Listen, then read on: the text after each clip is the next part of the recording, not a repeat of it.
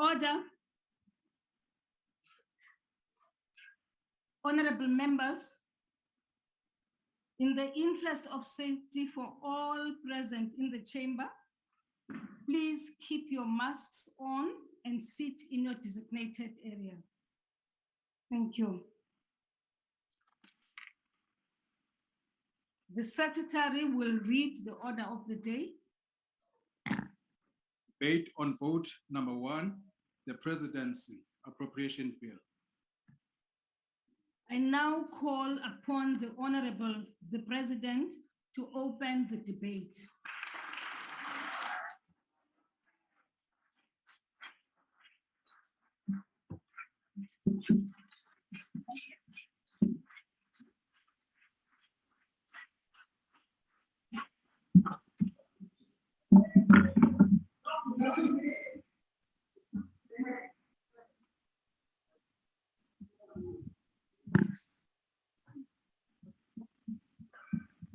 Speaker of the National Assembly,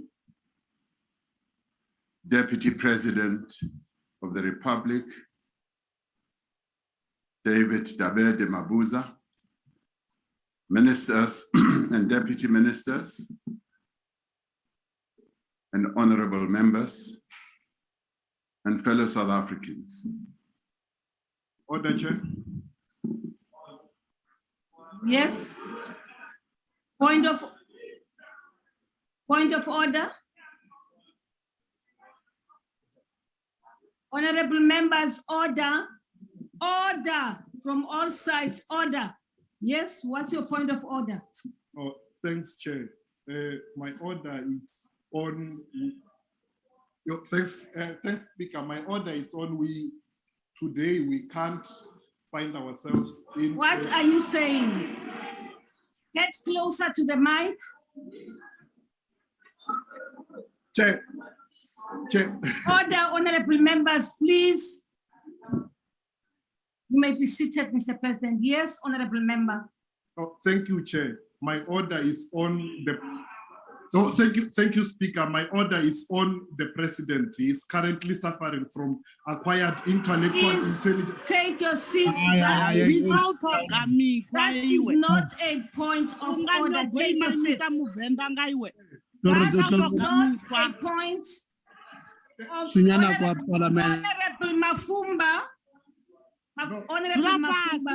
No, Chair. That is not a point of order. Take your seat. Speaker, I have been finished. You are saying I must take my seat. No, but the one who's calling an order is insulting us as the ANC. You cannot insult the president. If he's got something to say, let him say what he wants to say in a respectful manner. Sit, honorable member. There's no point of order. No, but that Bafun must sit down. You are the one who's suffering from whatever that the president is suffering from. We're also calling an order on you. Take your seat. Can that Popeye sit down also? Hey, you must give me, Speaker, you must give. You're not given anything, you've already insulted us. You're not given anything, you've already insulted the president. What is he suffering from? Speaker, you make a ruling when I've already addressed you. You don't need to be given a ruling, you are unruly. You're making a ruling on Honorable Labute, you have the floor. Thank you very much, Honorable Speaker. The program of Parliament is very clear. Today we are dealing with vote 1, the budget vote on the Presidency. The program was adopted by the programming committee this morning. So nothing has changed and we will not allow anything to be done other than the budget vote on the Presidency. I thank you. I thank you, Honorable Tlapute. Mr. President, you may proceed with your budget speech. Order, Chair. Chair, order is allowed. All order is allowed. Honorable Mafumba, it's Matumba, not Mafumba. Honorable Matumba, what is the point of order? Matumba Drapas, Arna Dopedra Chinganga, Matumba. Drapas, man. Honorable Matumba. My order is clear. Let me raise my order. My order is clear. What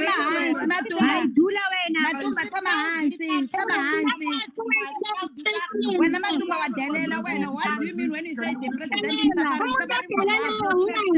Who are you to determine how the president is? On the platform? On the virtual platform, stop it, please, honorable members. Yes, Honorable I Matumba. raised my hand, Honorable Speaker. Continue, Honorable Matumba. Speaker, Yes. my order is on the risk of this parliament. I'm saying if president is to address us, he will infect us with acquired intellectual intelligence Chair. deficiency syndrome. Order, Chair. So as such, you must sit down and Order, not Speaker. address us. Now, Honorable Order, Matumba, Speaker. take your seat. Order, Take your Speaker. seat. Thank you very much. I've raised my hand, Order, Speaker. Speaker. Thank you, Honorable Speaker. Yes. I'm rising on the rule of point of order that we have already took a decision around this matter. So I request that your decision be respected and then we continue. On Thank a you point very of much. order, Speaker, Yes, Honorable Malema. I don't think we are going to run this parliament like that because you don't give a speaker an opportunity to express himself and then give you the I points insulted President within Cyril. which is rising on. He gets interrupted and then you allow that. Can you allow the speaker to make his point and He make a has ruling? made his point. No, You even are this not one the says you speaker, make a Jesus. ruling. It doesn't There's know 80 the people ruling must on be which removed. point. It doesn't know you made a ruling Malema. on which point. Honorable Machueni Rosina, please, will you please mute your microphones? Please, honorable members, Speaker, those Speaker. who have not been given the opportunity to take the floor, will you please mute your mics, honorable members? We want to And- call and- order, Speaker. Can we be recognized on the visual platform? Yes, we've raised our hand. Honorable How members, can I sit down when I'm not No, feeling? Speaker. honorable member, will you please take a seat? No, Speaker, we've raised our hands on the platform. Honorable Malema just rises and you recognize him. You don't recognize us and we have raised our hands on the platform. Honorable Speaker, there is a members, person on the floor. honorable member, I am sorry, Honorable Matumba had his hand up on the in the chamber here. I am now recognizing Honorable Piri. Sit down, Honorable Matumba, please. But I'm still on the floor, Chair. You're not on the floor. I'm still on the floor. Chair, we can't have a person. Honorable Speaker. We can't have a person who's not loyal to his own country to Hey, address the Matumba, you very are not same country. here. Sit down. Yes, The person sit who's down, not Matumba. loyal to the point You where are not he Matumba. puts 6 Matumba, million can you under sit the down, mattress. please? He can't be in a position. Who are you? Members, Down. You can't Who are address you, the Wena very Matumba? same people you are not loyal to. It can't be What possible. do you know about loyalty?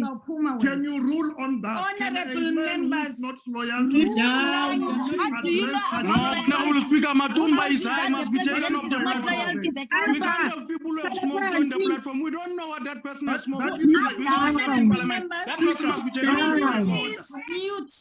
Yeah, Speaker, but that is members we on must the test these virtual people. They platform. can't come high Speaker, here. that is my order. You can't have No, a Honorable man who Matumba, is Please not loyal to his mute those country who are on the to virtual address such platform. country. A man who Honorable can even Pando, take money to the bank. A you man have who the floor. fire his own Center. employees.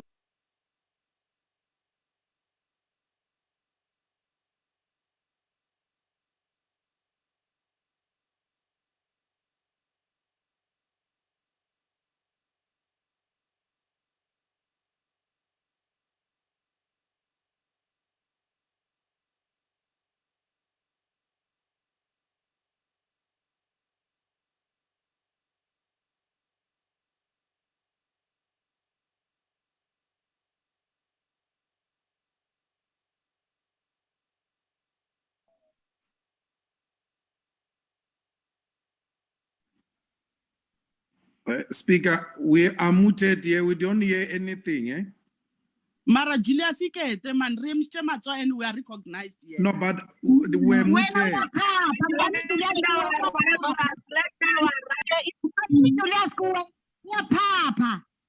Hey man, we are muted. That's what we're saying. Can we Yeah, be we want to recognized be on the heard. visual That's what platform? we're We saying. cannot. So stop being a stupid. We are muted.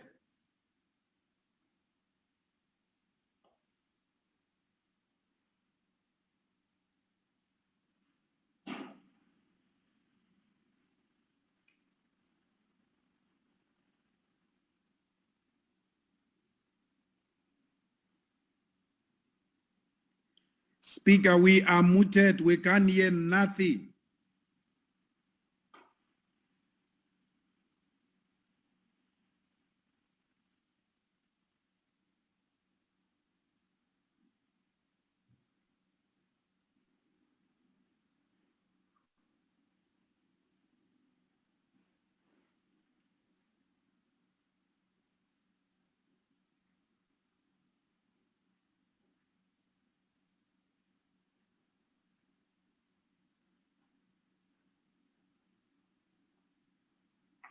I don't know.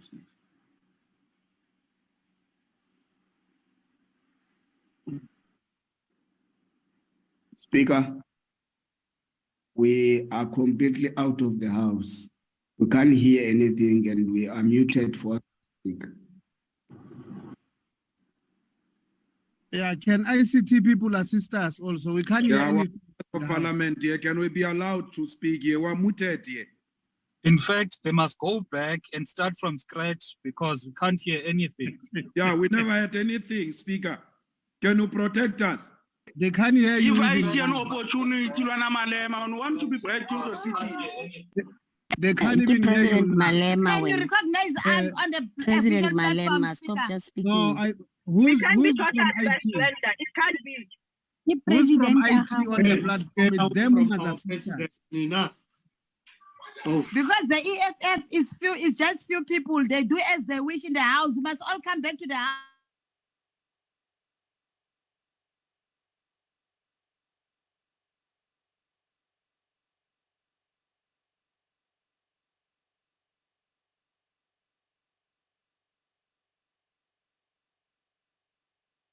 Within which to sort out the problem, so that those who are on the virtual platform are able to follow the proceedings.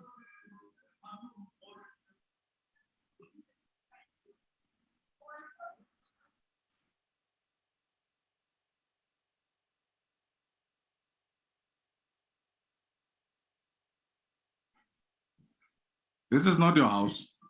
This is not your house. You'll speak anyhow at your house. This is not your house.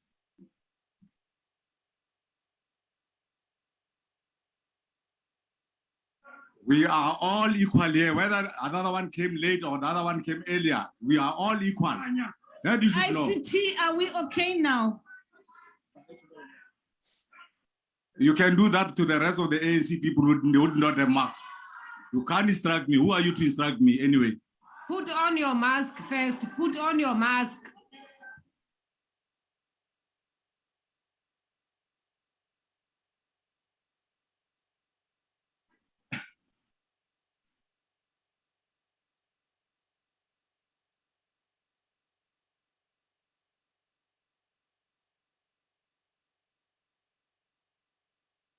I'm told the system is still being tested, honorable members. Patience, please.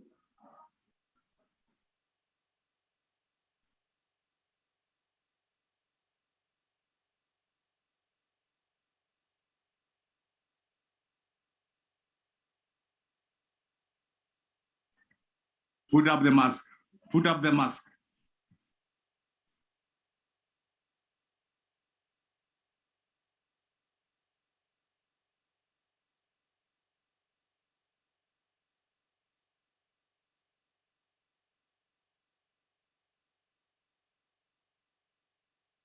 Thank you very much, honorable members.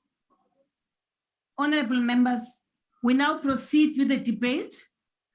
And I want to caution all members, please, if you have not been, even if you've raised your hands, if you have not been given an opportunity to speak, please wait until you are given that opportunity. And this applies to everybody, including those who are on the virtual platform, honorable members. I do have people here who are checking how many hands we have on the virtual platform. May I now allow Mr. President to continue with his vote. I was on the floor. I was on the floor and I was rudely interrupted. And what followed after, I couldn't hear because we're muted on the platform. We are members. We are members of Honorable this Malema. parliament. We must also be taken into confidence on Honorable what transpired Malema. when we were mooted. Honorable Malema, may I plead with you, honorable member, who is a leader of a political party, that you do not just barge in, you raise your hand and you draw my attention to you, and then we give you the opportunity to speak. Don't just shout from the virtual platform. It is incorrect. Honorable Speaker, I was on a platform. For the sake of the decorum of the House, I plead with you. I plead with you. Please Now- recognize. Now I recognize you. Honorable Speaker, Yes, Honorable Honorable Malema. Honorable Matumba stood up on a point of order. He was rudely interrupted, and I will ask that he be given an opportunity to present his point of order, and then you make a ruling. Because at the point when you were making a ruling, we were mooted and were not able to follow the proceedings, and that's where I come from. Thank you. Thank you very much, Honorable Malema. Thank you. Honorable Khatebe. Thank you, Honorable Speaker. I'm raising on Rule 92.8, which says that once the Speaker has made a ruling on a matter, it is done. I request that you did give the other member the chance to raise his point of order, and he did raise it. You made a ruling. So let us respect your ruling. If they've got an objection to a ruling, they know where they have to go to. Thank Chair. you, Honorable Khatebe. We now proceed, Honorable Members. Point of order. Yes, Honorable What was the Mafanya. ruling? What was the ruling? Honorable Mafanya. What was the ruling on Mr. Yeah, on what? On what? On what was the ruling? Honorable Mafanya, remove your mask and then you can speak. I'm sorry. Thank you very much. Thank you, Chair. I actually read my ruling. Thank I you. actually said, Honorable Member, I'm using Rule 92, right? And I went on, I read that rule, and I went on to say, there isn't a transgression here. There was a programming committee this morning which finalized the program. It was presented to all chief whips, and this matter has been standing on the agenda or program of Parliament. So today we are dealing with the budget of the president, and I've invited the president to take the floor and address the Parliament. Honorable Mafanya, will you please now that I've clarified the matter to you, please take your seat. Thank you very much. Thank you very much. Point of Honorable. order, Chair. Thank you, Honorable Mafanya. Point of order, Madam Speaker. Honorable Mafanya. I want to put it on record that the president, a charge has been opened against the president. Honorable, right. No, it's not a point of order. Thank you very much. Honorable Honorable Mafanya. There's a case of criminality that has been opened against the president. I've asked you to desist and here today, from this unbecoming behavior. Who is to face I've the asked law you to address us. Yes, Honorable Gungubele, but I don't want to be delayed because the Honorable Member is not ready to take his seat. And Thank you, Honorable Speaker. yes. I thought if one were to remember what Honorable Pando said, I think it is logical. If somebody keep being irrelevant and the second one repeat the same irrelevance, we request the Speaker with precision to actually give those people the penalty they deserve. I cannot explain what is it, because that member is repeating an issue on which you have made a ruling. I think would request with your indulgence. Thank you very much, Honorable Gungubele. Honorable Gungubele. Honorable Gungubele. I want to follow every step to the latter so that when I finally have to throw people out, no one will say I did not give them the opportunity to speak. Now, Honorable Yabona Matunya, you please, please, Honorable Mafanya. Honorable Mafanya, do you still have a point of order? I'm here. Do you still, if you don't, thank you very much. I now invite the president to Orders, take the floor. Madam Speaker. I'm not allowing anyone up here. Mr. President, please take the floor. On a point of order, Speaker. Order, Madam Speaker. On a point of order. Order, Madam Speaker. On a point of order, Speaker. Honorable Ntangwini, point of Point order. of order. Point of order. Thank you very much, Speaker. Speaker, we can't be addressed by a money launderer and a criminal. No, Honorable. We can't be addressed. Please, Honorable Member. We can't be addressed by a person that Honorable Member. the president is accused of serious crimes. Honorable. We can't be addressed by a person like this. This is an honorable house. We can't be addressed by a person with such huge accusations behind him. Now I warn you. I warn you. I said to you, withdraw that statement. Honorable Speaker, but we can't be addressed by a person that having such serious accusations behind him. How do you allow that? Point of order, You are Chair. supposed to protect this house. You are supposed to protect us and protect this house. I have warned you. Will you please desist from this behavior? Now, Honorable Ntangwini, I've requested you to withdraw. Honorable Speaker, on the visual platform, the Deputy President of the EFF want to speak. And you are not On a point of noting him. order. Because you are not noting him. You are On a point of calling order, for Speaker. for the longest Withdraw time. that statement. On a point of order, Speaker. Yes, point of order. Point of order is that there's not going to be any withdrawal for referring to Cyril Ramaphosa as a money launderer. That is a fact which has not got disapproval. So there is no withdrawal that is going to take place because he's accused of serious crimes and we cannot be intimidated by you, by anyone.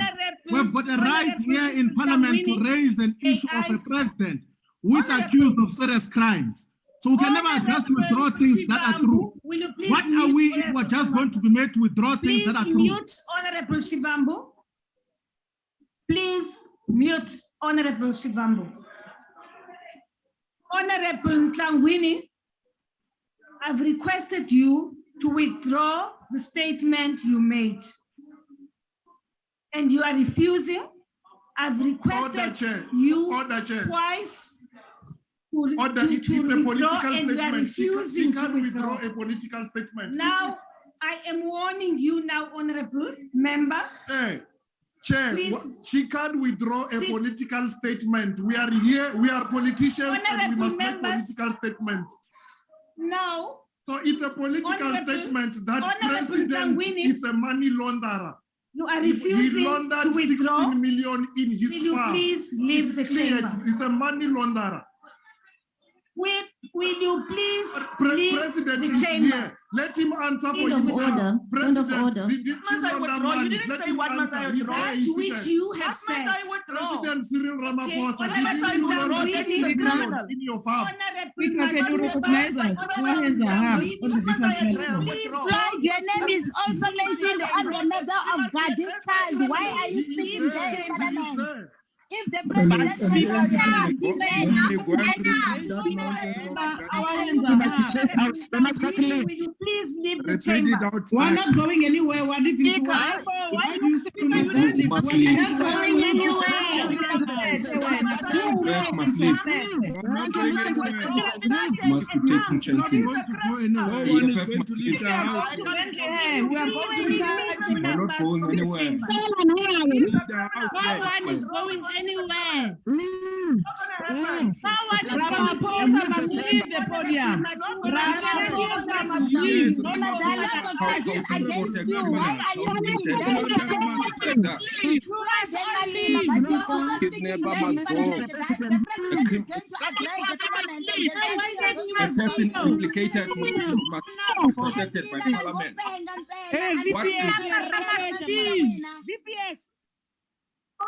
Thank you, Honorable Speaker, please remove for recognizing me. Arise. Honorable Sergeant at Arms, I requested Honorable Ntangwini and Honorable Matumba to leave the house, and they are refusing. Remove them. Remove them from the house. Madam Speaker, Didn't speak to us. Mr. Speaker. I'm still addressing her. I mean, I didn't hear her. She must say it to us, then we can leave. But no, I didn't hear her. I didn't hear them. Speaker, members of EFF on the platform are muted.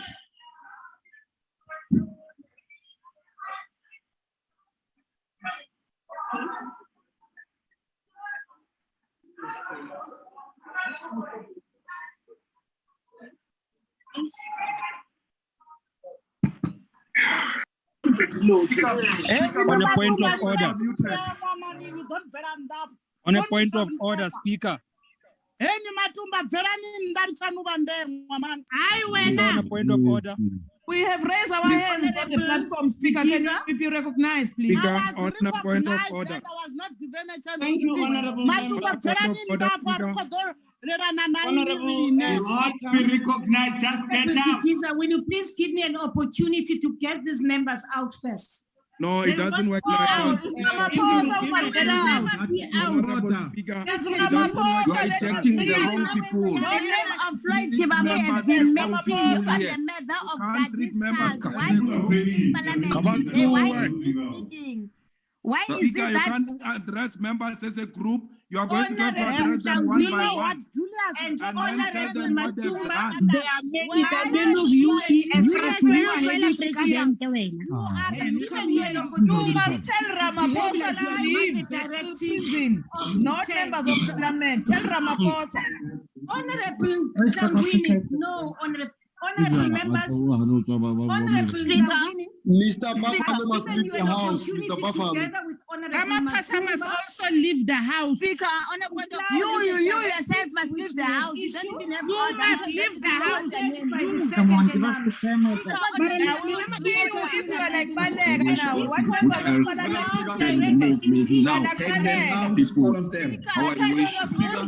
Speaker, you can't remove members as a group. On you. Speaker, you have to explain to each and every member what you have said. Comply with the directives of the chair. We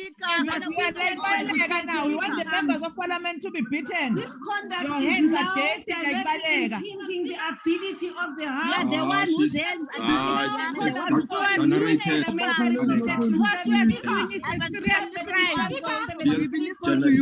Those of you where you are leasing tax on members of parliament. Suspected thief cannot Tax on members of parliament. Your name is out there. They say you're involved. Small Speaker, voice. on a point of order. But you can't make a clean. Speaker, can you recognize me? Speaker, can you recognize me? On a point of order. Speaker, the deputy president is calling Can you a point recognize of me, order. please? I have Speaker. given you an instruction. Sponsors have no right to touch our members. They have no right to touch our members. Natasha, murder those idiots. They have no right.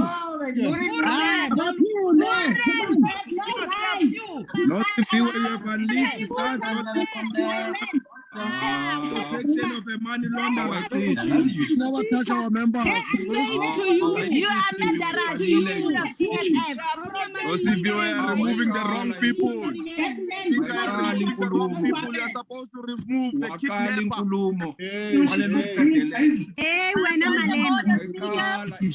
Take them out quickly. We want to proceed with the house. Remove them.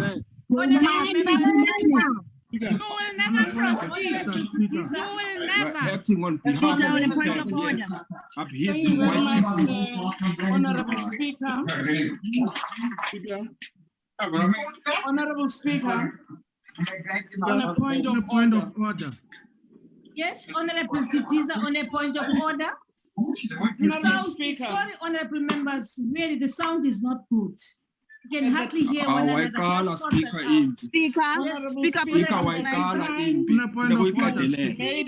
You made a ruling that Honorable Tlangwini must leave the house. As she resisted, she actually made a statement which is unparliamentary. She said we cannot be addressed by criminal. And Yes, you can be addressed by criminal. There is a criminal. What's the problem? Ramaphosa is a criminal. Hey, It's mostly the ANC people. Tired of your criminality. The people. Thank you, Honorable. They are absolutely fed up with your criminality. Unfortunately, I did not hear that. And therefore, I will have to go back to Hansard and come here and give a ruling. Honorable Chabalala. On a point of order, Speaker, I'll also rise on that order that can we have a control over the virtual platform? Those are not recognized to speak in the virtual platform clearly because it is distracting the House. Can it be muted? Mrs. Casey, please. You would have recognized a person. That's what I'm talking about, Speaker. Can that be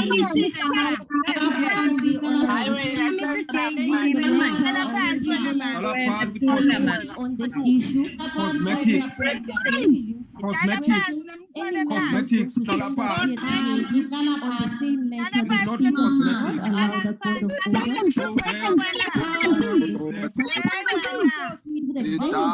Debate around presidency. The president is saying cosmetic shop there. Point of order, Speaker. Speaker, can you please recognize me? I appeal to you, Speaker, not to just. Speaker, can you please recognize me? I really want to make an appeal. Our hands are up, Speaker. But equally, I want to make an appeal to all of everybody in the chamber. Honorable members, it doesn't help us when Speaker, because it's even the people can't hear my instruction. Thank you very much, honorable members.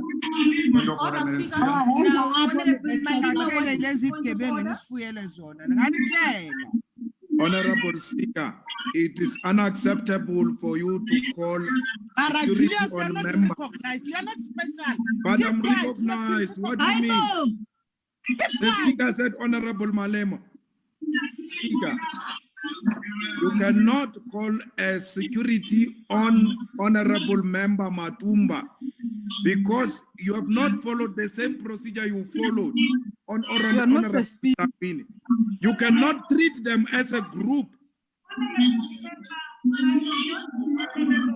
Julius, listen on the speaker. Both of them are out now. He provides an instruction from Can me. the president come and address the nation, please? Not once, not twice, thrice. And I have now issued a directive that he should leave the House. Now, honorable members, I will now mute anyone who conducts himself, herself, in a manner which is unbecoming. I will now mute your. But our hands are up. Speaker, my hand is up. Honorable member, Mr. President. Our hands are up. Speaker, my hand is up. No. Point of order, Speaker. Point of order. Honorable Malema, you have raised your point and I've responded to you. Point of order, Speaker. No, Honorable Speaker, it's not me. I don't know why you are calling my name. I didn't say anything. My hand is up. Can you recognize I don't know why me? you are calling my name. I didn't say anything. Mafanya, honorable member. Two comrades that we have just told to go out. Yes. Not represent themselves. Yes. We have a constituency. Yes. That we have to look after. Yes. Number two, our mandate. This is not a point of order, honorable member. Our mandate is to have clean government. Please tell me what your point of order is. Finish, Speaker. Don't panic. Criminality against the president. What is your point of order? You are very impatient. Which rule is this? Must listen. You are out of order. On a point of order, Chair. Ask which rule is this? No, Thank you very much, Chair. Speaker. I'm rising on Rule 92, read in line with Rule 66. Any member who rises here, Chair, Madam Speaker, any member who rises here must quote a rule that he wants to present. The common sense that we are presented with here cannot go on. Can you please make a ruling? Anyone who disrupts the house, order them to go out such that the president can proceed. On a point of order, Speaker.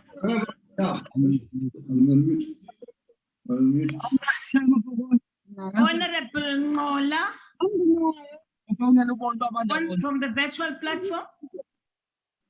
Thank you very Honorable Ngola. much, Honorable Speaker.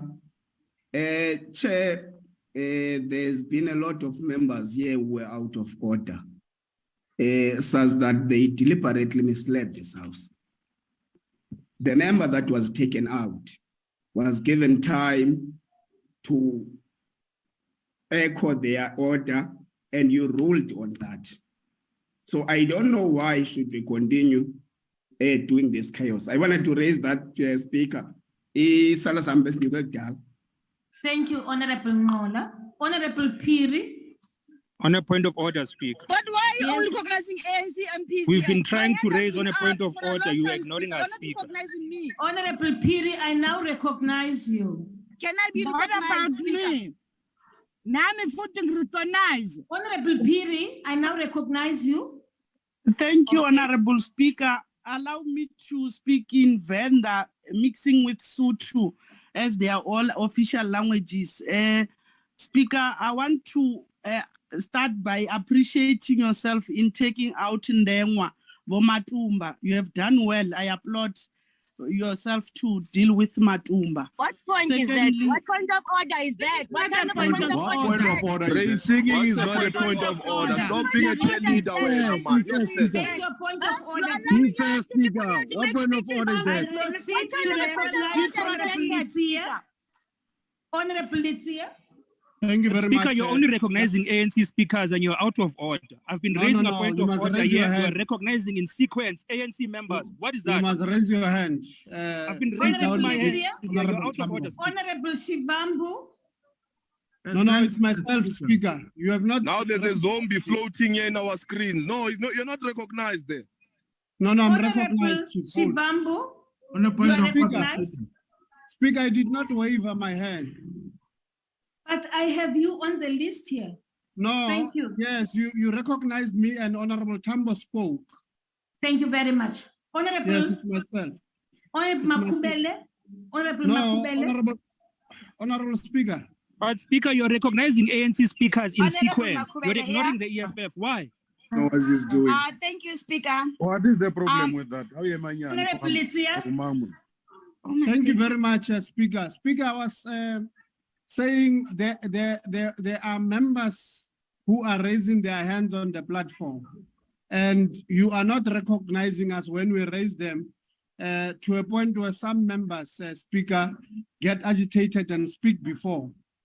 So please rectify that part. My point of order, Speaker, was that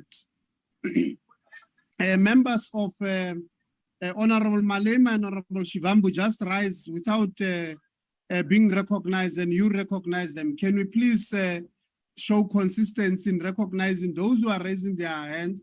That Chief, you've got nothing to say when I'm can the table assist you when that happens, so that we don't agitate members and assist these ones? But what is the point of order? Thank you. Thank you, Honorable Litsia. Did you say? What did you say there? Shiva. Thank you very much. No, thank you very much, Speaker. During the interventions here, there is one member here of the ANC who said that were murderers. They are mistaking us for their president who killed workers in Mauritania. We don't kill people that, Honorable Order. Order, Honorable It is your president who kills people. Honorable You in the ANC every day. You are not killers in the EFF. I'm calling you a point of order. To say that you must make the member who said that to withdraw that statement. Can you please make that person who said that to withdraw and the message is very clear today that we cannot be addressed by a money launderer. We cannot be addressed by a criminal. We cannot be addressed by a money launderer, a kidnapper. We cannot be addressed by VPS. Who are you? VBS, Shivambo. Shivambo. You are We requesting cannot to be withdraw. addressed by a 20. Piri, Honorable wapapa man. Shivambu, we are now throwing you out of the system. Will you please But do you can't that? throw me out for telling the why? truth. What is the I'm telling the truth. Throw him What out. is the- What is the guy Honorable How Makubele, do you throw people out in the system without Nearly just like that. Speaker, on a point of order, Speaker. will you please Speaker. make sure you remove from Honorable Shivambu? Speaker, on a point of Honorable order. Makubele. Thank you, No, Honorable no, Speaker. Speaker, on a point of order. Honorable Makubele. Honorable Thank you, Chibambo. Honorable Speaker. Okay. Honorable Speaker, on a point of order. There is no point of order, Honorable Malema. I'm not The allowing issue you of to speak. Honorable Shibambo was ruled You've on been by the speaking. court. I'm not allowing you. The Honorable issue of Honorable Shibambo was ruled on Honorable by the members, court. will you That please we can mute call Cyril Ramaphosa a the people on the murderer. system? We are not in Yes, There is a court ruling on that. Please, Honorable Speaker,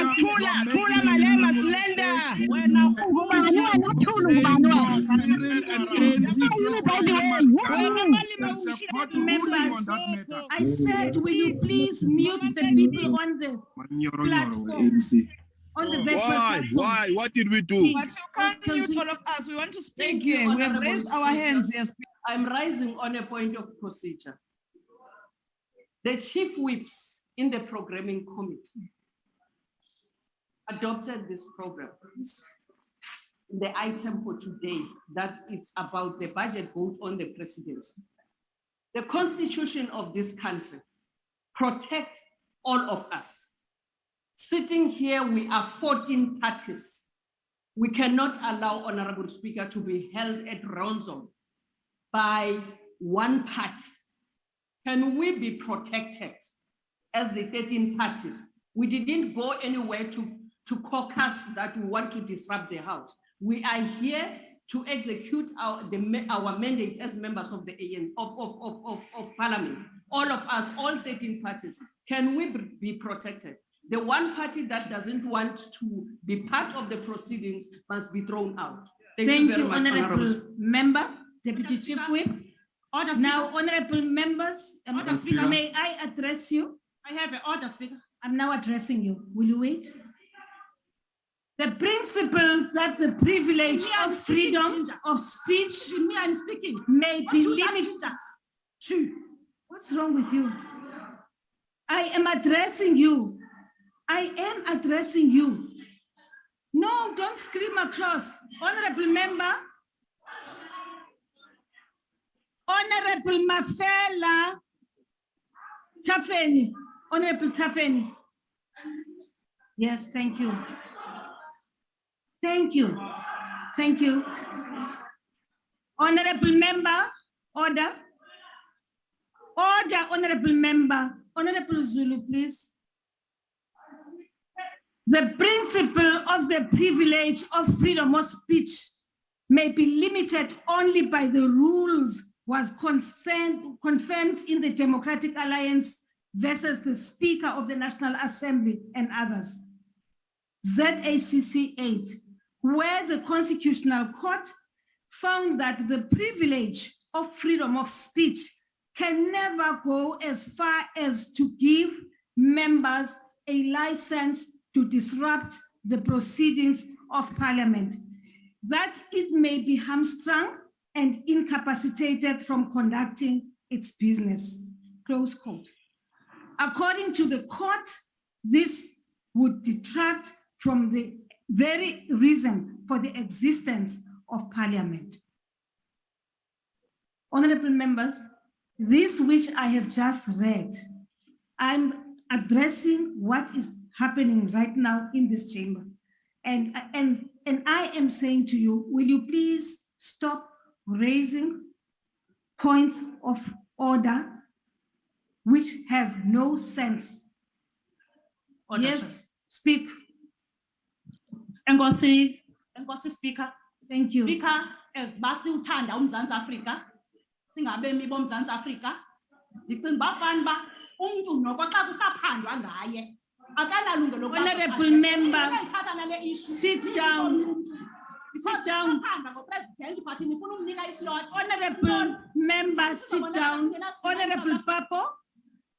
followed by Honorable Jangi. Down, Honorable Member. Speaker. Yes, Honorable Papo. Same member made a ruling on that matter. The same member is actually repeating what you threw those two other members out of the house for. Secondly, membership Wambo on the virtual platform opened the mic and started addressing and made unparliamentary statements on that platform. It's not an order. Correctly removed him from the platform. My plea is that defiance of the ruling you have made empowers you to remove any member on the virtual platform and in the house, because you can't have a situation where a ruling of a speaker is defied in the house, is defied on a virtual platform. Actually, it's even easier on the virtual platform to remove defiant members there. I'm appealing to the table and yourself to monitor that space. Remove any member who defies the ruling you have made, that the only matter we're addressing today is the vote of the president. Please, Speaker. Thank you very much, Honorable Papo. Honorable Janki, followed by Honorable Squatcher.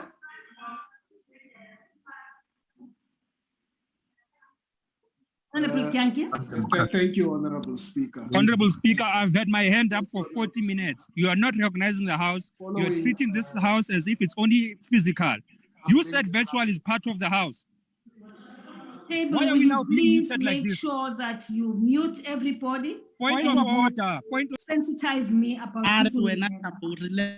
please. But how are we going to speak when you... But a point of order, you're excluding the majority of the House which is on the virtual platform. How do you do that? By Honorable Papo, I want to draw your attention, Honorable Speaker. Our hands are up. On both Rule 92 and 70, because as we have started here, quite a number of rules have been broken. You have read to the House Rule 92. I want to refer you to Rule 92, Section 6 and 9. Because Section 6 says no point of order may be raised in response to a considered ruling which you have made not once. And 9 says members may not disrupt proceedings by raising points of orders that do not comply with this. Rule 70 attends to the fact that these members have been named. Honorable Tafeni, as well as Honorable, I forgot his. Help you, Mafanya. Have consistently repeated the same, on the same ruling that you have made. And when you speak in the middle of your ruling, they interrupt you. I urge you, Honorable Speaker, to just be firm. You are well empowered with the rules, even if it means one by one we deal with that. We are here for that. Thank you, Speaker. Point of order, Speaker. That is intimidation. That is plain intimidation. Whether you say you see, Honorable Tafeni. Intimidation. Number 2. And Honorable Mafanya. Yes. May I address you? Yes. That is the point of order, Honorable Tafeni and Honorable Mafanya. Rule 92 provides, amongst others, I repeat, that a member may raise a point of order at any time during the proceedings of the House in terms of the procedure prescribed in Rule 66. A point of order is only allowed if it calls attention to a transgression of a rule or an accepted parliamentary practice. Now, I want to proceed by saying, Constitutional Court ruled that the privilege of freedom of speech can never go as far as to give members a license to disrupt the proceedings. Now, you are disrupting the procedures. Now, Honorable Tafeni and Honorable Mafanya, I did give you an opportunity to speak, and I am now ruling that your points of order are not in line with what I have just read. Thank you very much. Honorable Speaker, now there was EFF members in virtual are muted, all of us. So those Honorable member, Honorable Tafeni, I warn you. I warn you, Honorable Tafeni. Sergeant at Arms, will you please proceed to help assist? And look at those members that are not assist Honorable Tafeni. Point of order, Chair. Madam Speaker. Honorable. It seems you are going to remove all of us. And want to put this thing on record. Madam Speaker, I want to put this on record. The country, it is very... On a point of order, Speaker. Because of the actions of the ruling party. But Speaker, she's raising a relevant point that you can mute us on the platform. Which rule are you raising on? You have muted the majority of parliament on the virtual platform. It's out of order. The past mistake that you did... But you are worse than Balega now. Why are you removing somebody by taking to the members of the chair? You have muted parliament. You are out of order.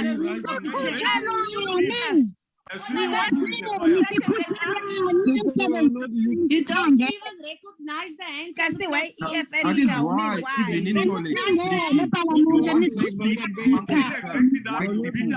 you believe that we are running to represent Zuma. Exactly the same thing. You want to speak amongst on yourselves. A point of order, Speaker. We are on the virtual platform. It's not about you. Now I read it's about South Africans. On a point of order, Speaker. And mute us. On a point of order, Speaker. On a point of order, Speaker. On the virtual platform, there's a point of order. Is disregarding the authority. Point of order, Speaker. Point of order, Speaker. There's a point of order, Speaker. Point of order, Speaker. There's a point of order on the virtual platform, Speaker. Point of order, Speaker.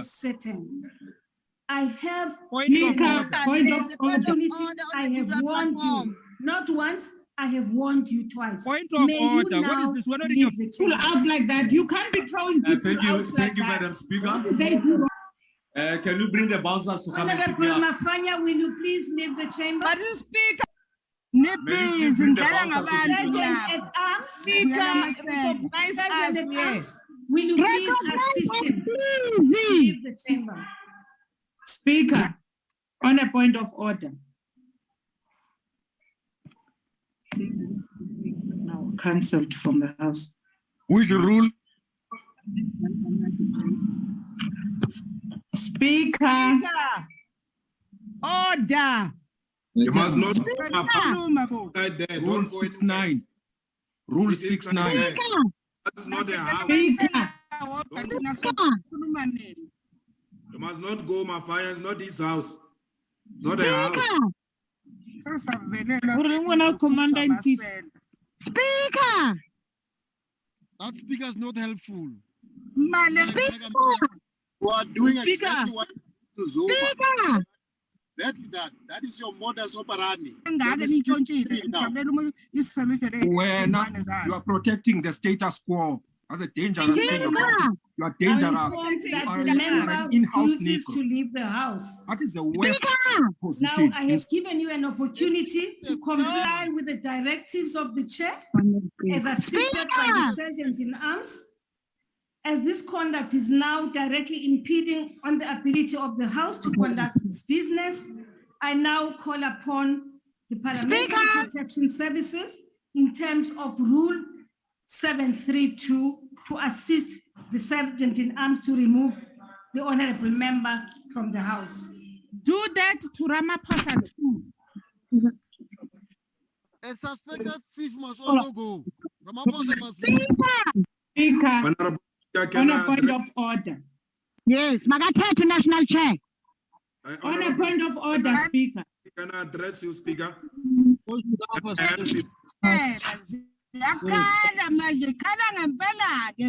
Honorable Speaker, on what the President wants to speak.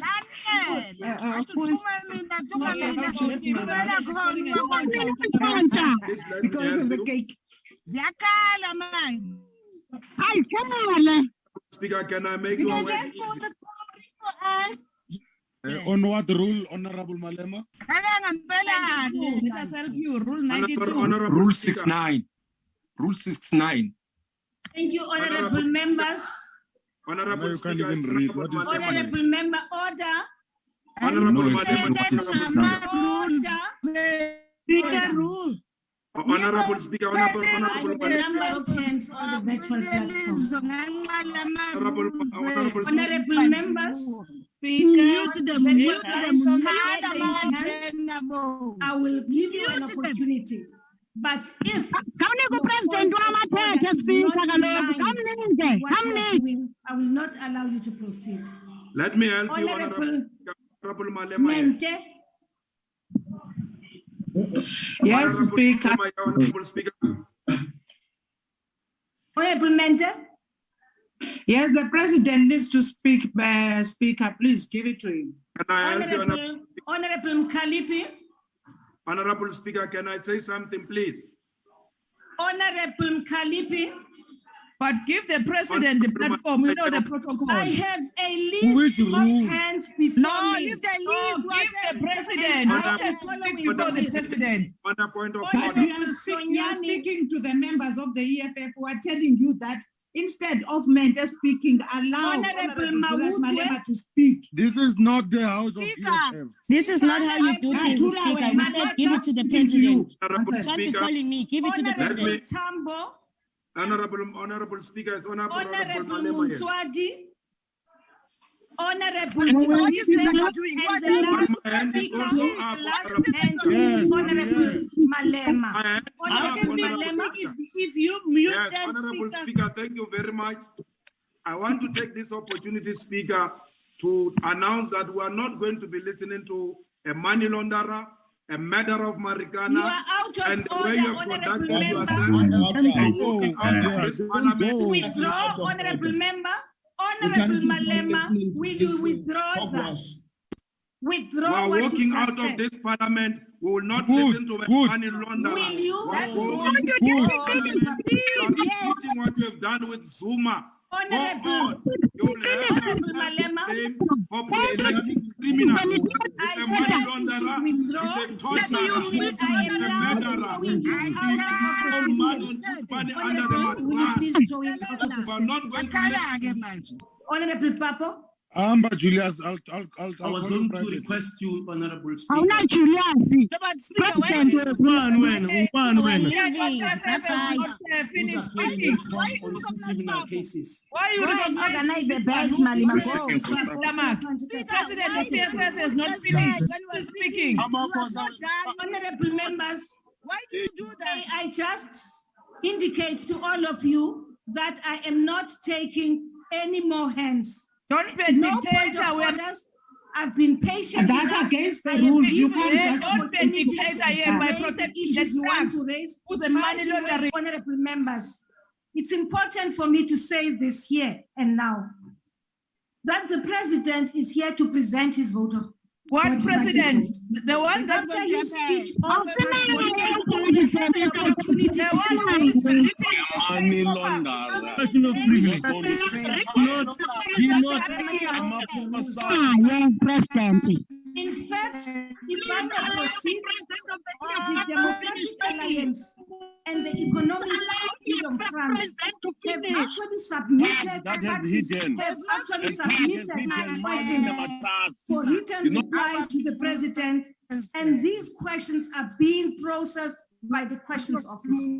The questions are on the matter they are raising now on allegations against the president, and that process must be allowed to run its course. Honorable members, Speaker, can you please step as under a the mattress? by mandate, that, however, must be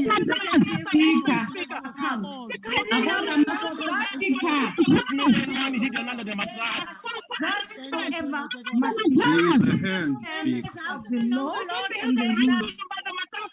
Order. Order, honorable members. I will not. Point of order.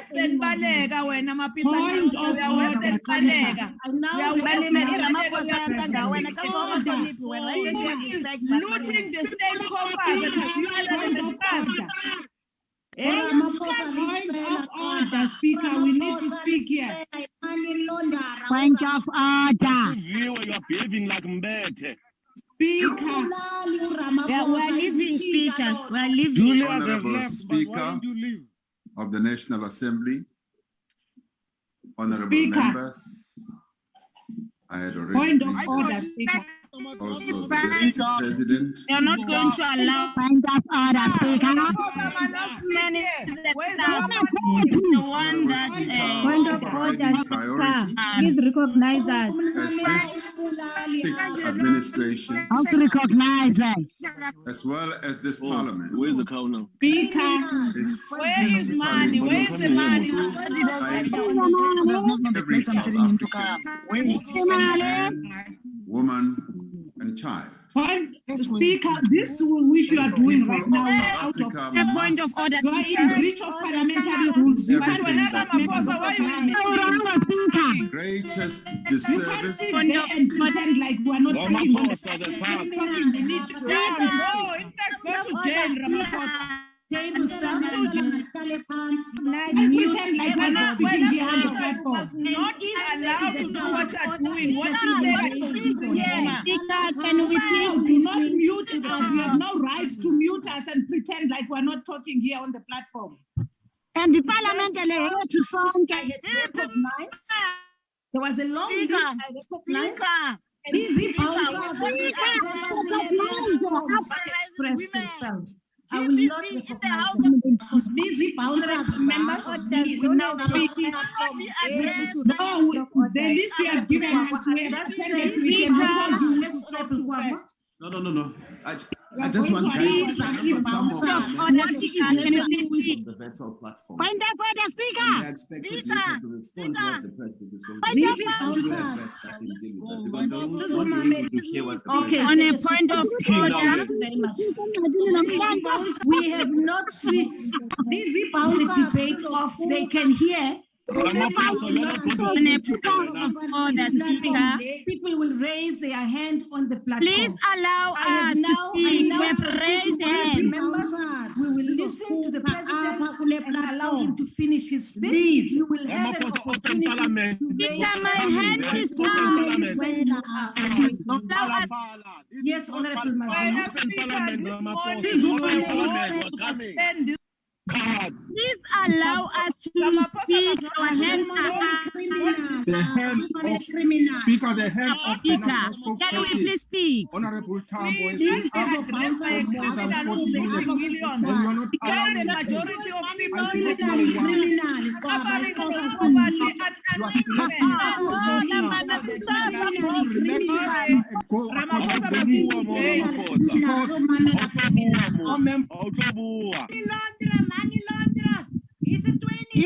On a point of order. The parliament is not speaking here.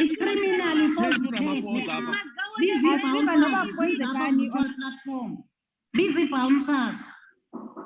Busy bouncers. This was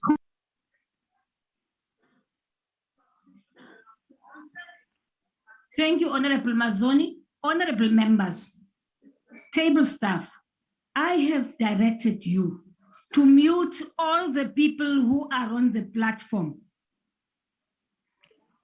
Only allow them to raise their hands, only, but not to speak when they are not recognized. Now, that does not affect the people who are in the chamber. The people who are in the chamber, there is no way we've muted you. It is not true, but I have pleaded with you as honorable members, as leaders of society, that you now allow for the president to present his budget vote. And if you feel very strongly about raising issues with him, you will have an opportunity this afternoon to raise those issues when you debate his speech. That's what I'm saying. That is my ruling, honorable members. So I will not allow anyone now, from now onwards until the president finishes, I will not allow anyone to raise a point of order because unfortunately the points of order are frivolous. Thank you very much, honorable members. You may proceed, the honorable Mr. President. I don't know about that. Thank you, Honorable Speaker.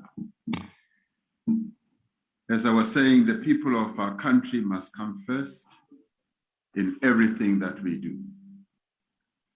And the greatest disservice we can do to our people at this difficult time in the life of our nation is to become distracted from the task that is at hand. The challenges that we face as a country are many. We are still in the grip of a devastating pandemic that has caused over 100,000 reported deaths in our country.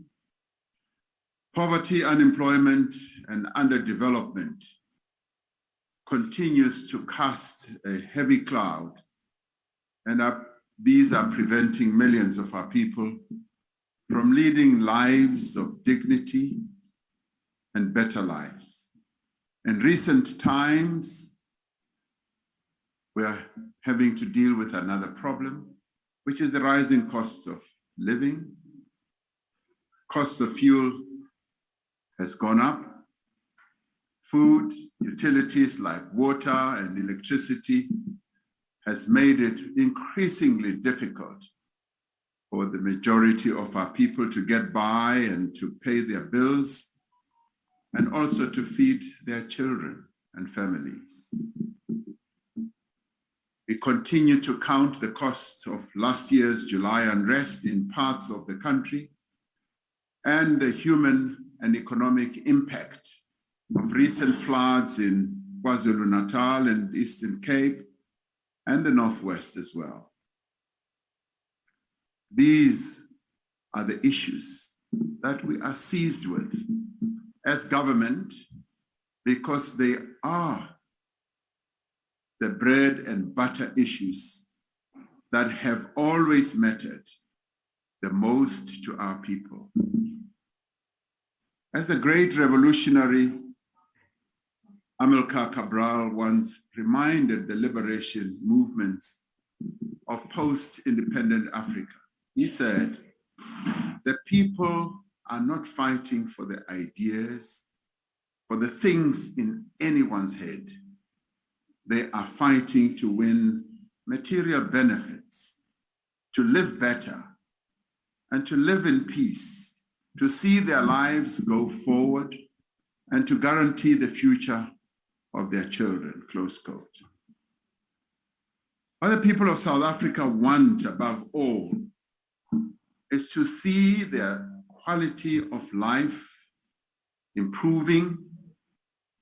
They do not care about the political squabbles, the competition between political parties, the intrigues, the plots, and the rivalries. They are least concerned about that. They want better basic services. They want jobs and opportunities to better themselves and to better the lives of their families. They want to live, they want to study, they want to work in environments free of crime and violence. Amidst our challenges, there is cause for some optimism that is looming on the horizon. The economy is beginning to show positive signs of recovery. These signs may not be sufficient to lift all boats. I present this presidency vote in the week that Stats SA announced that in the first quarter of 2022, our economy grew by 1.9%. And clearly, we all know that that is not sufficient we want to see a much higher growth rate for our economy. The growth that we have, however, experienced in recent quarters has brought the economy to pre-pandemic levels, much sooner than analysts had expected. But we all know we want to see a much higher level of growth. Indeed, real GDP is slightly higher than what it was before the pandemic. This recovery is consistent across most of the major sectors of the economy, such as manufacturing, trade, utilities, finance, personal services, mining, as well as agriculture. Our trade figures show further evidence of economic recovery if we care to look at indicators like that. In 2021, we posted the largest trade surplus on record of 448 billion rand, the highest that we have posted since 1987.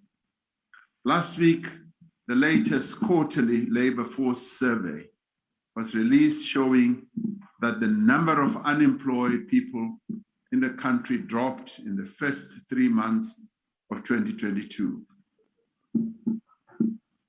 I will, however, be pleased when I see these labor quarterly surveys indicating a much higher level of employment creation.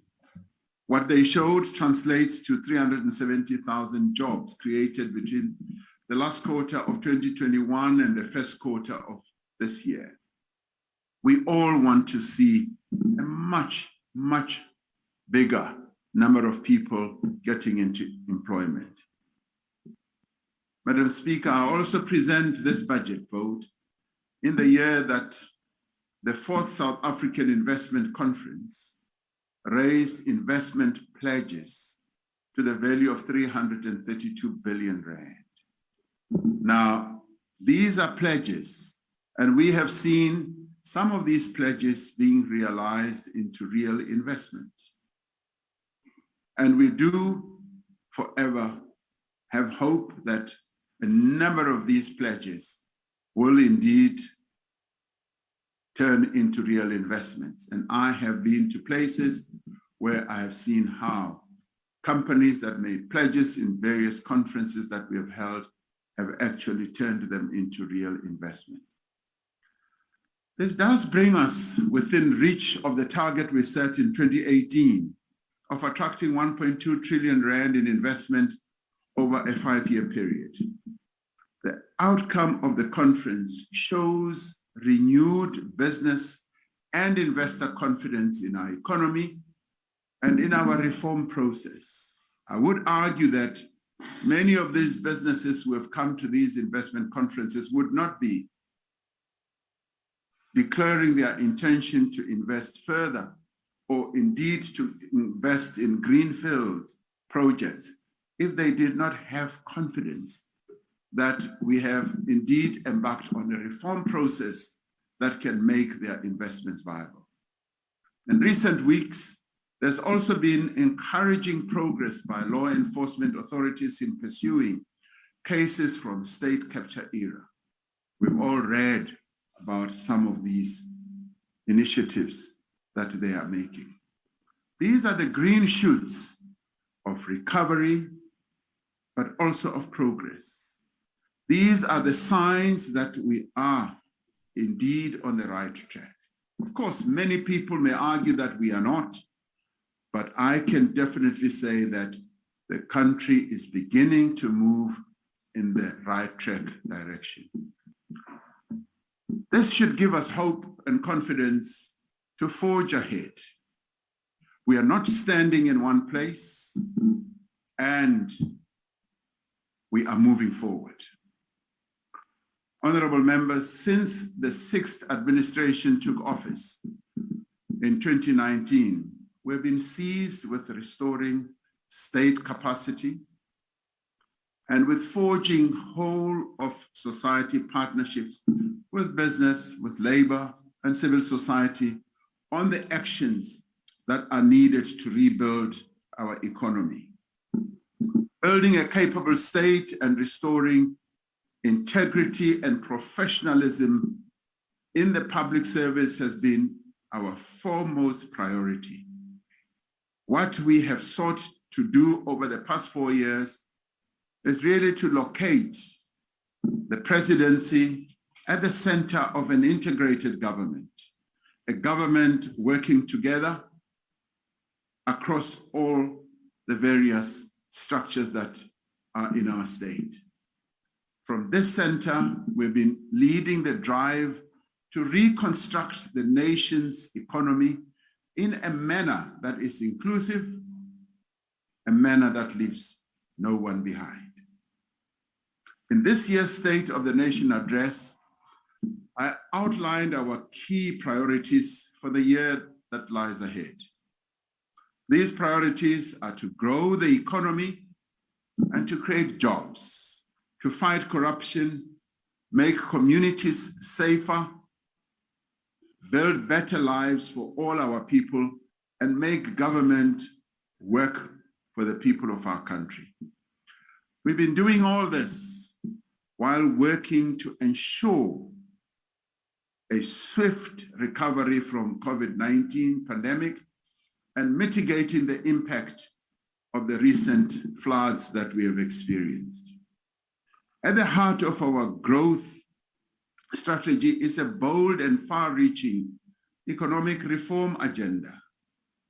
These reforms are being driven by the relevant government departments as well as agencies and supported by Operation Vulindlela, which is an initiative in the Presidency and our Treasury.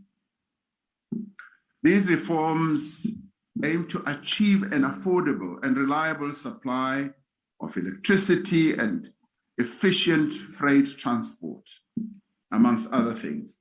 They aim to achieve long-term water security for our country and our people, cheaper mobile data for all South Africans, and a visa regime that Honorable facilitates Speaker, on a point of order. tourism and investment. Honorable Speaker, on a point of order. Honorable member, you have just stepped in and I have just made a ruling that I will not allow anyone to make a point of order because we've taken an hour. But our members in the platform are muted, Speaker. Everybody's muted. Can you please unmute them? Thank you.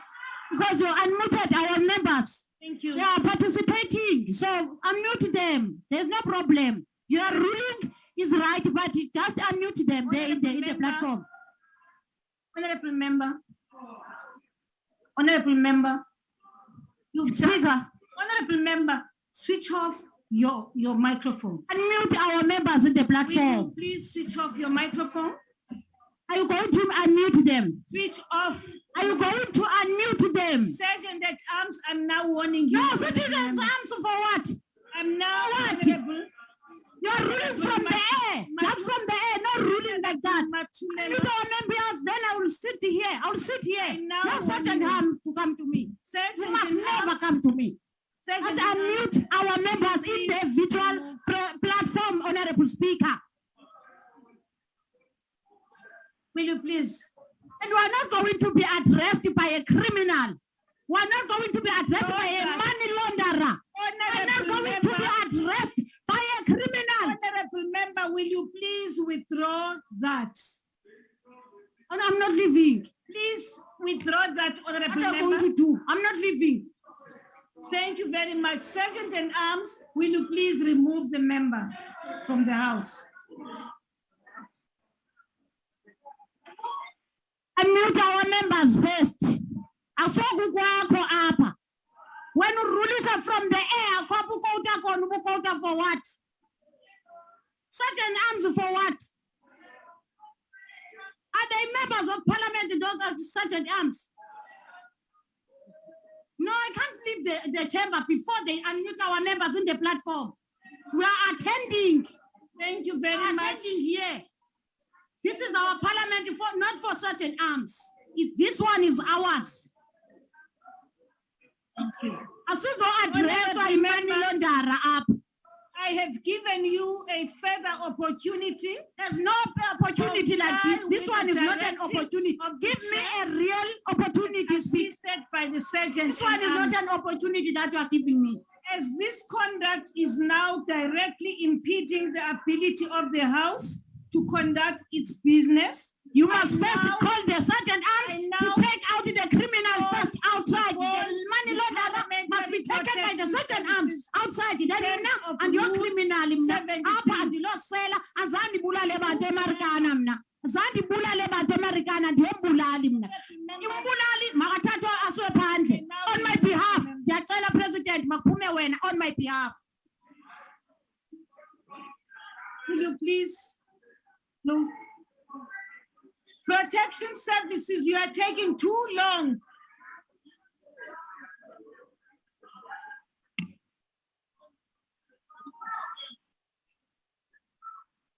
Please remove the member from the House. I have read the rule under which she is being say sorry for what? I excuse you for what?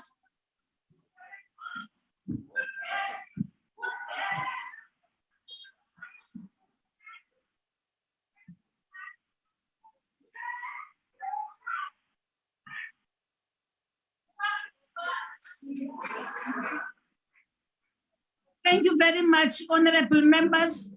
Honorable members. Honorable members. May I just address Sergeant in Arms? Sergeant in Arms, when you have reported to me that they are refusing to leave the house, once I say now you may remove them, the PSS should move, the PPS must move with speed. Because what I've observed now is that they take too long to come in and do what they are expected to do. And in the course of that, they are delaying the House.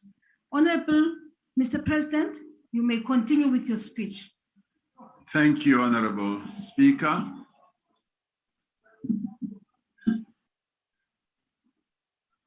Now, these reforms aim on a long-term basis to ensure that there's water security in our country, there's cheaper mobile data for all South Africans, and that our visa regime, which has been raised repeatedly by various people, business and otherwise, facilitates tourism as well as investment. We are firmly on track to implement the reforms that we outlined in the State of the Nation address, and reforms that have been highlighted and even requested by a number of stakeholders in our economy, reforms that are necessary to inject growth in our economy. In March, the long-awaited spectrum auction was completed to expand access to the internet and to reduce the cost of data for the first time in more than a decade.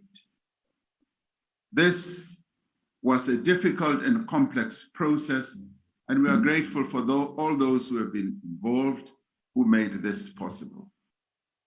It took us a decade when it should have taken us much shorter.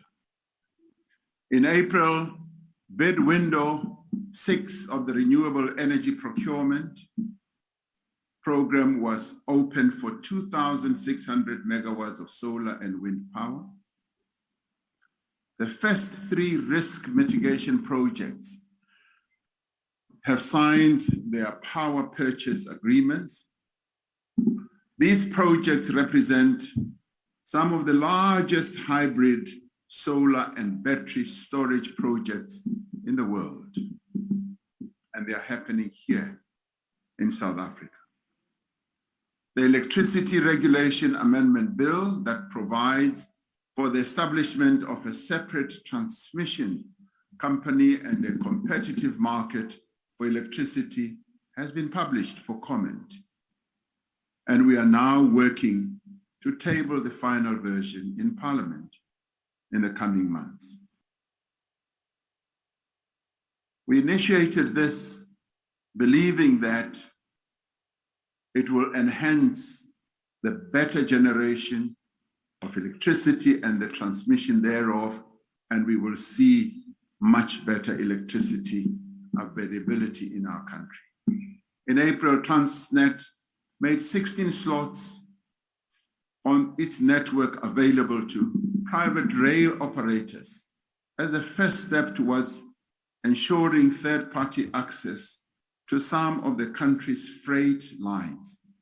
This will enable greater efficiency and support our export industries. And this, in the end, is going to be the private sector and the public sector working together and making sure that we do have a competitive transport line system. The Department of Water and Sanitation is hard at work to clear the backlog of water use license applications by June of 2022. To date, it has finalized 897 applications and will clear the remaining 546 applications by the end of this month. Now, these applications had accumulated over a number of years, and the reform process that we have embarked upon is clearing all these backlogs and making sure that our water regulation system works much better.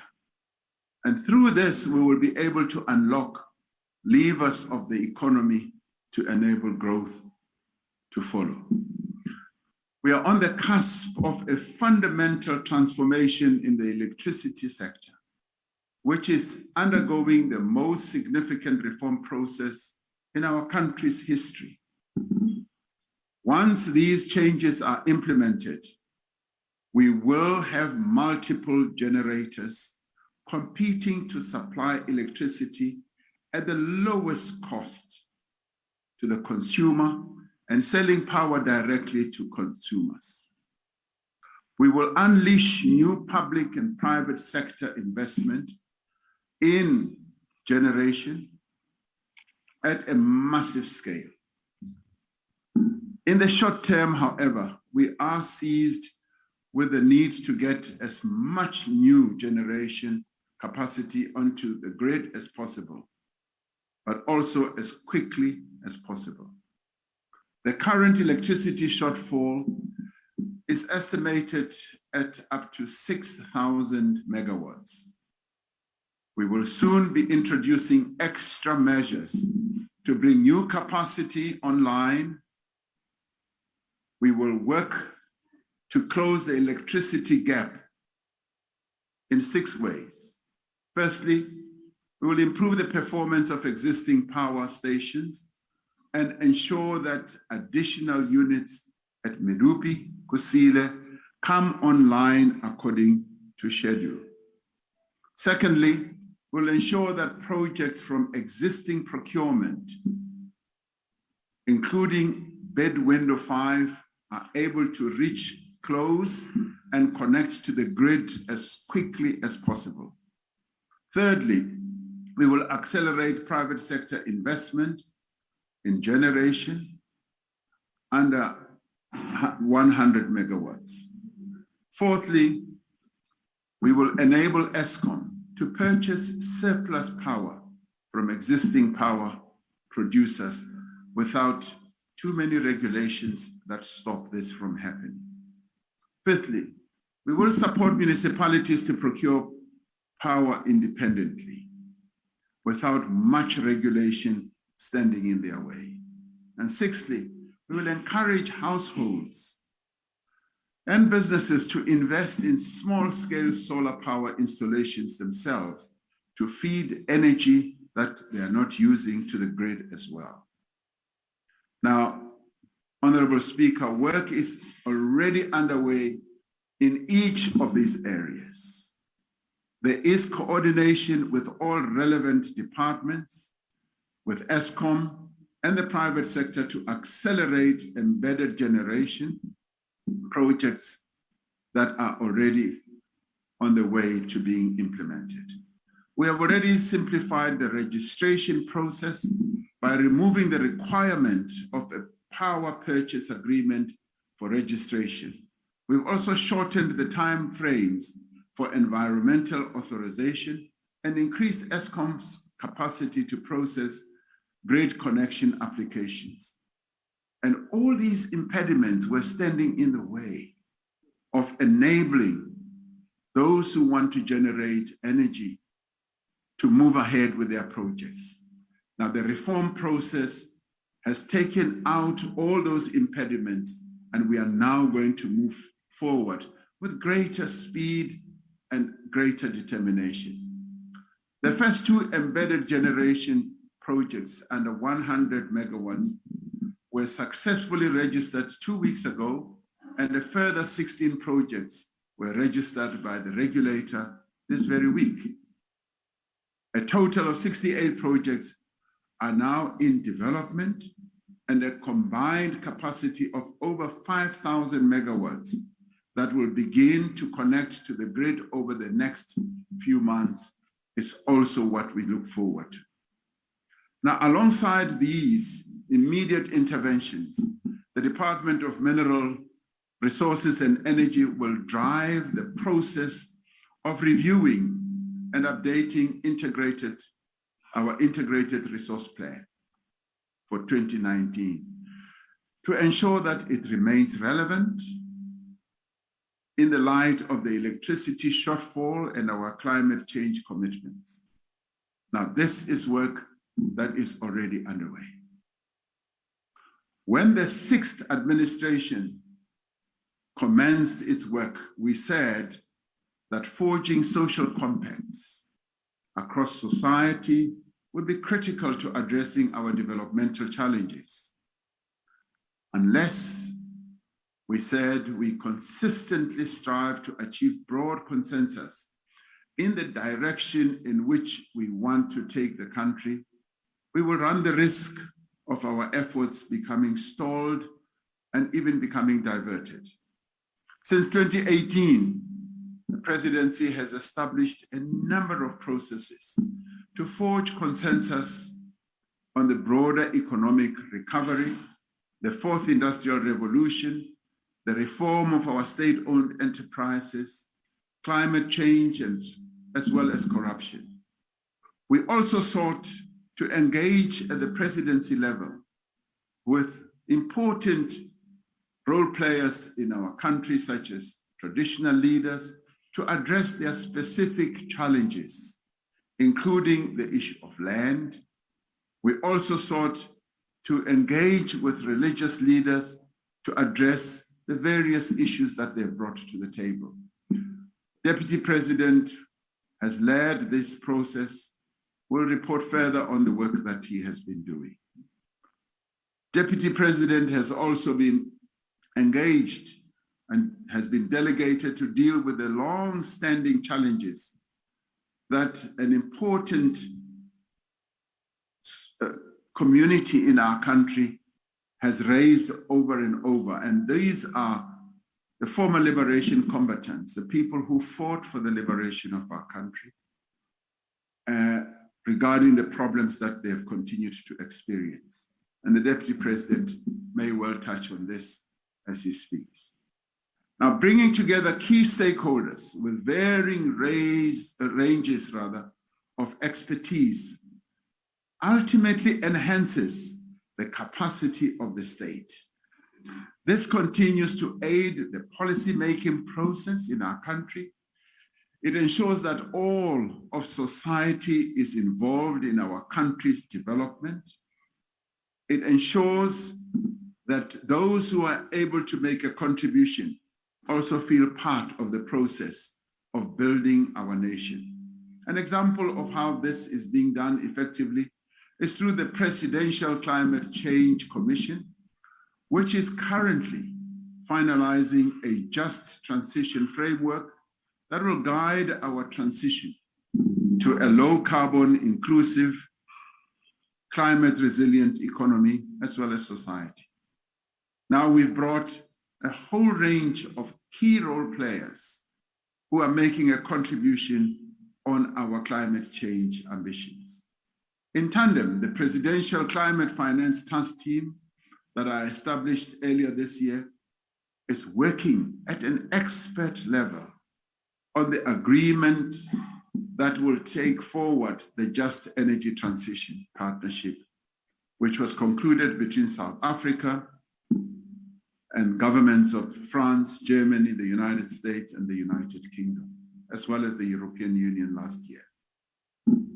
Now, these are important processes that bring together, I would say, the brain power of our nation, collectively, both in government, in the private sector, and labor, and a number of other key role players. This partnership will mobilize climate finance to enable transition to a low carbon economy while supporting affected workers and communities.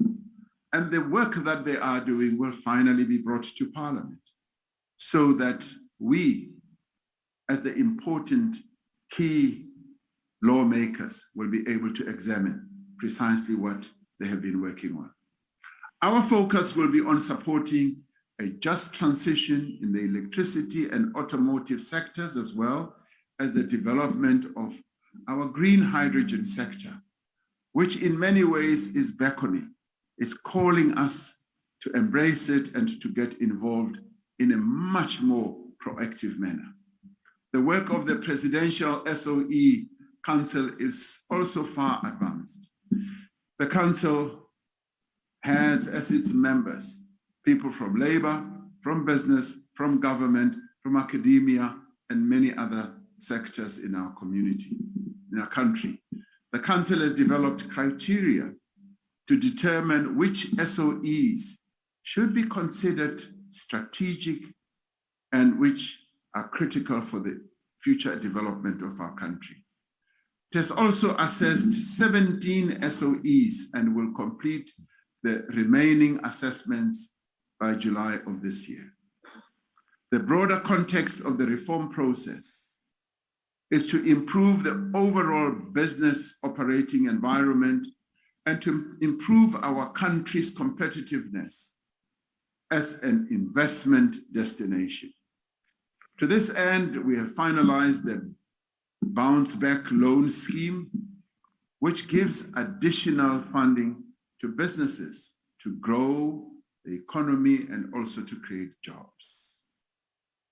In March, the employee tax incentive was expanded to make it easier for employers to hire more young people. You may recall that this initiative has been hugely successful in creating jobs for young people, for first-time work seekers. And many companies are now expected to participate in this in larger numbers, as it has proven to be a very efficient scheme indeed. As part of our drive to create a new generation of Black industrialists, to create jobs and to transform the economy, last year, government approved 2.5 billion in new support to about 180 Black industrialists in the form of loans as well as grants. Over the next 3 years, a further 21 billion rand has been committed to support Black industrialists, an additional 25 billion to support Black, women, youth, and worker-owned enterprises. Policy certainty in the mining sector has been bolstered by the publication of the long-awaited mining exploration strategy. Now, the Infrastructure Office continues with its work of oversight and coordination over a number of catalytic infrastructure projects and is seeking to ensure that bankable projects come to life and that we speed up the process of ensuring that infrastructure projects do actually get implemented. And these include the bridge rural building process in the rural areas. This also includes rural roads. This also includes social infrastructure bulk water, installations, and others. To address onerous bureaucracy that often impedes businesses from growing, the red tape reduction team that I spoke about during SONA is working with other departments in government to identify priority interventions as well as to remove obstacles to growth. Now, in many ways, the bureaucracy, the red tape has been what is holding back the growth of small and medium enterprises and more broadly, our economy as well. Now, these initiatives take a collaborative and supportive approach because ultimately it is the departments and not the presidency that implement policy. Now, we are seeing more and more collaborative work in various government departments. The mentality of doing things on their own sake as departments is beginning to whittle away as departments now see that the best way to achieve success is to work collaboratively with others. One of the tasks of government is to devise innovative solutions to address joblessness, particularly in a climate where there is a shortage of employment opportunities at a time when the private sector is not creating enough jobs at scale. During the past 2 years, we have overseen an expansion of public employment that is unprecedented in speed, scale, and innovation. And granted, this started during COVID, and COVID created an opportunity for innovation and an opportunity for better coordination amongst government departments. The presidential employment stimulus has enabled the rapid expansion of public employment and provided much needed relief to mitigate the effects of the COVID-19 pandemic. To date, the presidential employment stimulus has created 879,000 opportunities, and largely to young people, to women, in a variety of areas.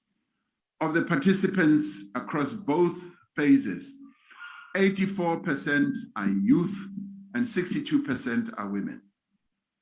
Now, these programs, which range from work such as waste collection to small-scale farming, have provided work and an income for hundreds of thousands of people in both the urban and rural areas.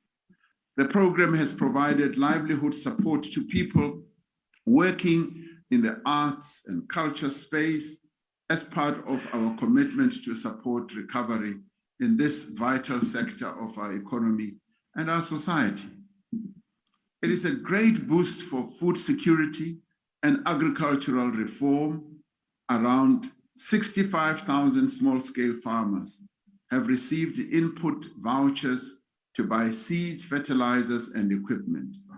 And I'm told that this has freed many thousands of hectares from just lying fallow to being hectares of land where there is agricultural activity.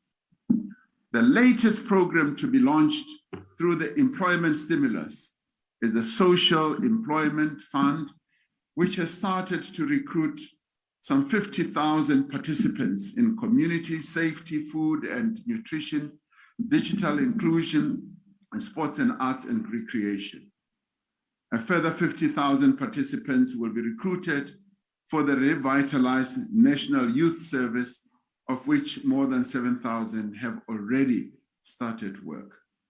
Now, though much has been achieved and done, it is clear that we do need to do more. Working together with the private sector, we should be able to do much more. With a special COVID-19 social relief of distress grant extended until the end of March of 2023, As government, we continue to explore what sustainable social protection measures can be implemented to support society's most vulnerable people. We are working in earnest to conclude our negotiations on a social compact, as stated during the State of the Nation address. The discussions that we are having with social partners are dealing with difficult issues that need to be addressed, that have wide-ranging implications for our economy. We are hoping to build a new consensus that pairs economic reform with measures to support employment and expand social protection as well. We are determined that the social compact that we are seeking to build will be substantial as well as meaningful, and that it should make a real and lasting difference in the trajectory of our economy as well. Now, honorable members, our experience with the COVID-19 pandemic has shown how much can be achieved when all of society works together to achieve a common goal. Thanks to this collaborative effort, we were able to mitigate the pandemic's worst effects on human health as well as livelihoods. We are one of those countries that were able to navigate our way through the pandemic rather well. We could have done better, but we do rank amongst those countries that did a lot better than others. To date, approximately half of all adult South Africans have received at least one COVID-19 vaccine dose, and our priority is to increase the rate of vaccination to protect our people against possible new waves in the future. There has been vaccine hesitancy across our country and indeed across our continent. But we remain hopeful that more and more of our people will be willing to get vaccinated. But I do once again want to encourage our people to vaccinate against COVID-19, to wear masks and to follow all the preventative measures. Over the past 3 years, we've been at the forefront of advocacy as a country for developing countries to manufacture their own vaccines in the interest of current and future health security. And when we talk about vaccines, we're not only talking about COVID-19 vaccines, but all types of vaccines. As we know, South Africa, alongside India, has co-sponsored a proposal to the World Trade Organization for a temporary waiver of the TRIPS agreement. We're using our position as African Union COVID-19 champion to encourage developed countries and international agencies who procure vaccines to purchase vaccines from African manufacturers. South Africa has been hard at work within the AU structures to advance the cause of greater pandemic preparedness for our continent. This includes strengthening public health institutions, expanding manufacturing of medical countermeasures on the continent, establishing a fit-for-purpose health workforce on the continent that can sustain universal health coverage, and also driving collaborative partnerships right across the continent. Even as we focus on recovery from the pandemic, we continue to work with the Department of Health and other departments towards strengthening our health systems in preparation for the national health insurance. As a nation, we are making progress in moving this transformative legislation to reduce inequality in access to quality healthcare. Now, as we move forward, we strive to build a capable, ethical, and developmental state, And in this regard, there is no room for engendering corruption. We will continue to support the work of the Investigating Directorate for the National Prosecuting Authority. We already see great progress in the work that they are doing. The Special Investigating Unit and its Special Tribunal, the Fusion Center, and all state entities involved in the fight against corruption is gaining traction. The SIU is achieving great success in its applications to the SIU Tribunal for the cancellation of contracts and the return of funds. We will be ensuring that the recommendations contained in all SIU reports are specifically and systematically processed and sent to the respective entities to which findings have been made, and urging that they are acted upon and that stolen funds from the state and taxpayers are recovered. The minister in the presidency has been reporting on this work to this House on a continuous basis. We will further and speedily consider all requests for issuing of proclamations and appointments to the tribunal where necessary. As we have said before, the presidency will deliver to Parliament an implementation plan on the recommendations of the Commission of Inquiry into allegations of state capture 4 months after receipt of the final report.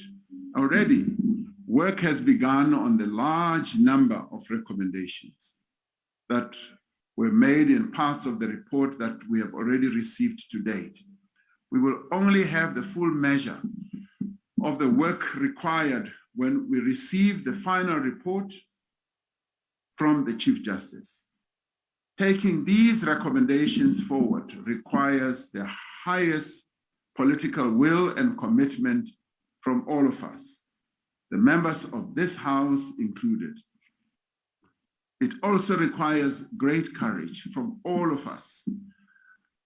In recent days, we've seen those who stand to lose the most from the fight against corruption resorting to dirty tricks and intimidation in a bid to get us back down. Now, the serious threat leveled at the Director General in the presidency is deplorable and is indicative of the tricks that they want to use to discourage us from proceeding with the work that has to be done.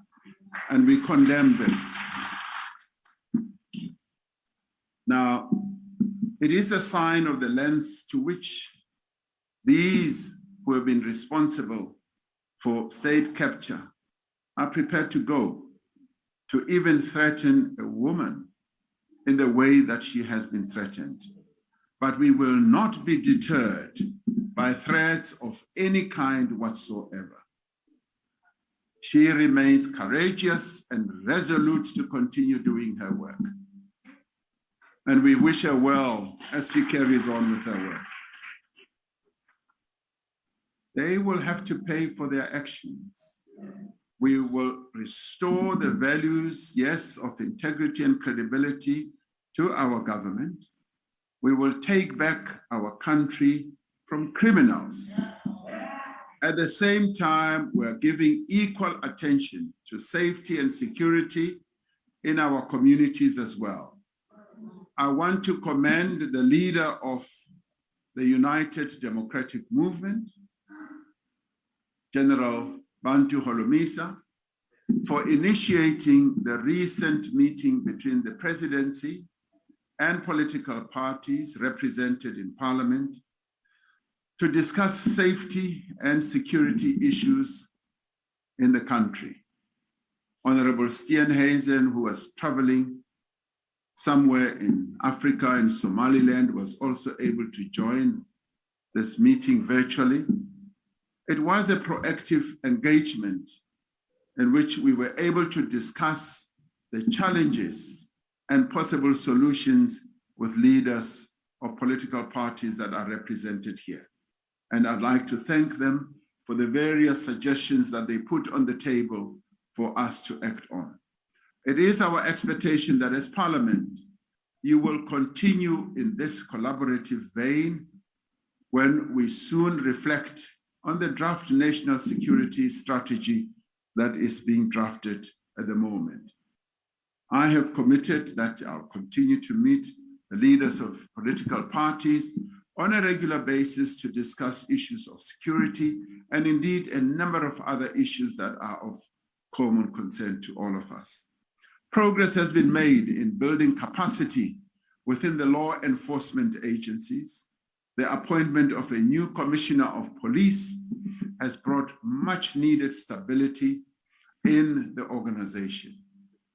The first cohort of 12,000 new police personnel is in training at the moment, and that framework has also been developed by the SAPS for the nationwide re-establishment of community policing forums and also the establishment of specialist units that are going to deal with various areas of greater criminal activity.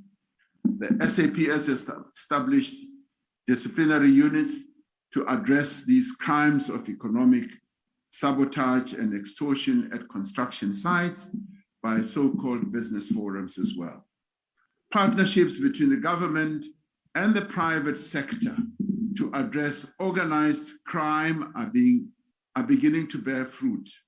For example, the collaboration between Transnet and the Minerals Council around illegal mining and copper theft has seen an improvement in the security situation at a number of sites.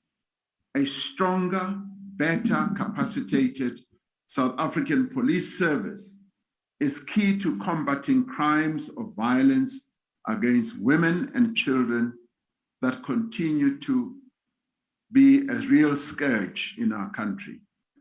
In January this year, I signed into law 3 bills, as we know, that will strengthen the fight against gender-based violence and afford greater protection for the survivors. Their implementation is scheduled for the 31st of July, 2022, once the amended regulations are tabled in Parliament.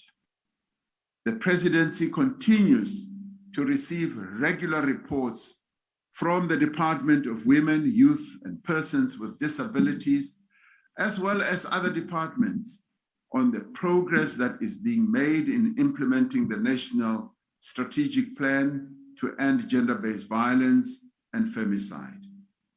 Putting stringent laws in place and enhancing the capacity of the police and the prosecutorial services to investigate and prosecute these crimes is not enough.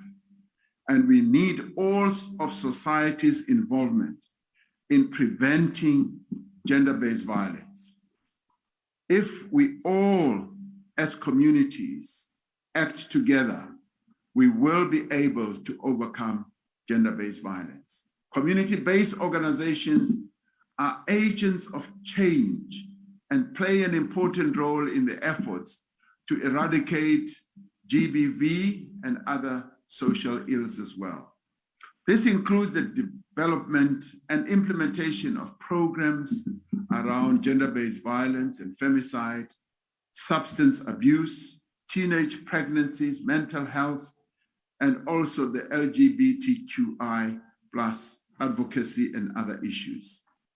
We will soon be convening a social sector summit together with the Department of Social Development and NEDLEC to look at a number of ways of harnessing the important work of the social sector to propel our nation's development. Through the Presidential Working Group on Disability, we will also continue to advance interventions that are needed to promote the inclusion of persons living with disabilities across all sectors. The approval by Cabinet of the Constitutional 8th Amendment Bill for public comment takes us one step further to making the sign language South Africa's 12th official language. Now, this is a historic development that will give effect to our Constitution's promise of equality and human dignity for all South Africans. Honorable members, next month marks a year since the terrible unrest and violence rocked parts of our country and wiped out approximately 50 billion rand of our nation's economy. As a presidency, we are working with the respective departments to coordinate the implementation of the recommendations of the expert panel chaired by Professor Sandy Africa. A new Director General was appointed to the State's Security Agency earlier this year, and a number of critical vacancies have been filled and are in the process of being filled in the SSA, Criminal Intelligence, and also the SAPS. 4,000 members have been earmarked to build capacity in the public order policing unit once they have undergone basic training and for the financial year 2022 and 2023. A further 5,000 trainees will also be recruited so that we can bolster up our public policing component. The National Security Council is receiving periodic reports from the relevant law enforcement agencies on progress with regard to implementation of the recommendations that were made by the expert panel. We will be reporting to the nation in due course on this process as we move on, so as to infuse confidence amongst our people that security is being upgraded and so that South Africans can feel safe as well. As part of realizing a capable state, we are on a drive to rebuild public service through promoting lifelong learning, through the improvement of the skills in the public service and providing the necessary orientation to entrance to public service. This is happening across government departments in every municipality, in every state-owned enterprise, and every organ of state as well. We are doing this so that we can improve the capacity of the state. We are working to ensure that the Batupele revitalization strategy is fully implemented. We have established a public administration ethics, integrity, and disciplinary technical assistance unit to improve ethical and anti-corruption policy and discipline management within the public service. Public servants are being trained on ethical conduct through the National School of Government in partnership with the Financial Sector Conduct Authority. The National School of Government is rolling out a range of courses for the executive, accounting officers, senior managers, mayors, state entity board members, and a number of other disciplines as well, from economic governance to long range or long-term planning as well. In the State of the Nation address, I said we would finalize the national framework towards the implementation of professionalization of the public sector. The revised framework proposes fundamental reforms and changes, including a stronger emphasis on merit-based recruitment and appointments, integrity testing before any individual joins the public sector, revising the tenure of heads of departments, and curriculum development for ongoing learning of public servants. Now, this is a fundamental change to the approach that we have to professionalizing the public service. We expect this framework to be fully implemented across departments and state entities within the next year. An intrinsic part of government working for the people is making local government more responsive and more efficient. We began implementing the district development model in 2019 to better coordinate and integrate the planning and budgeting of government programs on a district-based level. We coordinated much of our response to the pandemic through the district development model, ensuring that crucial health and social services reach the people in our communities, particularly where they live. Most recently, we relied on the district champions that I appointed to drive vaccinations through the VUMA vaccination weekends. I announced during the 2022 SONA that I would embark on a program of district development model in Bezos. Now, these engagements afford communities the opportunity to raise their most pressing concerns and provides an opportunity for government to give direct updates on service delivery and to hear the complaints and the cries of our people at first hand. To date, the presidential imbizos have been held in Northwest Free State and in Mpumalanga, and we intend to visit all the provinces in due course. While we proceed with the imbizo program in the remaining 6 provinces, government officials will be attending to the concerns that have been made by our people, which have been properly documented. And we will be resolving the issues that our people have raised, providing feedback to communities as well. Now, these engagements have further highlighted the extent of the weaknesses of local government and the impact that this has on the provision of basic services. As national government guided by our constitutional responsibilities and powers, we will continue to support municipalities to meet their obligations to the residents of the various towns and local areas so that we are able to enable them to provide services and to help and engender the process of growing the economies at local level. In particular, we will marshal all the resources and capabilities of government departments and entities to intervene in areas such as water provision, road maintenance, waste management. We will work with provincial and local government to ensure that challenges that our people are facing, such as potholes, are fixed.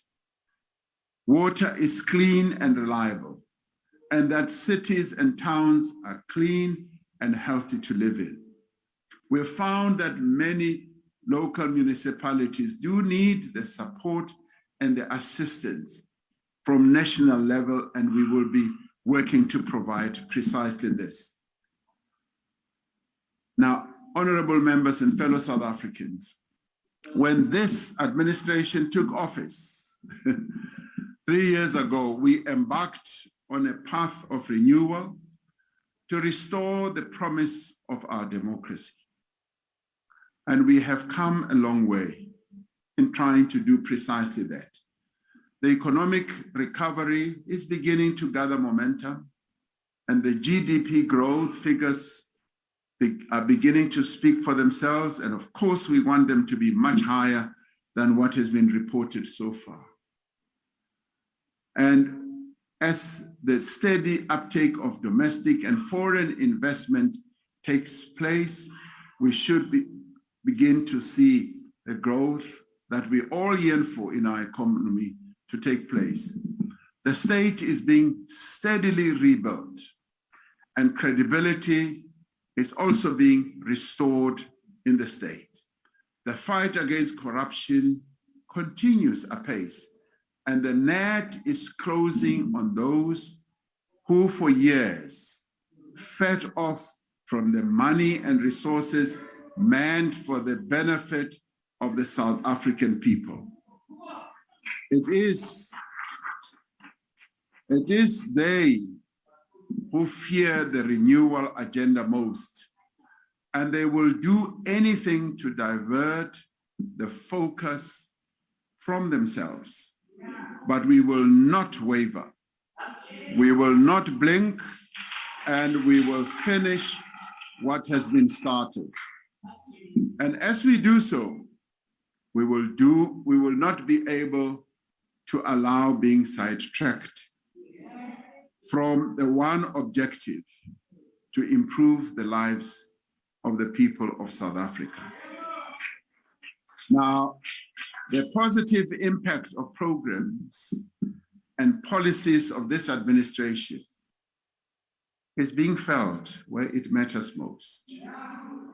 It is being felt in our classrooms, where education assistants are supporting teachers to perform their work.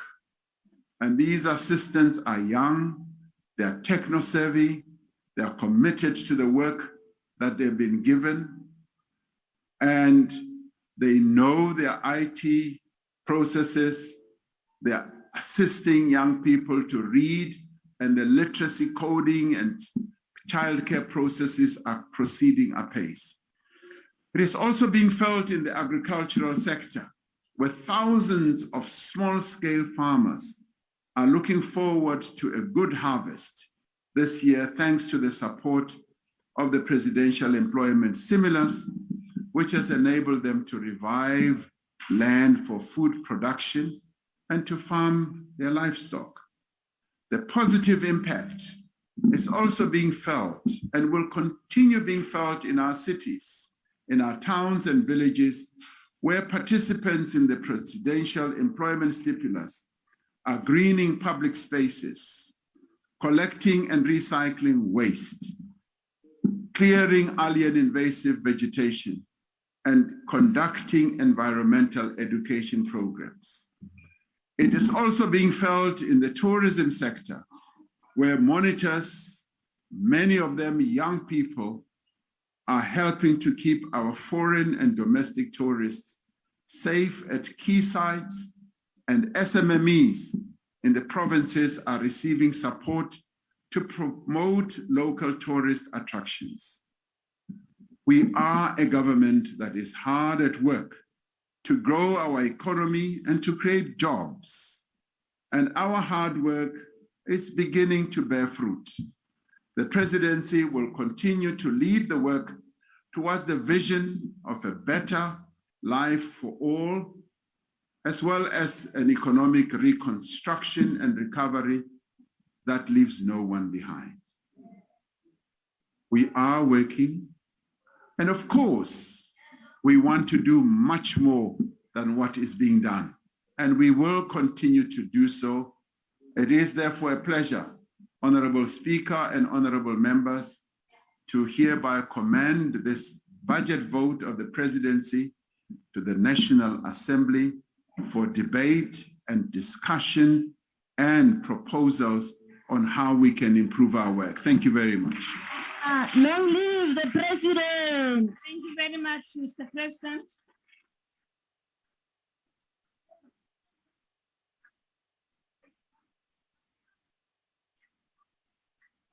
Order. Order.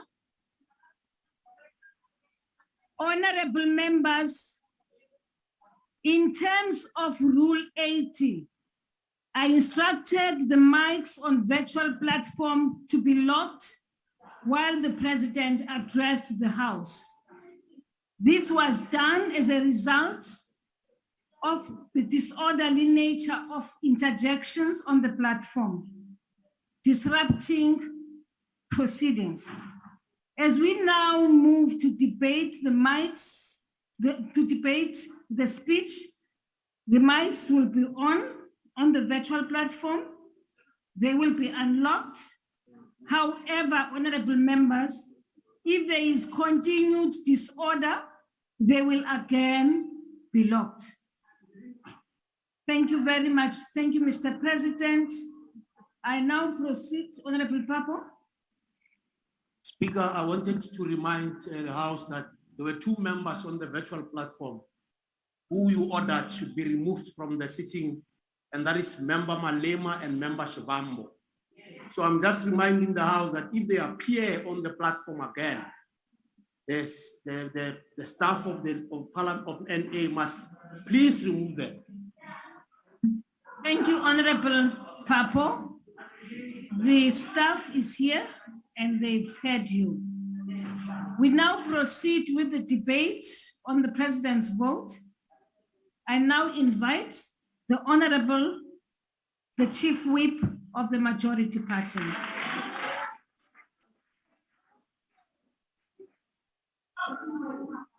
Somlomo, mandithathe elithuba ndibulele kuwe nomonde othe waba nawo ngelixesha besijongane nenhlombe yemfene wasikhupha. You mean isandla semfene? Mongameli obekekileyo, sekela mongameli, amalungu alendlu yowisono qingqo mthetho.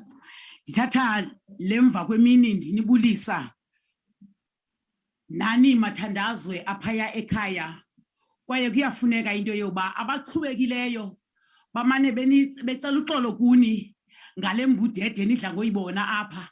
Ayisithi sonke bayabonakala bangaqeqeshekanga. Kadinyani sanifuni.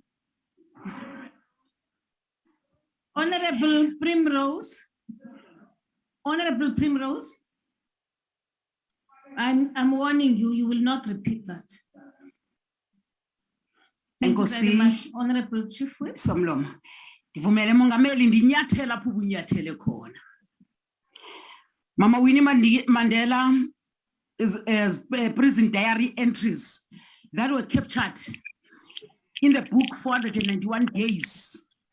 Prisoner 132,369 painted a picture of dehumanizing nature of the apartheid system. Mama Winnie Mandela, Umangutyana, Mandimkoude. Solitary confinement was designed to kill you slowly, that you were long dead before you died. By the time you died, you were nobody. When I was told that most of my torturers were dead, I was also heartbroken. I wanted them to see the dawn of freedom. I wanted them to see how they lost their battle with all they did to us, and that we survived, close quote. Thina bazana nentshutshiso nencindezelo iziva siziphethe ngomzimba wethu. Imivambo izotyiwe kuthi. Those of us who suffered humiliation, colonialism, and white minority domination carry scars deeply hidden within our beings. That is why every act of racism that goes viral on social media and in the news, even if it is committed by one white person, evokes so much pain inside every black person. Ewe saxolela kodwa asinawukwazi ulibala ingakumbi xa kumane kusenzeka ezi zinto. But as Mama Winnie Mandela said in the book, racists have also felt a lot of pain because in 1994, and on the 5 more occasions, the overwhelming majority of our people voted for the African National Congress to govern and lead this country. They even trusted the ANC to build a new South Africa from the ashes of colonial and apartheid rule. Indeed, the Constitution has affirmed the principle established in the Freedom Charter of 1955, which we celebrate this month, as well as the Youth Month, belongs to all of us, this country, Mamele, belongs to all of us who live in it, black and white. The ANC has consistently provided vision for a democratic, non-racial, non-sexist, united and prosperous country. Hence, we cannot tolerate any form of humiliation through racism or sexism. Honorable Speaker, in this project, our nation is led by the President, who is both the head of the state and the head of the national executive. The full implications of this president's office were articulated beautifully in a historic judgment of the Constitutional Court penned by former Chief Justice. The court said, only, I quote, only upon the president that the constitutional obligation to uphold, defend, and respect the Constitution as the supreme law of the Republic have been expressly imposed. The promotion of the national unity and reconciliation falls squarely on his shoulders. He is a constitutional being by design, a national pathfinder, the consequential commander-in-chief of state affairs and the personification of the nation's constitutional project, I close quote. In light of this budget vote one, first and foremost, we affirm and provide resources to capacitate the presidency to fulfill its constitutional mission of consolidating national unity and establishing a shared national purpose. In spite of all these difficulties our nation faces, I can confidently say the president has consistently upheld and defended this constitution. Naxa kukho imicimbi enobuzaza, kodwa upresident ulikhokhele eli lizwe ukuba malithathe libheke phambili. Ndithetha ngelunda kuba umongameli uyawukhusela lo mgaqo siseko. Unoxanduva ke phezu kwamagxa wakho mongameli wokudibanisa imihlambi eyalanayo khona ukuze imbali yethu icace. The president has performed its coordinating role guided by the Constitution and the Intergovernmental Relations Framework Act of 2005. The national, provincial, and local governments, on the other hand, promote and facilitate the intergovernmental relations within the multi-party system of governance. Masizinxe ngalo mgaqo siseko esinawo nomgama esesiuhambile ukumanya esisizwe sakowethu. As South Africans, we must treasure the progress we have made to maintain relatively stable and cooperative democratic political system that has minimized mobilization along racial and tribal lines. We have observed the trauma suffered by millions of people in many of our sister countries in the continent and other parts of the world as a result of political party ethnic polarization. Amazwe amaninzi awakafiki kulo mgama nalo mgangatho esesizibeke kuwo singumzantsi Afrika.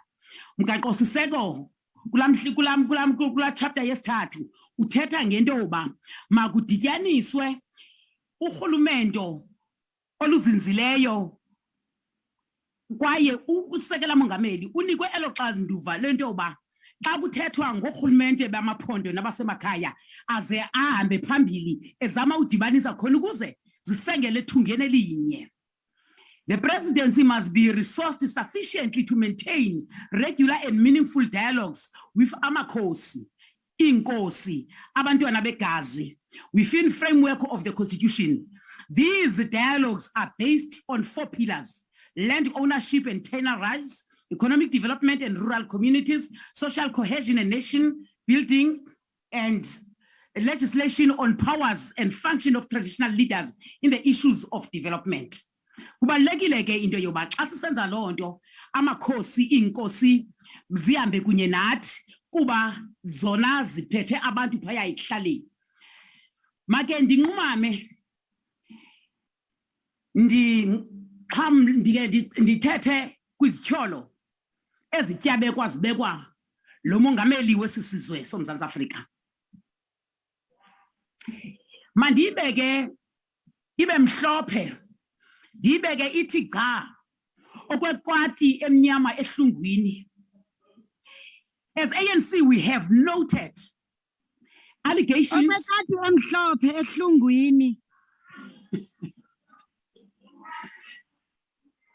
Order. As the ANC, we have noted allegations that are labeled against the president. We're not shy to say that. However, this matter, like all other allegations of crime, must be investigated by the relevant law enforcement authorities without any undue political influence. At the moment,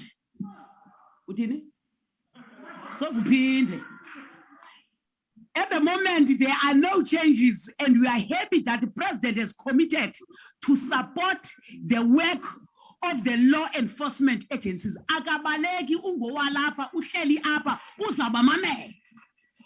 Akuphandwa makuphandwe. Akazange upresident athi mandingaphandwa uthi ndinguye lo xa unento bekumcimbi etafuleni ndiphande.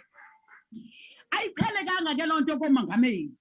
Kodwa be-ANC ngento ba bayayazi baba melisizwe kwaye thina siyi-ANC asizukonyanyaniswa nehlazo elisemntwini ngexesha elifanelekileyo kukhona izinto ezifanelekileyo zaze zafunyanwa i-ANC izawuthetha njengoba sisitsho ngoku siyazimisa apha into ba uba kukho ubungqina kwawufuneka ke umthetho uthathe indawo yawo.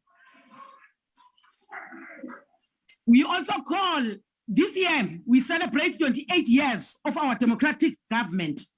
Inkonzo ezikundoqo zisiwe mongameli ebantwini kodwa azonelanga. Amanzi, imigaqo, umbane awukafiki kwiimpula zikaLjaca.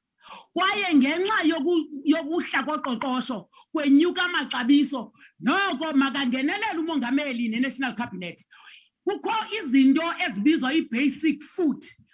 Umphokoqo lo umilimili amasu umngqusho isonka noko makungenelelo namafutha lawo qhoza khona ukuze abantu balale betyile. Sicela noko mongameli ngenelela regulate i-prices zingaxhumi kwi-basic food abantu bakowethu bahluphekile. Mongameli sicela ugxile kwinkonzo ezisiwa ebantwini. Umbani mawuzinze. Abantu bakuthi bayahlupheka. Uqoqosho linawukhula xa umbane ungucimicimi sonele nathi ngulo cimicimi wombane. Sifuna umbane ozawukhanyisa uqhakaze okokoko kweza ndawo zingenambane. Aba masipala okuthiwa mabafake le policy ye-indigent bayifakile kodwa bona ngokuqala ba-indigent kwabona abakwazi ukunikezela into ezi-indigent kubakwazi kwabona bayaswele bayafuna ukuncediswa. Ithi ke loo nto mongameli xa beswele be-indigent abamasipala urhulumente omkhulu makangenelele phaya emakhaya into esetyenziswayo yirhasi neparafini. Ndithetha ngoba ndiyayazi intombi yasezilalini esitexprate macacuma yidolophu macacuma yi-village endisuka kuyo khulele phaya. Abantu bakuthi bathi xa sawukwazi ungenelela nge-indigent kwaba bantu ubanika umbane thina bangenambani makanginkisha uparafini. Iparafini mayingena umzi nomzi lo ungenambane khona ukuze nathi sizibone sixhamla kulo Mzantsi Afrika. City President, you are leading the campaign on municipal services that people must pay, and therefore we support that xa inkonzo ziziswa ebantwini abantu mababhatalele inkonzo abazifumeneyo kodwa mazizinze ezo nkonzo. Sisithi ke mongameli, we believe into yoba xa uthe wangenelela njengoko ababuthi berhafu nabaqoqi berhafu benze kakuhle. Siyabulela into yoba uSARS uhambe wancedisa khona ukuze abo bathwaxa linqala likakhetsekile bakwazi uncedeka ngenxa yakho mongameli nokungenelela kwakho siye-ANC sima kule ndawo sichasa into yoba mawunikwe imali eyaneleyo khona ukuze wenze umsebenzi obhalwe kumgaqo siseko ukhokhele sisizwe ngothando nangentobeko usise phambili. Abantu belilizwe, they've been very patient with us. Sababona behamba kunye nathi with resilience in the fight against COVID-19 pandemic. Our people are the greatest strength. Together, as this South Africa, we can rise. And we can rise xa sisebenza kunye siyazi ukohlulela phakathi kwezinto ezitya isizwe nezinto ezingunobelani. Silapha ke siye-ANC sinika inkxaso yethu engagunqiyo kuwe mongameli. Sisithi amatyala xa bekhona maweze ngaphambili asiwoyiki. Enkosi kakhulu. Siyabulela. Thank you, honorable members. Thank you. Order. Thank you. Siyabulela usosibepi wenhlangano enkulu. We will now recognize the honorable leader of the opposition.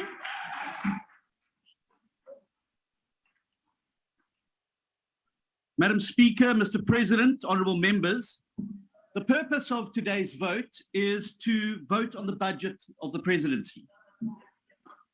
But as we've become only too aware this past week, this is a ministry stuffed literally with secrets and scandals. We're asked today to say yes or no to this budget.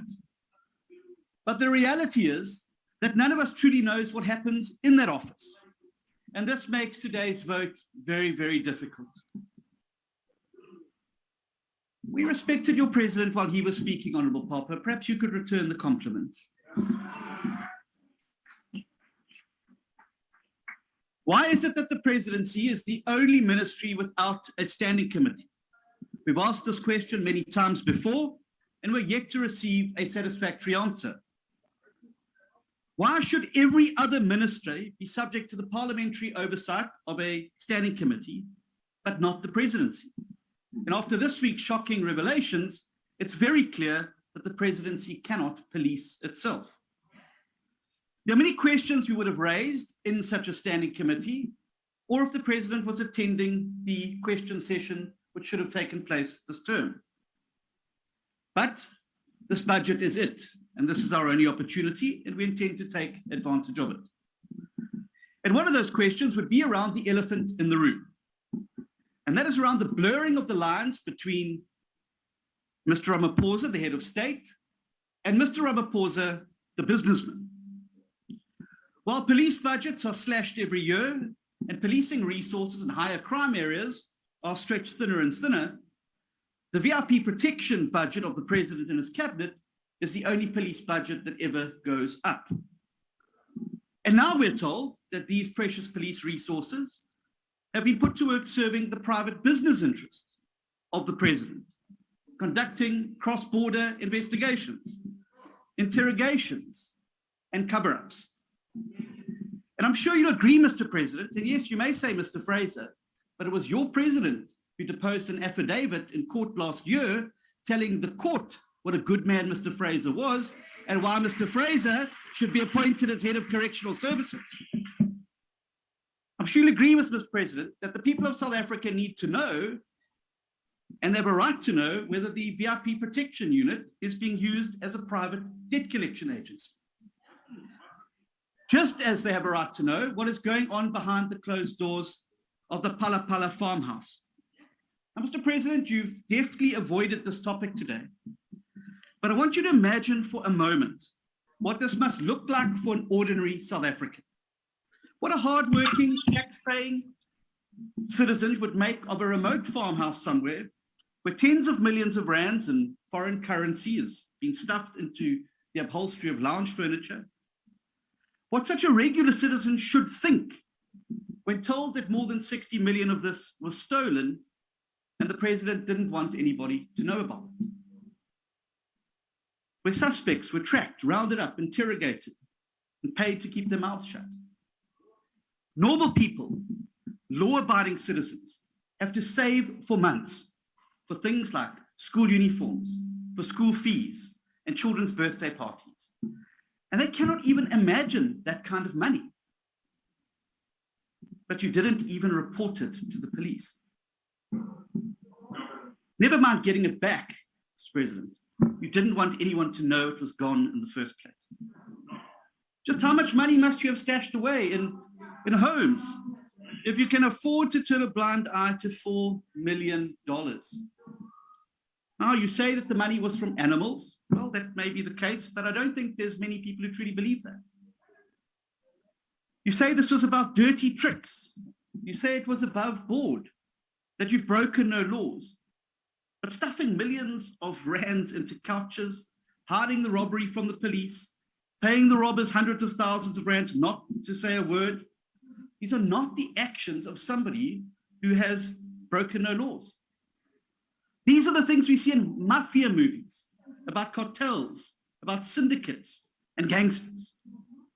If this was all above board and just dirty tricks, you could have ended it right away, Mr. President, by a full, frank and public disclosure. We could have avoided the scenes we had in the House today. We could have avoided the speculation, and we could have avoided us having to ask these questions. None of that would have jeopardized any investigations. An honest and innocent man who was the victim of a massive crime would have wasted no time in clearing these things up. Only somebody with a lot to hide would hide behind the smokescreen of a pending investigation 2 years after the event. So again, Mr. President, I'm asking you, for the sake of the country, for the sake of the presidency, to come clean to the people of South Africa and to this House. No more subterfuge, no more secrets. Whoever's advising you, Mr. President, not to speak out about this and set the record straight is giving you bad advice. How much money was stashed away? These are the questions we need to ask. How much was actually stolen? How did the money enter South Africa? And who brought it into the country? 2 years later, Honorable Papa, that's a new record, I think. Were the exchange controls of the South African Reserve Bank observed? How much is on the farm right now? How much was at other properties? Why did it not report it to SAPS? You've spoken today about how important it is to report crime and important the SAPS are. Why was it not reported to the SAPS? Were suspects detained? Was Major General Wally Rhoda sent to Namibia? Yes, but taxpayers' money is being used to recover it, and that is the problem. Was General Rhoda sent to Namibia to go and recover it? On whose authority did he travel there? Who paid for the cross-border investigation? And how much did it cost? Who paid for the security upgrades? We may not be the police, but we're Parliament, and that's our job, to hold the executive accountable. And finally, and arguably most importantly, Mr. President, given your unique obligation as the President to uphold the Constitution and serve the people of the Republic of the country, how do you square this obligation with this sordid detail of the case? I was doing the job that your government should have done in the Ukraine, Honorable Papa, but you're too scared to go there. That's the problem. Mr. President, every single day that these questions remain unanswered causes irreparable damage to the presidency, which has now gone from paralyzed to petrified. Even the very best case scenario, with the most generous interpretation of what has happened, how you came into possession of the money, why it was concealed in your house, and the reasons for the cover-up are damning. But we're not talking about the best case scenario here, are we, Mr. President?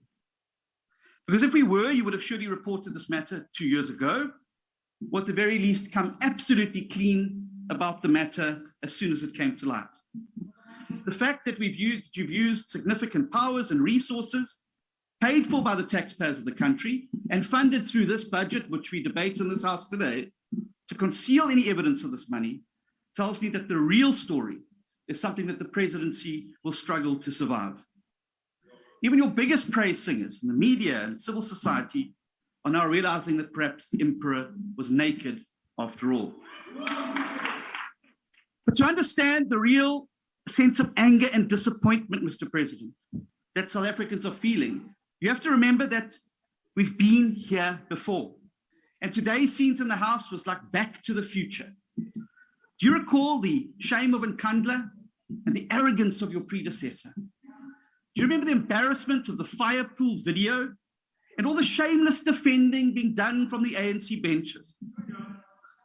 Do you remember the scathing rebuke our parliament received for failing to hold the president at the time, President Zuma, accountable for Nkandla, and the solemn promises that were made thereafter by many people in this House today, never again? Do you remember the words of then Chief Justice Mogoeng in the 2016 judgment when he spoke of your unique obligations, Mr. President, as a first citizen? And I'm very glad that the Honorable Majudina quoted from that same judgment, but she left out the most important part, which is at the end. And let me remind you, and I quote, "He is required to promise solemnly and sincerely to always connect with the true dictates of his conscience in the execution of his duties. This he is required to do with all of his strengths and all of his talents and to the best of his abilities. And, but for the Deputy President, only his affirmation or oath of office requires a gathering of people, presumably that they may hear and bear witness to his irrevocable commitment to serve them well and with integrity." You see, you have to be beyond reproach.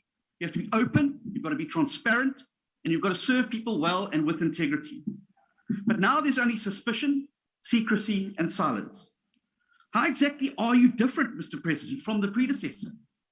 Pala Pala is fast becoming your Nkandla, and it's forever going to be an ugly stain on this presidency. But here's the thing. The presidency is not yours. It belongs to the Republic of South Africa. And when you drag the presidency down in the gutter, you drag our country down with it. South Africans don't want this. South Africans don't deserve this. They don't want two-bit mob bosses. Honorable Steenhuisen, will you please take your seat? There is a point of order, Honorable Danji. I just want to check, Honorable Presiding Officer, the Honorable Leader of the Opposition. Honorable Danji. Can take a question about if, thank this you. is his only thing in the Honorable speech. Danji, okay. Thank you. Honorable Steenhuisen, are you ready to take a question? I hear the good news that Barney's is open again. Perhaps we could meet afterwards for a question. Our people don't want two-bit mob bosses with houses stuffed full of dirty cash for our leaders and presidents. They want someone who's going to lead by example, who puts his personal ambitions and business interests a distant second to the needs of our country. And so maybe this whole sordid mess is actually doing South Africa a favor by opening its eyes up to the reality of the ANC. If you were indeed the best that your parties had to offer, Mr. President, then this government's days in office are numbered. And our country's number one goal has got to be to reducing this once mighty and dominant ANC to being a minority party after the next election. That's my priority, because things aren't going to change while the same people are sitting around the table making the same bad decisions and behaving exactly as their predecessors did. Once South Africa has put the ANC behind it for good, then we can start making progress and moving forward as a nation. And I look forward to that day. Thank you. Thank you, honorable members. Thank you. I don't have a name of the next speaker from the EFF. If he's on the platform, please proceed. Yes, Speaker, it's Honorable Mente. I'm here. Thank you. Proceed, Honorable Mente. Yes, Speaker, I need to address a few things before I get to the debate. One, the Speaker of Parliament has removed Honorable Malema wrongfully and illegal. Perhaps is the selectiveness of Parliament when it was briefing her upon taking the seat of being a Speaker of Parliament, pertaining to judgments against this same Parliament, that the statement of Mr. Ramaphosa and his state have murdered Marikana workers has been judged by the courts, and it is a statement that is allowed. So let there not be a selectiveness in the speaker and the judgments that are allowed in the House. These charlatans of the ANC, what are they talking about? Can you sit down? No, we're not sitting down. We are not there to speak about Marikana. We are there to debate the speech that was the budget vote as presented. Can you mute all the mics like you have done before? Just mute all the mics that are not speaking. I'm the one that is speaking now. Mute all of them. No, that's why I'm surprised who is speaking. Honorable members, if you touch that mic and start speaking without recognition, I'm going to call out your name. And when I do that, it's a warning.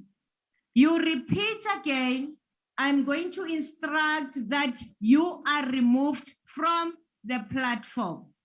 Now, Honorable Mente, I was calling your name because there is a point of order here which I want addressed. Can I just find out on what rule are you standing? Chair, I am standing on Rule 92. I am raising a point of order because the honorable member is contesting the decision of the speaker. And she knows that if she wants to contest the decision of the speaker, she cannot bring it now here. She must take it into the relevant platform. Thank you very much.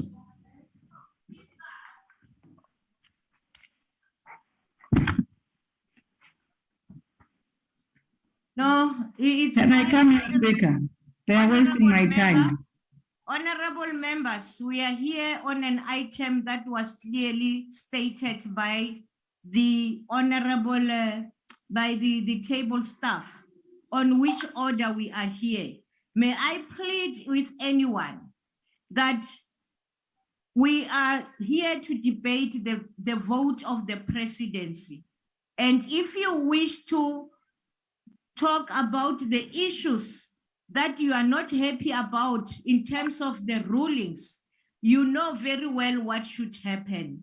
And I request everybody who comes to this podium to remember that this parliament has got options for anyone who is not satisfied with a particular ruling to do so, and by writing to the rules committee to look after that, because I won't be saying anything on the rulings that another officer that was presiding has ruled upon. And I'm sorry that I won't be able to help or rule on what you have already started, Honorable Mente. If we understand each other, please, let's proceed.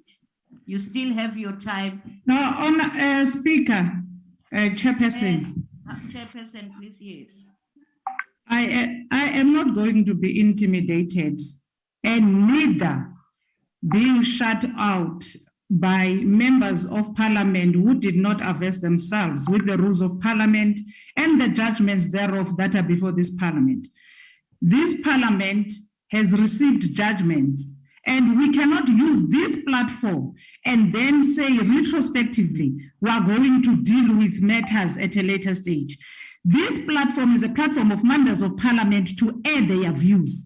We cannot therefore be removed from this same platform by using judgments by our courts to say this parliament cannot tell us that a statement that Ramaphosa and the state have killed people in Marikana, that's a fact. It was ruled by the Cape Town High Court, and that is not wrong to be said here in this same parliament. We took it to court because this same parliament chucked people out. We were thrown out by this same parliament, by Speaker Baleka, by saying that. And therefore, we're not going to be told by members of the ANC how to say what we want to say and how to debate in this house.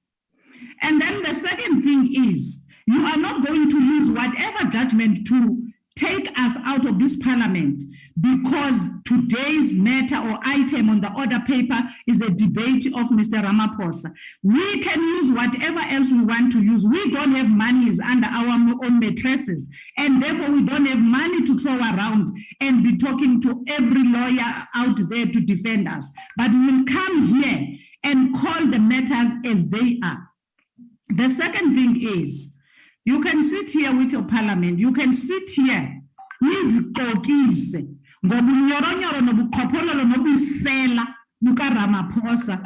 Ukuhlala nemali engeyo yase-South Africa, bubusela, ukuhlala nemali ebuweyo. The only way that a person can sit endlini nemali angayiripota emapoliseni xa ibuwe, sisigebenga. We are not going to sit here and listen to it can't. They can settle money in his house. I'm talking to go if Honorable Member, please. There is a point of order. Order, honorable members. Please order. Honorable Member, before I allow the point of order in the House to being raised, I just want to say that there is nowhere where we have a court order that says President Ramaphosa killed the people in Marikana. We've got it. You must go and read it. I want you to please bring it as a now when it suits you, that is the debate. When it suits you, Ramaphosa is the president of South Africa. When we enjoy the benefits of South Africa, and enjoy them and brag about them. You send an email about the concomitant entry. We're not going to come here and say we did not do that. There must be a concomitant action against those people. Honorable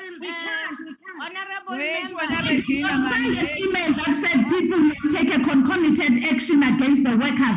If Ramaphosa would do that, and therefore we are going to sit here with my wanderer.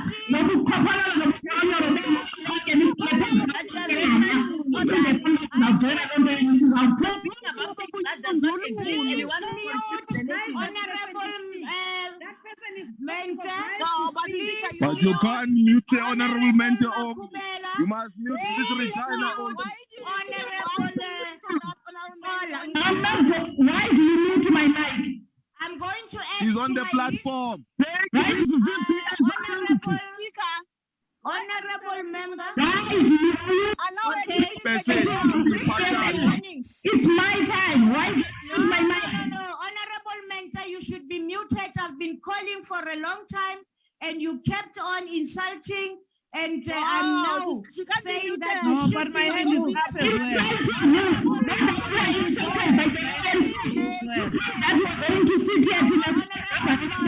well. Mute Honorable Mautwe, please, and mute Honorable Mente. House Chair, my hand is up. Please mute them. Honorable members, let me hear, what are you rising on, Honorable Mkalipi? Yes, House Chair 1, we are so biased. No. I'm rising on a point of order. Hear me out. The first question. Hear me out. Which rule are you rising on? 92, Rule 92, Chair. Do you think that we don't know the rules? I'm going to explain. Explain what? I'm raising a point of order here. We have not even heard my point of order. Yes, I want to explain. Listen. That is why, please mute Honorable Pambo. I want to explain that Rule 92 because I understand it very well. Just listen to her. Please remove Honorable Pambo. I'm not that listener. I work according to the Listen. Please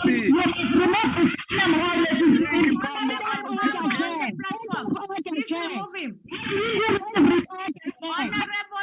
On a point of order, Chair. On a point of order, Chair. We can't be intimidated by I'm going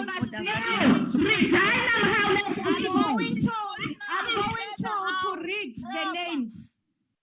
And But I'm going to still on read the the platform, rules. Chair. You recognize me and then you ask me Honorable what Mkhaliphi, rule? there was nothing wrong. I was still going to explain to you why I am asking why you are rising. I recognized you. I asked on what rule you say 92. Now, because I realized that we are abusing 92, I want to clarify. How can I before abuse go- Rule 92 when No, I'm no, speaking no. for the first Listen time? to me. You see But you now. have not heard You what are she's not saying. Why? How I'm abusing Rule 92 while I'm speaking for the first time? explaining why I'm saying that. It's not only you. I'm doing it for all members of this house. I'm doing it for everyone in But this that- house. which rule is that that you Before must I also allow club you, us because together? I am a presiding officer, I No, must but guide there is you. no rule that says we must deal Yeah, but with don't be us bullies, Okay. man. Don't bully us. Honorable deal members, us as per member. That is what that's what the Honorable rule is member, saying. let me say this. The rule 92 allows every member to stand up. But rule 92 has got subsections. That is what I want, because I realize that everyone can stand up and say a point of order, but not talk to the subsections as prescribed by the rules. That is what I want to say to you, Honorable No, Mkhaliphi. this is the subsection. Let me just That's say what without the rule please. says. I'm Honorable rising on Rule Mkhaliphi, 92, subsection proceed. 1. Yeah, Oh, subsection what 1. is let me it? Why read did it you for not say that when it was ANC on the platform? Chairperson, I'm rising on Rule 92, subsection 1, which reads as follows. A Yes. member may raise a point of order at any time during the proceedings of the House in terms of the procedure prescribed in the Rule 66 by stating that he or she is rising on a point of order. It's simple as Yes. that. Maybe you forgot your rule book, Chair. Please read number 2 also. No, but you can't tell me which rule must I put. I will I'm read quoting Rule number 2 92, to you subsection because I 1. think No.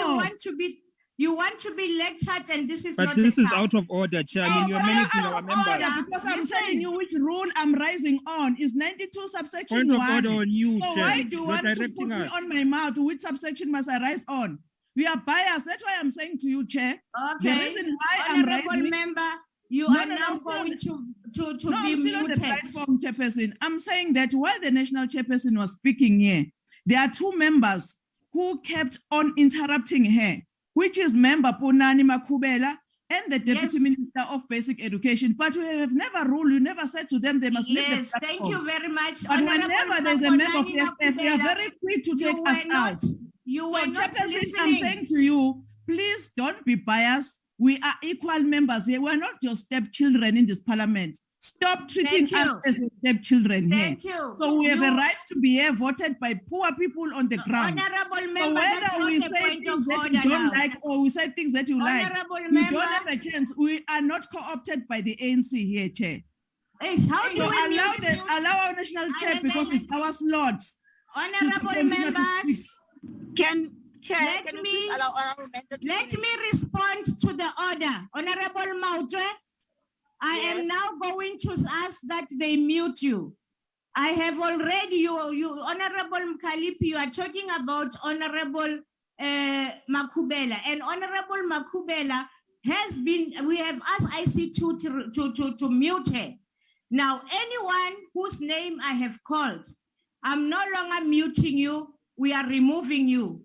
And I raised those names, all the names. Unfortunately, Honorable, the one that you just talked about, Honorable Regina Mhaule. Yes, Regina Mhaule, I did not hear. All the people that spoke, I asked that they be muted. Please don't say I am biased. Honorable If you didn't members, hear her, check with please your don't table speak. staff. Don't speak. No, I'm speaking on my point. It's my. You are finished, honorable member, and I've ruled on that. Thank you. I'm Now not allow honorable biased. member. Now, Boroto, that's how we are biased. Now Point of allow order, Chair. honorable member to Who's that? Honorable Pamba is supposed to be muted. No, this is Honorable Tambo. Point Honorable of Pambo, order. I'm not allowing you. You're supposed to be But muted. Tambo, you kicked him out already. Honorable Tambo, you are supposed to be muted. That's the No. instruction I gave. There's an Honorable Pambo. Tambo, I'm saying you are supposed You to muted be Pambo, muted. not Tambo. These are two different members. I You might see why we have say said you're it biased. wrong. I No, agree, but you are muted. Now. There's a pambo, there's a tambo. But what did he do to be muted? Honorable members, we proceed, and I'm Point going of to order, ask Chair. ICT to mute Point of order, Chair. everybody now on Point the of order, Chair. virtual platform. Chair, I'm there's going a to pambo, ask there's a tambo. everyone How do you confuse on the two members? virtual I am on platform the platform. You can't just kick me out like that. as we proceed. Point of order, Chair. I'm not taking any point of orders. I'm going Yes, to ask that everyone be muted. Thank you very much. Chair, can you please allow me? Everyone must be muted. I'm not proceeding until everyone is muted on the virtual platform.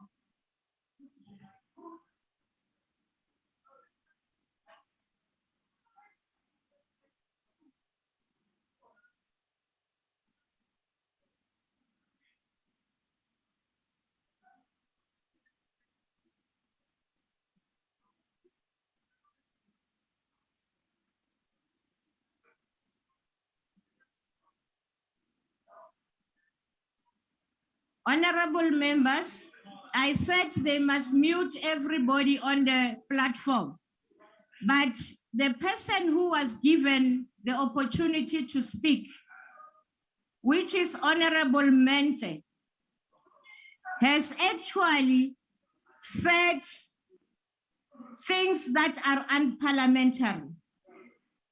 Honorable Mente said that the president is a murderer and that the president is a thief. Now, I'm going to allow you, ICT, to open and let Honorable Mente withdraw. That's the only person who will speak. Honorable Mente, will you please withdraw? No. She must continue. Yes, I am back here. She's not going to be told by you. You think Honorable Mente is your child? Honorable Mente. Honorable Mente. I'm here. No, but Will you please withdraw? I am not going to withdraw anything. Sihleli nenkuzesela. Andizowithdraw. I-EFF izawuhamba asizohlala apha sihlalele into yokokubana siqwebane izikolo kunye namasela. Honorable Mente from the platform. Honorable Kalipi, you also responded in an unparliamentary way. Are you going to withdraw? If withdraw what, Chair? Ukuthi Honorable Mente is not your child. You disregard the leaving you. When Baroto, when you apply for your stomach. You apply for your stomach. You are protecting your stomach. We're not going to tolerate that. Kalipi must be removed. Remove him from the platform. We want to proceed. Thank you.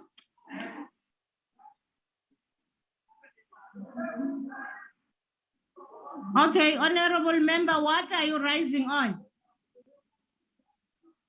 Thank you, Honorable Chairperson. I'm rising on Rule 69. Yes. Gross disorderly conduct. Yes. Subsection C and D. We have had the persistent undermining of the authority of the chair. I think that that rule does not allow that. Number two, a lot of insults have been held since 2 o'clock this afternoon. When you look at D, it says that persisting making serious allegations against a member without adequate substantiation. And then we've had that for the entire afternoon. Can you please that when anyone goes to that matter, it must be dealt with. Thank you, Chair. Thank you very much. That is why I don't want to take it as a general thing. That is why I'm calling member by member. And all the members that I have asked to withdraw and that have been doing this particular thing of flouting this rule must be removed from the platform. Thank you very much. We proceed and now invite the Honorable, the Deputy President of the Republic.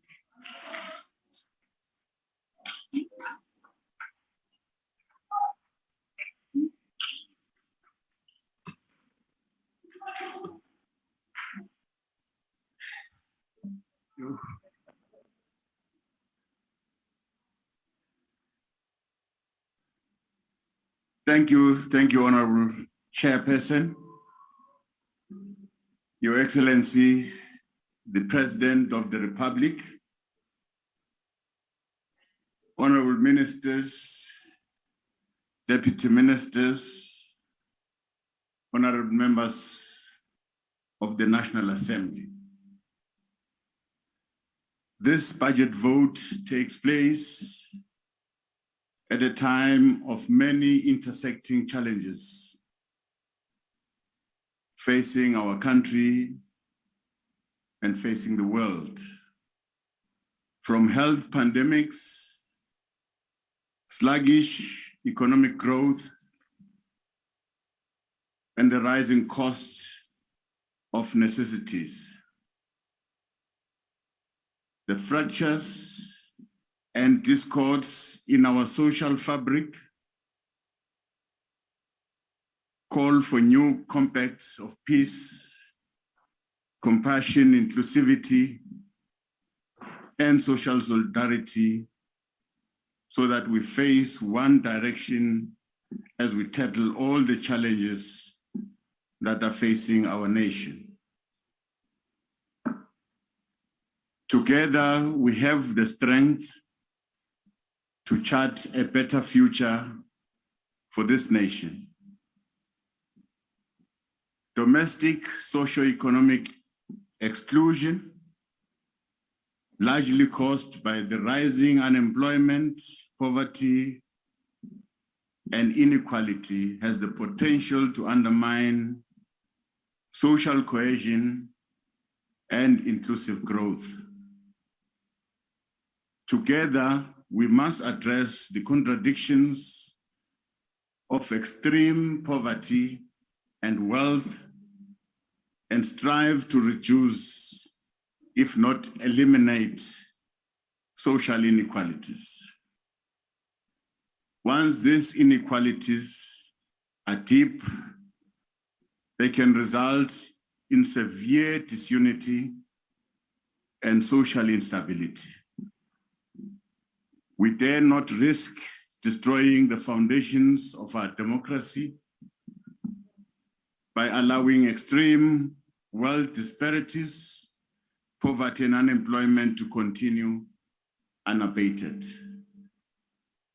As we face all these challenges, it is our responsibility as elected officials to work together to address them. South Africans are disinterested in our political disputes, in our political divisions and slogans. We are at a crossroads of difficult socio-economic challenges that can only be resolved through our collective commitment, shared national interests, and purposeful cohesion. Now is the time for leadership to rise above petty political differences and schisms in order to pave the way for national progress and inclusive development.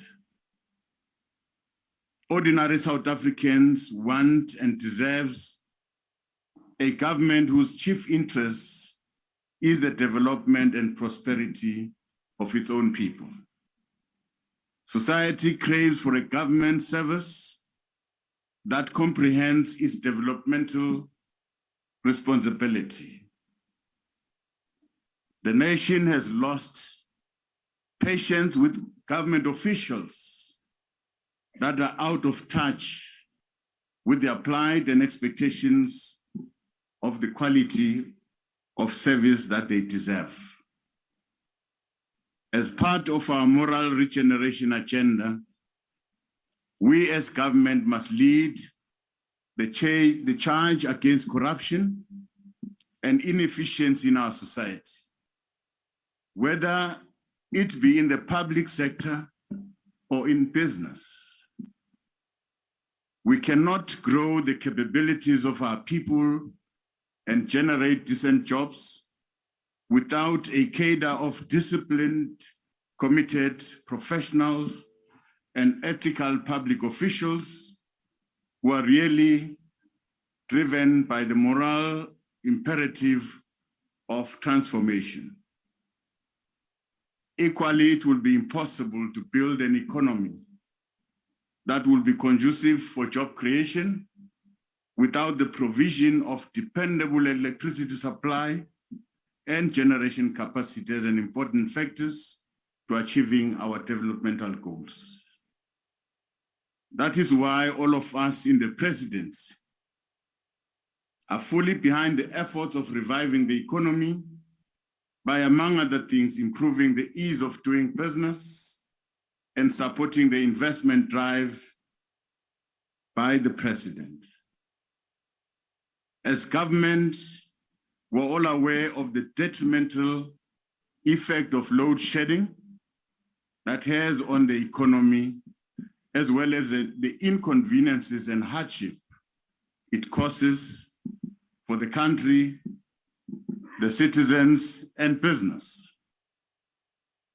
Under the stewardship of the Eskom political task team, we have begun implementing solutions to ensure energy security and long-term viability of Eskom, as announced by the president. Government will continue to support Eskom's implementation of a credible and transparent national maintenance program, which will ensure power generation plants operate at optimal levels to reduce the negative impact of electricity supply interruptions. Alternative energy generation measures are also being explored and implemented within the framework of the 2019 Integrated Resource Plan and augment electricity supply and improve grid stability as alluded by the president. The primary objective is to enhance the nation's capacity to provide uninterrupted electricity for economic growth and development. Honorable Chairperson, linked to the provision of energy supply is the creation of a predictable environment for investment by ensuring that land reform is accelerated to unlock economic development prospects. This will be accomplished through the redistribution of land for agricultural productions to ensure food security for the country, for human settlement, provision, and industrial development. These efforts are also about resolving historical challenges to achieve spatial justice towards the realization of this right for all our people. The implementation of our land reform program continues along a constitutionally defined path. Hence, the unfolding parliamentary processes of addressing land inequality, displacement, and dispossession. As government will continue to respond to the imperatives of restorative justice, economic inclusion, and social cohesion. We can report that considerable progress is being made in the implementation of the recommendation that were made by the advisory panel on land reform and agriculture to address land injustices. We have seen enacted a number of policy interventions, including but not only limited to land allocation and beneficiary selection policy, comprehensive producer support policy, land donation policy, upgrading of tenure rights amendment bill, and the expropriation bill.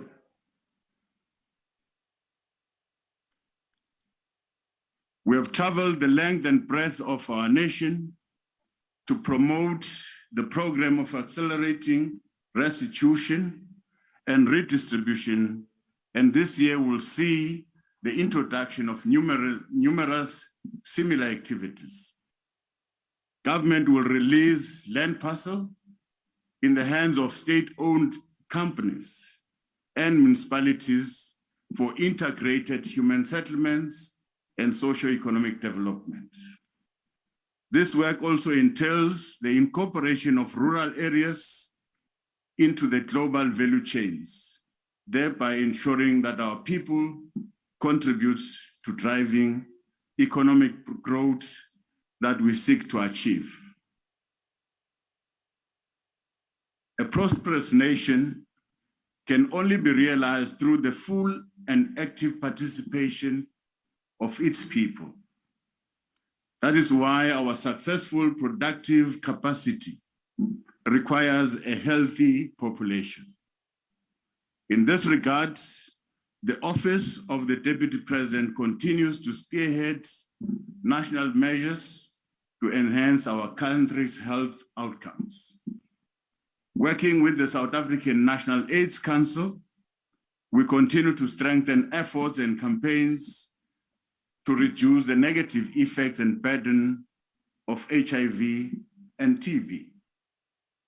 To this end, efforts are underway to finalize the drafting of the new strategic plan on HIV and AIDS, TB, and STIs, which will further direct the nation's response to ending these epidemics as public health threats by 2030.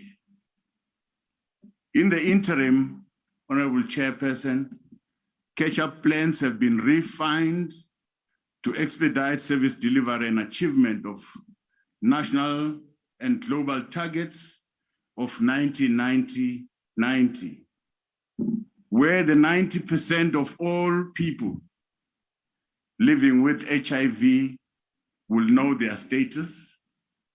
90% of all these people that have been diagnosed will be introduced to treatment, and 90% of all the people receiving treatment will have their viral load suppressed. The strategy serves as a framework for a national effort to mitigate the impact of HIV, TB, and STIs. Our national response to these epidemics requires that we coordinate better, we collaborate better and faster. While it is indisputable that the emergence of the COVID-19 pandemic brought misery, brought frustrations, and loss of livelihood to many of our people, it has bestowed on us a unique opportunity to do things better, to do things differently with much less. We seize the opportunity to leverage SANAC as a platform for consensus building and strengthening social compacts. This is why we interact with and try to rally communities as active partners in the national response to epidemics, non-communicable diseases, and social ills, including gender-based violence and femicide. Through this intervention, Honorable Chair, services are brought directly to the people, thereby improving the access to services and empowering people to be active agents of change. Part of this work includes engagement with various social partners, such as traditional and quiescent leaders, interfaith leaders, and traditional health practitioners, to mobilize them to partner with government in this fight. These social partners have committed themselves to sustainable strategic partnerships with government by signing commitment pledges. This campaign on the partnership strategy, which was successfully launched in December 2020, is progressing very well. In the forthcoming year, the SANAC Private Sector Forum will primarily focus on setting up provincial structures to support the work of provincial and district AIDS councils. Everyone has a vital role to play in combating HIV and TB co-infections so that we have a productive population capable of building an inclusive economy for the benefit of all, especially our youth, women, and people living with disabilities. Our country, Honorable Chairperson, remains a shining example of how a divided past can inspire a people to forge a new collective identity.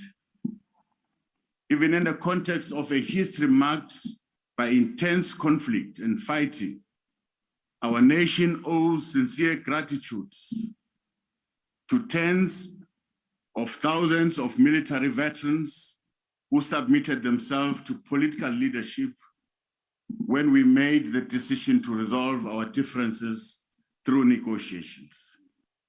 Similarly, the peace we enjoy today is as a result of the maturity of our veterans who are the pillar of our nation. As former soldiers, they place themselves in the service of our country. In the same spirit of trying to maximize the contribution of the people to our democratic system, the Presidential Task Team on Military Veterans has overseen the finalization of the pension policy for military veterans. To fully implement this policy, a process is currently underway to conclude the beneficiary verification allowing for a quicker turnaround time and aiding the department in managing records of military veterans. We've been interacting with various provincial governments and observed that the lack of profiling of military veterans hinders the implementation of programs that are designed to improve the living conditions of our military veterans. To this end, we'll work together with provincial governments to expedite the profiling of ex-combatants in order to ensure the improvement of their welfare in accordance with the law. We appreciate the veterans' willingness to collaborate with governments in addressing these issues so as to contribute to social cohesion and stability in our country. Honorable Chairperson, our progress in building a stable and cohesive communities requires the existence of a strong, efficient, and effective local government system with requisite capabilities to lead development and service delivery. Our municipalities must be able to perform in line with their legislative mandates and ensure that communities have uninterrupted access to basic services such as water and sanitation, waste removal, electricity, and roads. We are concerned that some of our municipalities are struggling to maintain existing key infrastructure for water and sanitation, resulting in sewer spillages and interrupted water supply to communities. In some cases, some of our municipalities have limited capacity to develop new infrastructure and expand access to service to cater for growing human settlements and demand for services.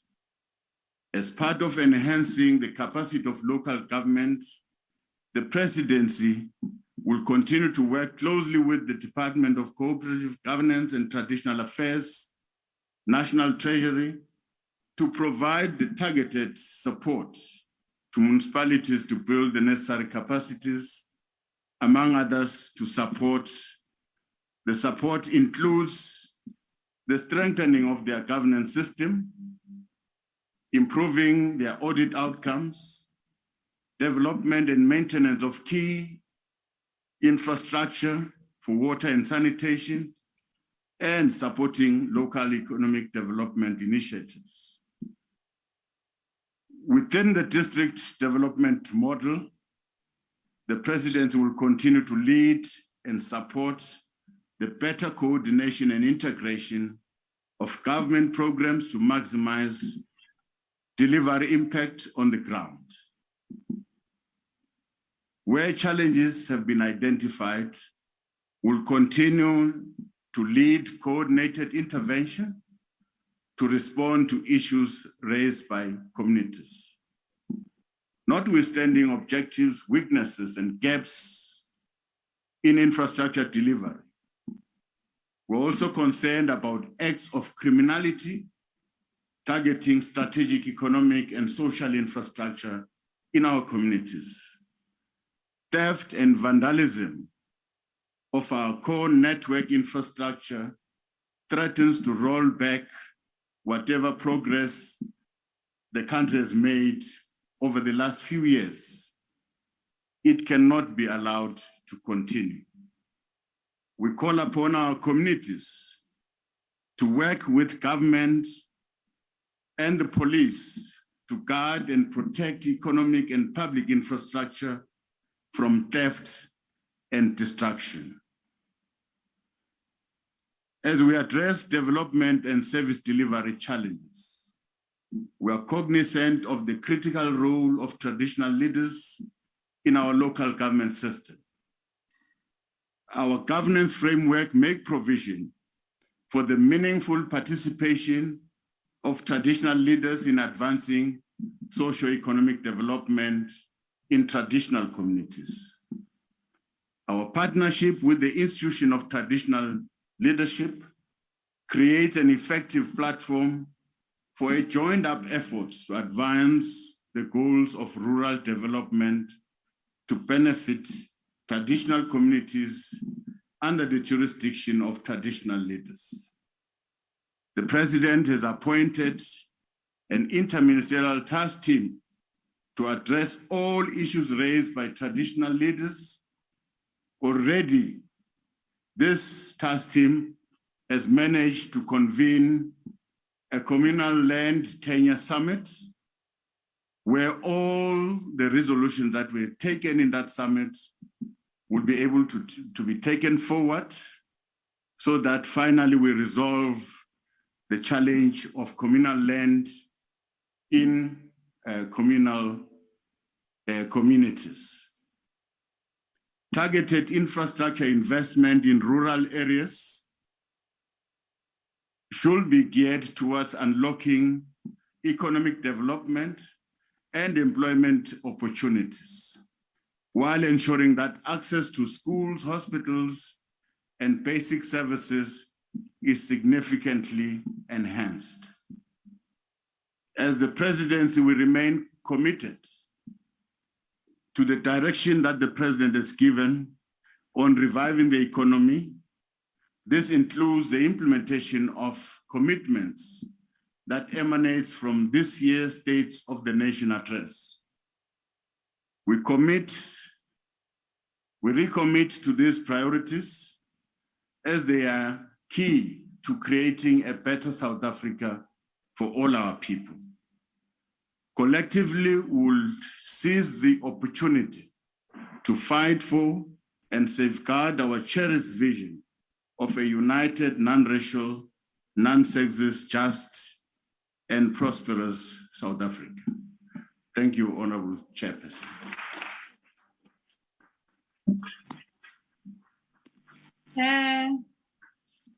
Sithokoze mhlonishwa Sekela Mongameli. Sirakela phambili sibiza manje from the IFP umhlonishwa umntwana kaButhelezi. Mhlonishwa Sihlalo, Your Excellency, our President, Your Excellency, our Deputy President, Honorable Speaker, our honorable ministers, our honorable deputy ministers, honorable members of the Assembly. Before I speak, Madam Chair, to this budget, I will ask His Excellency the President to tell me whether he understands me. Am I speaking clearly enough, Your Excellency? Or is my speech an impediment causing difficulties? I ask because, Madam Chair, your Premier, Your Excellency in KwaZulu-Natal, the Honorable Mr. C.K. Zigalala, has publicly ridiculed me, telling the Children's Parliament in KZN that the traditional Prime Minister to the Zulu monarchic nation, myself, is incomprehensible because he stammers. He even did a lively impersonation of me to the amusement of the audience, encouraging even the children of the Zulu kingdom to mock me as the king's prime minister. And he did this in the presence of my eldest daughter. I ask Your Excellency, what kind of leader is that? A leader who gets into a drunken brawl in public, embarrassing his party, embarrassing our province, his office in our country. I can assure him that I'm not an intellectual midget in any sense, nor by physique. So I cannot be pulled down by any midget of any shape and kind to the level of midgets. It pains me, Your Excellency, personally, that the oldest liberation movement in our continent is discredited by leaders of the Premier Zigalala's ilk. And I take it personally, Madam Chair, because when His Excellency President Kaunda, on behalf of the frontline leaders, asked me to found a membership-based organization in 1974, our leader, Mr. Oliver Tambo, immediately approved. Thus, from the start, I stated that Inkatha was rooted in the ideals of the African National Congress as laid down by its founding fathers in 1912. Now, the credibility of the ANC and of the government is continually being compromised as leaders are implicated in scandals, in corruption, abuses of power, and behavior that tears apart the moral fabric of South Africa. When leaders show no respect and act like hooligans, how can we be surprised when anarchy, such as we saw in July last year, erupts? Today, the IFE is called upon to debate the budget of the presidency, a budget that, yet again, has undergone no scrutiny of any kind by Parliament, no oversight process, and no interrogation by the people who are charged with protecting our country from abuse of power and abuse of state funds. So for the sake of enabling the president to perform its work, the IFE has always, every year, supported this budget because none of our questions being answered. We have done this, Your Excellency, on the assumption that the highest office in our land, the presidency, would not act contrary to what is just and right. We assume. But I ask the question, is that assumption still fair? Are we fulfilling our duty, in fact, if we rubber stamp an unexamined budget in the face of abundant evidence that the road of wasteful expenditure and mismanagement and corruption is actually pervasive throughout government? Your Excellency, in presenting the president's budget last year, you said that 10 years had passed since the National Planning Commission had identified the key cause of government's failure, which was the lack of coordination. You then declared that now, a decade later, we have a capable state which is, and I quote, Your Excellency, you said, well-run and well-managed with clear lines of responsibility and accountability, unquote. And that was June 2021. And then after that, July 2021 happened. In the aftermath of the worst civil unrest since the dawn of democracy, the investigative report of the expert panel described a calm a government entirely lacking in coordination, which is duplicated reporting lines, overlapping roles, and a plethora of structures that fail to communicate. It seems essential then that this budget should provide the audited performance history of programs of the presidency. Yet the budget before us simply says that no historical data is available. Targets for future performance are heavily given, but performance is omitted. For instance, our Deputy President has just mentioned that there is a task force looking at the role of traditional leadership, which although recognized in the Constitution, has no role in any legislative framework.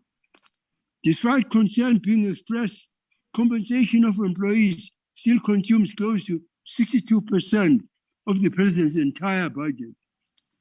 1.1 billion is spent on staff salaries alone, and estimated future expenditure on administration has increased yet again. We appreciate the president and the deputy president having forfeited a salary increase last year. We appreciate with many South Africans who lost their income entirely. Consequence.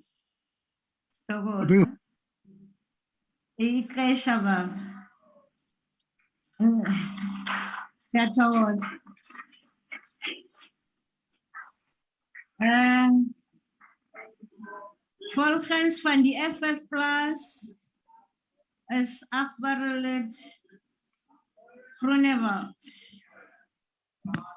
Geachte voorzitter, through you to the Honorable President.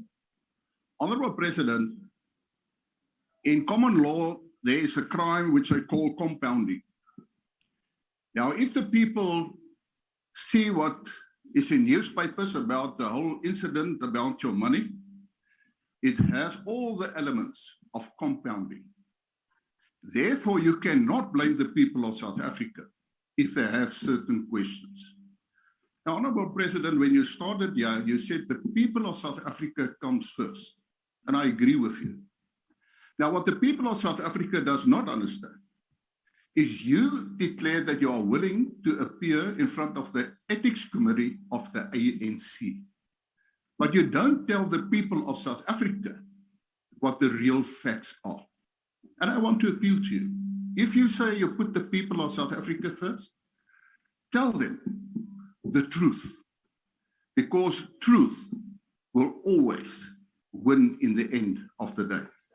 Honorable Chairperson, I also want to say that the honorable speech of the Honorable President is actually a picture of South Africa in this house, which is totally different from the picture of South Africa outside of this house. Let me give you one example. You referred, for instance, to the Special Investigating Unit, but earlier in this week, and you said you will vigorously implement the recommendations from the SIU. In this week, in front of the SCOPA committee, SIU declared that 463 cases, the recommendations had not been implemented. Disciplinary steps against civil servants. So it doesn't make sense what you say.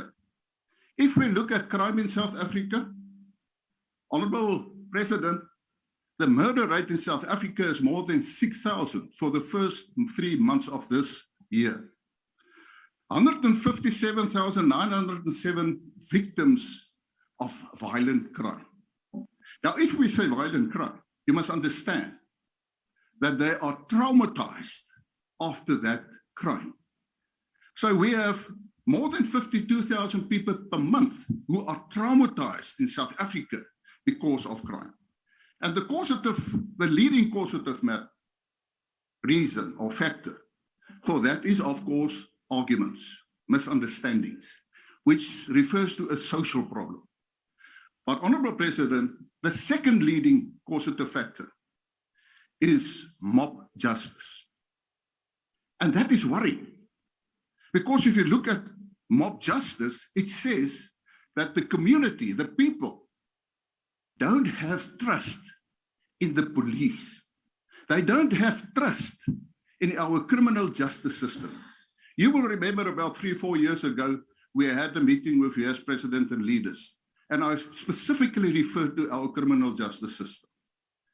And what is the statistics actually revealing? The increase in murder rate of women, 17.5%. Of children, a disturbing 37.2% increase in murders for the 3 months 2022.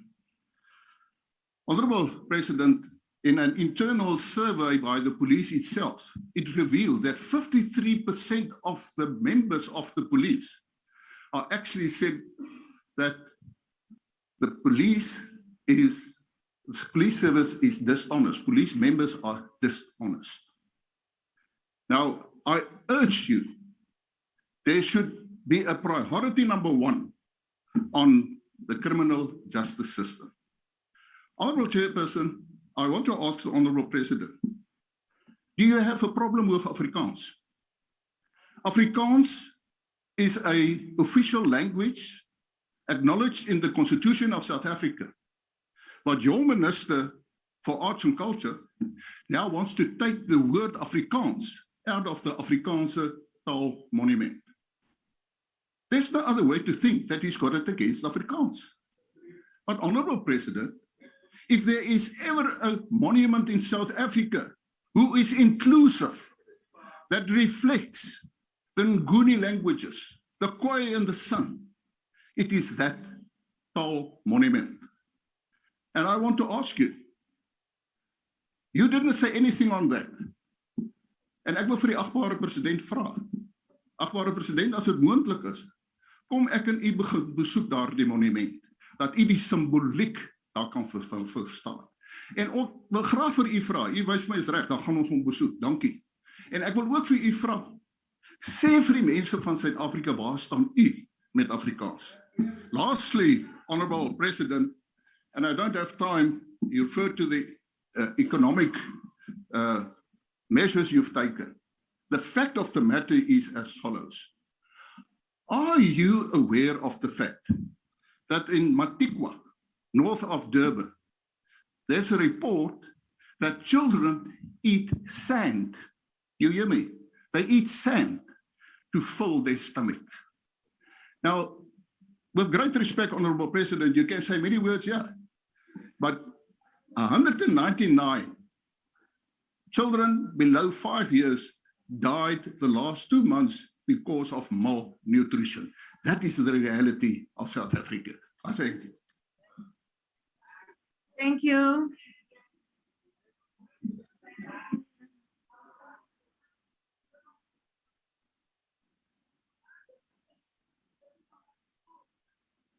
Thank you.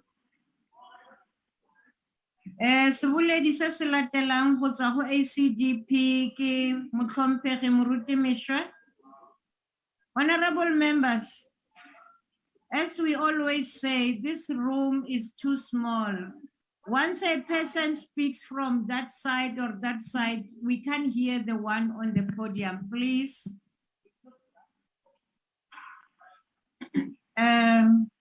Honorable Mishwe, le ka tswela pele rre. House Chairperson, Honorable President and members, on the 25th of May 2019, President Ramaphosa delivered a speech that reverberated for months throughout the country. He said, and I quote, "I am humbled by the trust you have bestowed upon me, aware of the challenges our country faces, but also alive to the fact that our people are filled with hope for a better tomorrow." Indeed, Chairperson, the majority of South Africans trusted the president and were filled with hope for a better tomorrow. But alas, that hope was short-lived. The allegations of corruption, money laundering, racketeering, defeating the ends of justice against the president have left many devastated and deeply disappointed. Rather than taking responsibility for breaking the law of this country, the president maintains that his hands are clean and his integrity is intact. Chairperson, the president cannot continue evading critical questions that have resulted from what happened at this Pala Pala game farm. These questions that demand answers include the following. Firstly, why did the president keep foreign currency to the value of $4 million at his farm while knowing that it is illegal to do so? Secondly, who brought the foreign currency on the farm and was it cleared with customs when it was brought onto the farm? And thirdly, why was the break-in and theft of that foreign currency that was found hidden in the furniture not reported to the police? Fourthly, if that money came from sales of animals of the farm, as some have alleged, has tax been paid on those sales? And fifthly, is it true, Mr. President, that a domestic worker who worked there was bribed, allegedly tortured even, to ensure that she does not talk about what has happened on the farm? We want to know. While I know that justice must take its course and a full independent inquiry has to investigate these serious allegations, much will have to be done to restore the nation's trust and confidence in the president. I urge Mr. President to be transparent and not to try and make excuses or hide any truth. To the president, I directly want to say, sir, please do not allow this Pala incident to be part of your legacy. Where there is fault, you need to repent and make right, not only as head of state, but also because you are responsible before God. I want to remind you further, Mr. President, that King Solomon once said, whoever conceals his transgressions will not prosper, but whoever confesses and forsakes them will obtain mercy. I wish you do that. Thank you, sir. Thank you.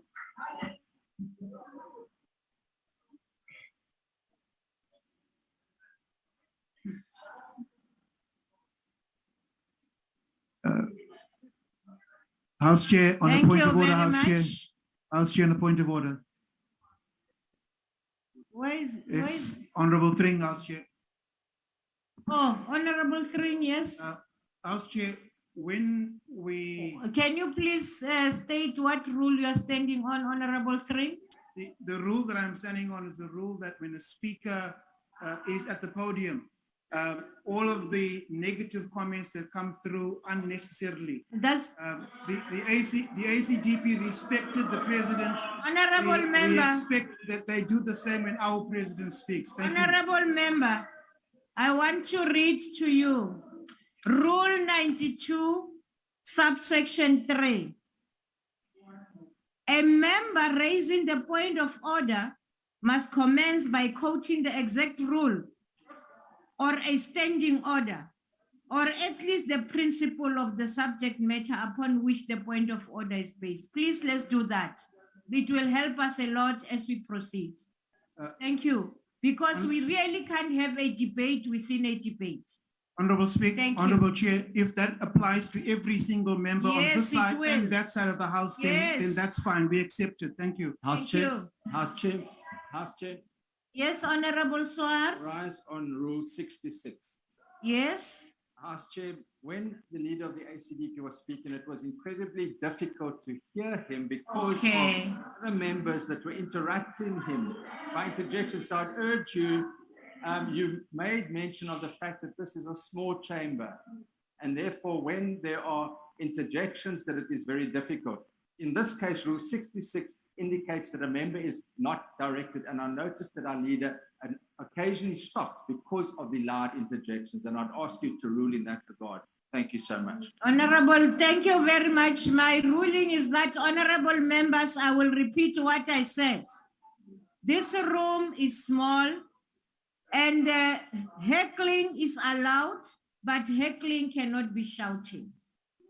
That's what I will say. Honorable Nkwanka, why are you rising? Since we couldn't hear Ndate Muruti, can you go back to the podium and deliver a speech again? Please, House Chair. We couldn't hear Ndate Muruti's speech. Can you go back to the podium Honorable again? member, Honorable Nkwanka, that is out of order. You don't give any instructions in this sitting. And honorable members, that could, you know, the Rule 92 tells us that you must raise the point of order immediately when there is that occurrence. And you should have raised your hand it would have assisted me. Thank you very much. We proceed and now recognize the Honorable, the Minister in the Presidency, Ntate Gungubele.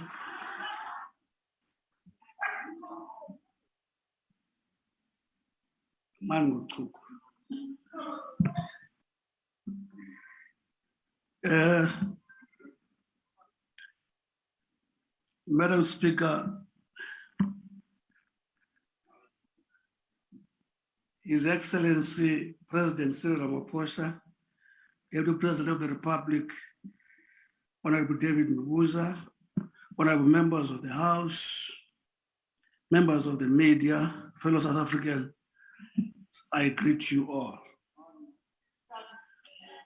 I think the challenge, Mr. President, is that you've been very much unfair in this parliament today. First, you dislodged the opposition, turned them into fans in the grandstand, because you called them to a field of play. They opted to sit in the grandstand. So that left you alone in the field of play. I'm still going to speak about that part. And secondly,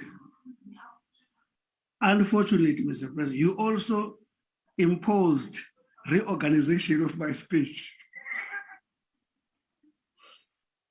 Because of the meticulous presentation you've just put across.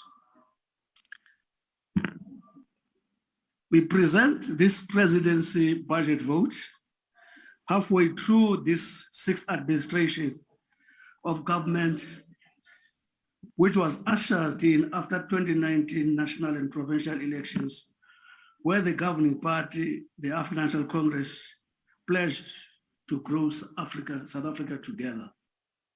Working with the people of South Africa, we pledged a new chapter of hope in the fight to eradicate unemployment, poverty, and inequality. A chapter to pursue the dream of our forebears of a non-racial, non-sexist, united, democratic, and prosperous South Africa.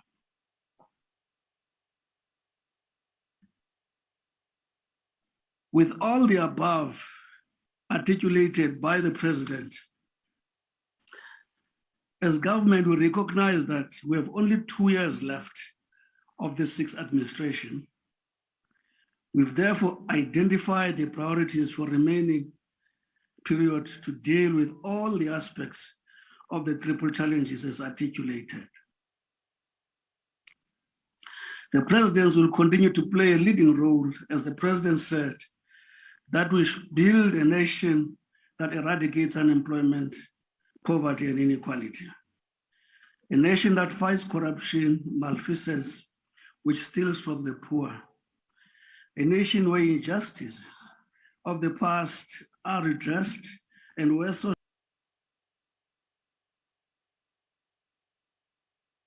socio-economic transformation is a priority for our efforts. A nation where all can live in safety and security without the scourge of gender-based violence and femicide.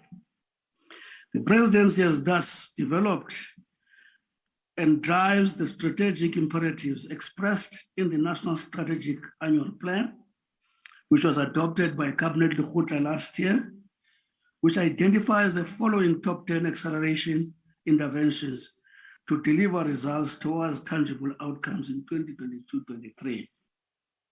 Amongst others is job creation in the public and private sector. The president has actually given a progress report on that. Ease of doing business to stimulate private sector investment and grow productive sectors of the economy as part of recovery and addressing the jobs crisis in South Africa. Using preferential procurement to utilize public procurement to empower enterprises owned by Black people, women, and persons with disability, as well as SMMEs and cooperatives.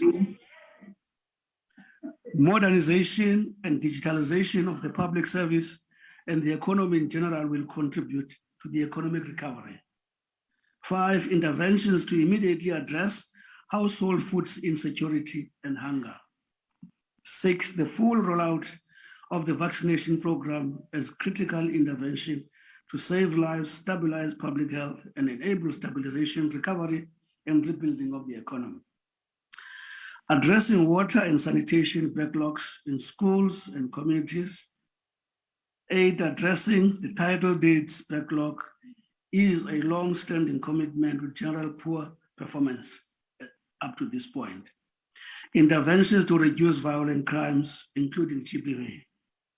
Lastly, while important progress has been made in combating corruption and bringing perpetrators to book, more visible progress needs to be made with regard to prosecution for corruption and related offenses.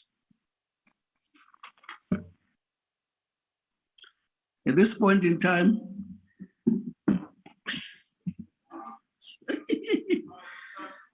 in March 2022, the cabinet approved the country investment strategy,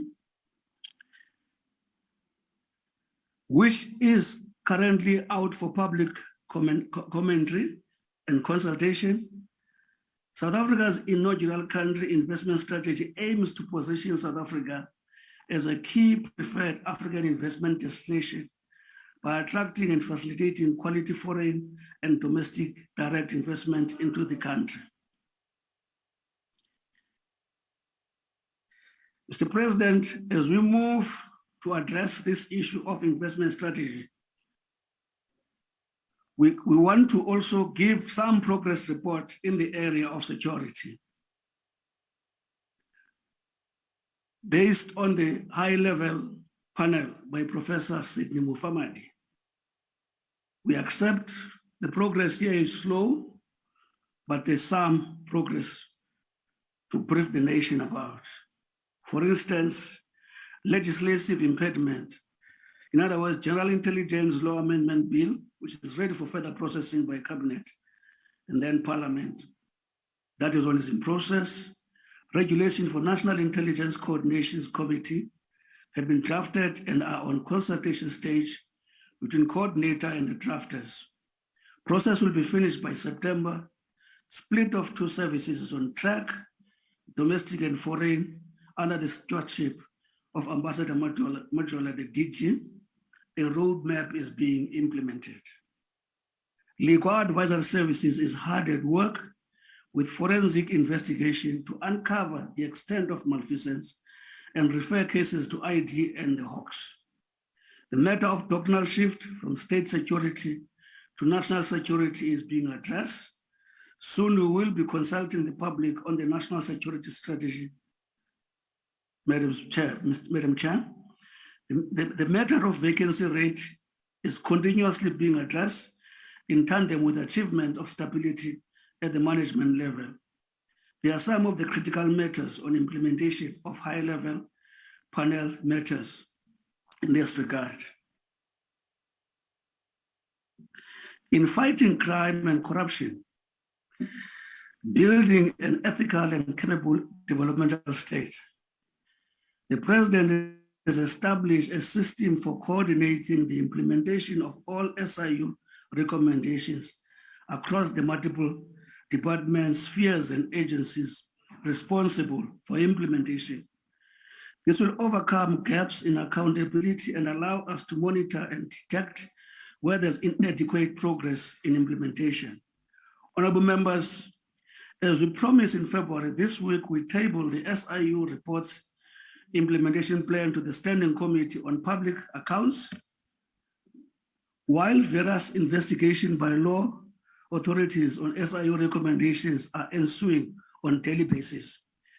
As true testament to our commitment to running a transparent government, all volumes of the Zondo Commission report on the state inquiry have been released to the public within the time frames we had committed. We have, through the Office of the Director General in the Presidency, established a team to work through recommendations before the deadline to Parliament, which is the 15th of October. We can promise the country that we will be as transparent as we have been throughout this process of implementing the recommendations of the report. As the Minister of Finance said during the budget speech, resources have been allocated for the quick implementation of this report. As we have previously stated, law enforcement agencies are already working to ensure that those who are found to have been implicated in the state capture are brought to book.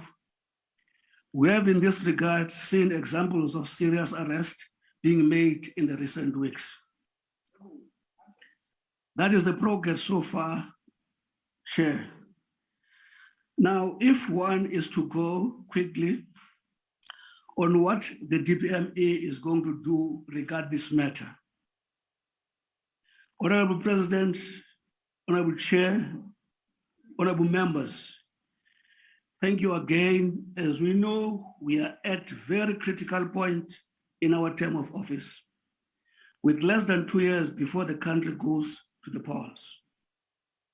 The work that we do now and in the period to April 2024 will determine whether we're able to regain lost grounds and reverse the setbacks caused by multiple shocks, including the pandemic, the July unrest and the April and May flood disasters, all of which compounded poor growth levels, unemployment, poverty, and hunger have worsened.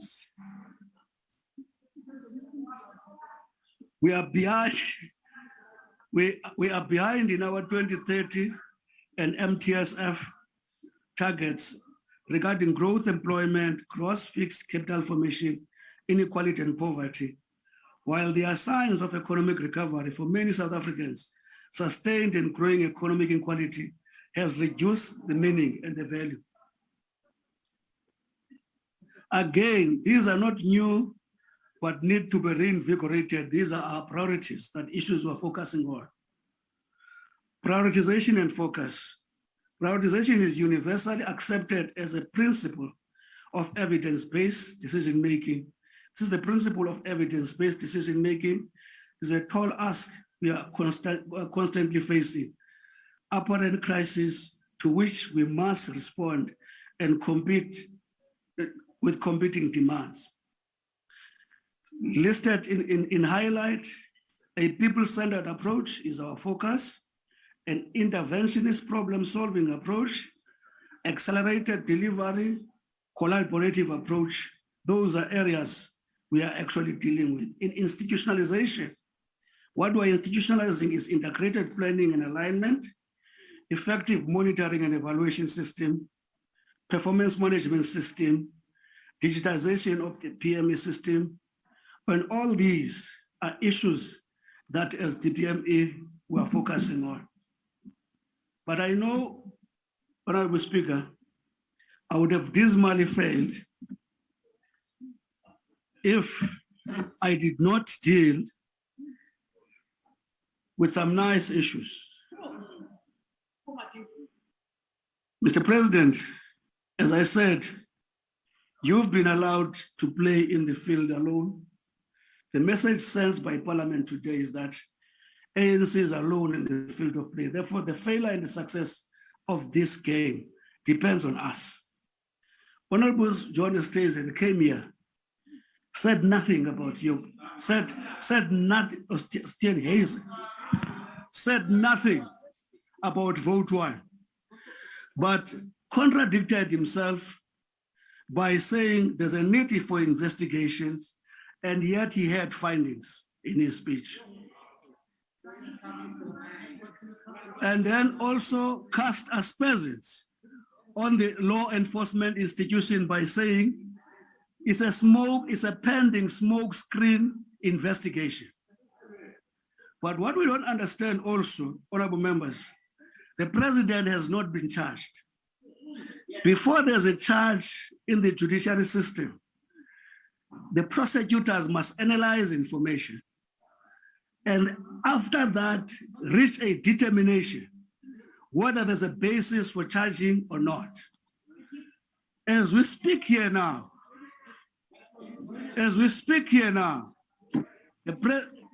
what has occurred in Palapala, key institutions are analyzing that and they are going to reach a determination. And the president has said unequivocally he is going to cooperate with that. One of the most scary thing,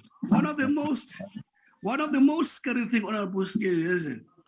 There's not a single one, very few people in this narrative who are worried about the access in the precinct or the residence of the president, which threatened his security.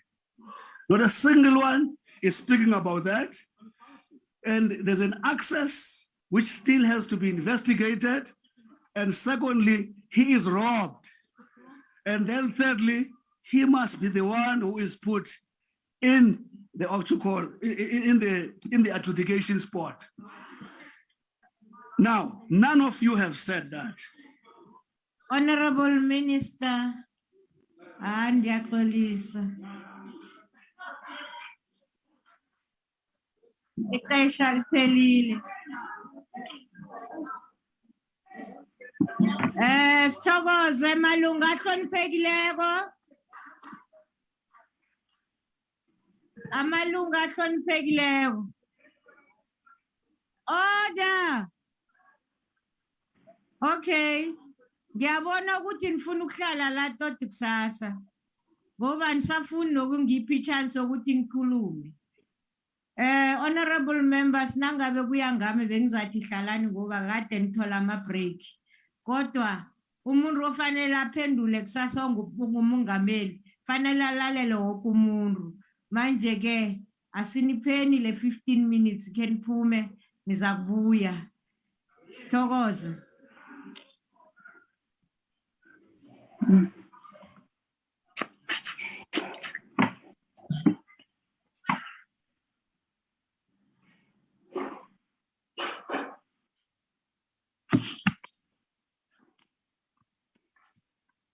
Recording stopped.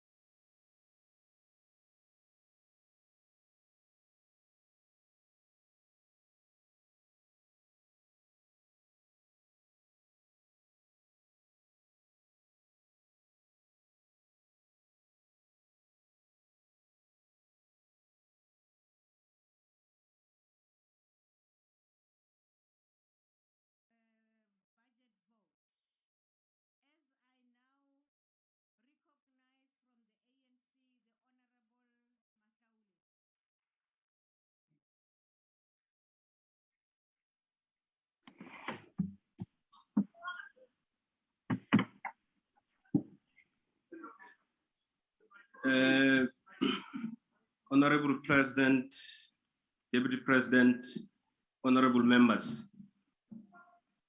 Chairperson, the presidency has made enormous progress since 2019. That makes the democratic South Africa appear like the beginning of time rather than the end of history. And without a shadow of doubt, further progress is possible. The progress and success of the presidency have been vigorously debated within both the parliament and the public broadly. In the midst of the presidency budget vote today, however, a new discursive practice seems to be emerging, that of conflating a public realm and the private realm when reflecting on the performance of the presidency. And let me be clear about what I'm talking about. It is worth pointing out that the subject in today's debate is President Ramaphosa as public representative and not President Ramaphosa as a shrewd businessman. What President Ramaphosa does in his private life as a businessman is something that the parliament has no authority over, and therefore it should not be the place for free thought and the exercise of reason. Chairperson, the reason I'm raising this is obviously that the opposition parties tend to use President Ramaphosa's business interests to drive narratives that pit the president against citizens. As such, narratives are not only hegemonic, but also set up interpretative frameworks that repress anything that is articulated and envisioned outside of those frameworks. For instance, the EFF speculates that President Ramaphosa concealed the crime at his farm for fear that such revelations might expose the president's involvement in what is supposedly racketeering, which implies that President Ramaphosa's commitment to fighting corruption is predictable, meaning is talking left so as to more rapidly walking right. President Ramaphosa, that is the EFF's views, it goes like he must step aside to allow the rule of law to take precedence without interference. Although it is hard to tell at the moment how much impact this view will have, it is nonetheless extremely popular in the public discourse because the EFF is competing with the media to engage our attention with these dramatic narratives. But I'm inclined to urge South African citizens to consume this view factfully and to subsequently realize that this view is not truly helpful or for evaluating the performance of the president. Chairperson, it is important to underscore that the view of the EFF is nothing short of throwing stones in a glass house. To be more specific, the ANC has never spread any distorting narrative when it was revealed that the EFF and its president for life received donations from donors alleged to be involved in illicit tobacco trade and tax invasions. Moreover, the ANC has never conveyed a dramatic representative picture of the DA when one of its provincial executives in the Western Cape province was at the center of a serious allegation of sexual assault. And yet these opposition parties have the audacity to dictate to the ANC how it should handle the alleged crime against President Ramaphosa as the party's deployee in government. The DA and the EFF must allow the internal disciplinary and integrity processes of the ANC to unfold without attempting to spread divisions where it is smooth unity, misunderstanding where there is convergence, and factions where there is agreement.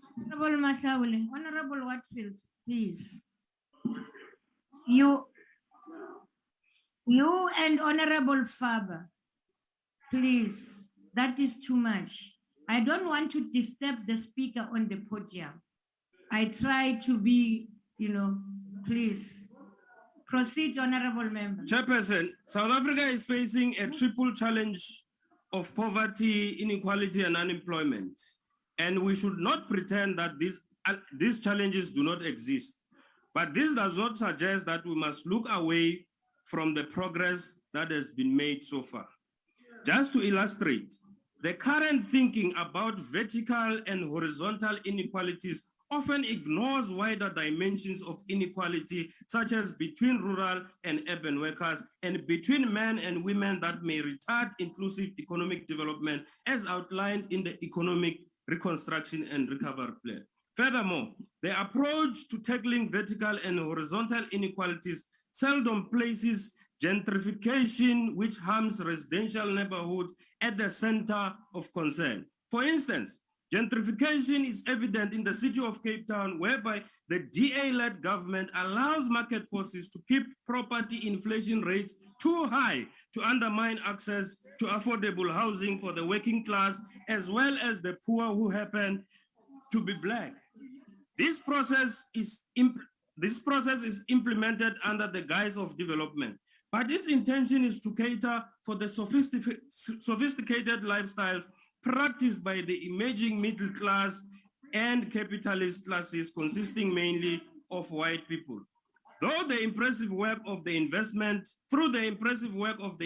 and Infrastructure Office in the Presidency, the Mooikloof Mega Residential City Project, which is estimated to create approximately 50,000 apartments and almost 41,000 direct jobs, is designed to tackle this gentrification as well as vertical and horizontal inequalities so that the city of Tshwane does not become a mirror image of the city of Cape Town. The project is designed to fast-track the key priority interventions of accelerating an infrastructure-led economic recovery as outlined in the Economic Reconstruction and Recovery Plan. In addition, providing access to lifestyle services which have been denied individuals in lower income groups, partly because of the conservative nature of the banking system in South Africa that is overcautious when financing housing developments for lower income groups.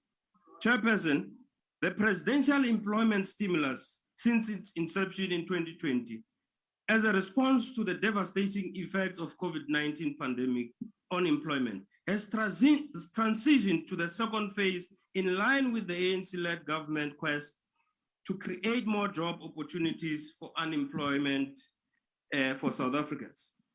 To avoid misjudging the progress of the presidential employment stimulus, more than 500,000 unemployed South Africans in sectors with direct social impacts such as education, food security, public infrastructure maintenance, and environmental protection benefited from this employment scheme during its phase. Of course, the EFF, as a self-proclaimed party that cares about the workers, is likely to argue that these jobs or these job opportunities pay workers unacceptably low wages and make them work in inhumane conditions. What the EFF struggles to grapple with is that there is no objective way of understanding inhumane conditions and low wages. Given South Africa's status as one of the most unequal countries in the world, it is plausible that what the EFF consider a low wage is a decent wage in the eyes of most South Africans at the receiving end of poverty, inequality, and unemployment.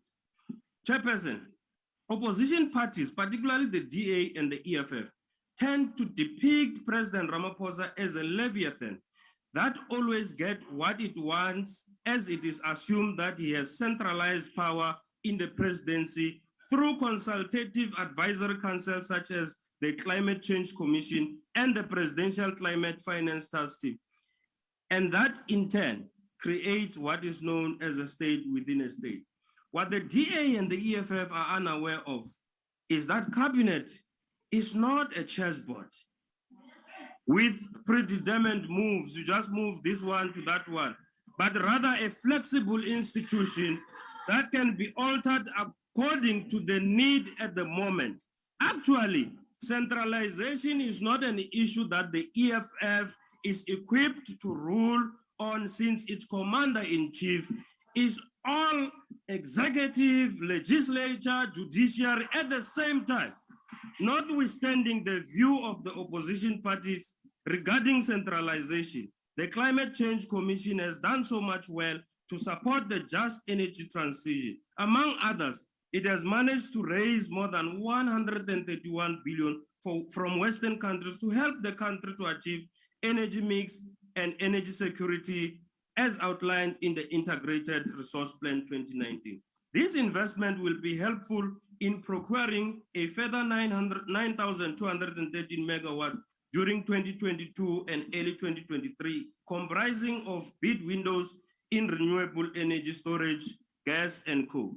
In conclusion, Chairperson, the presidency budget must pass because President Ramaphosa has performed exceptionally well in the middle of COVID-19 pandemic, which has halted so many social and economic development plans. With the easing of local lockdown restrictions, we have more reasons to believe that economic reconstruction and recovery will be accelerated at a faster pace. You must listen. Thank you.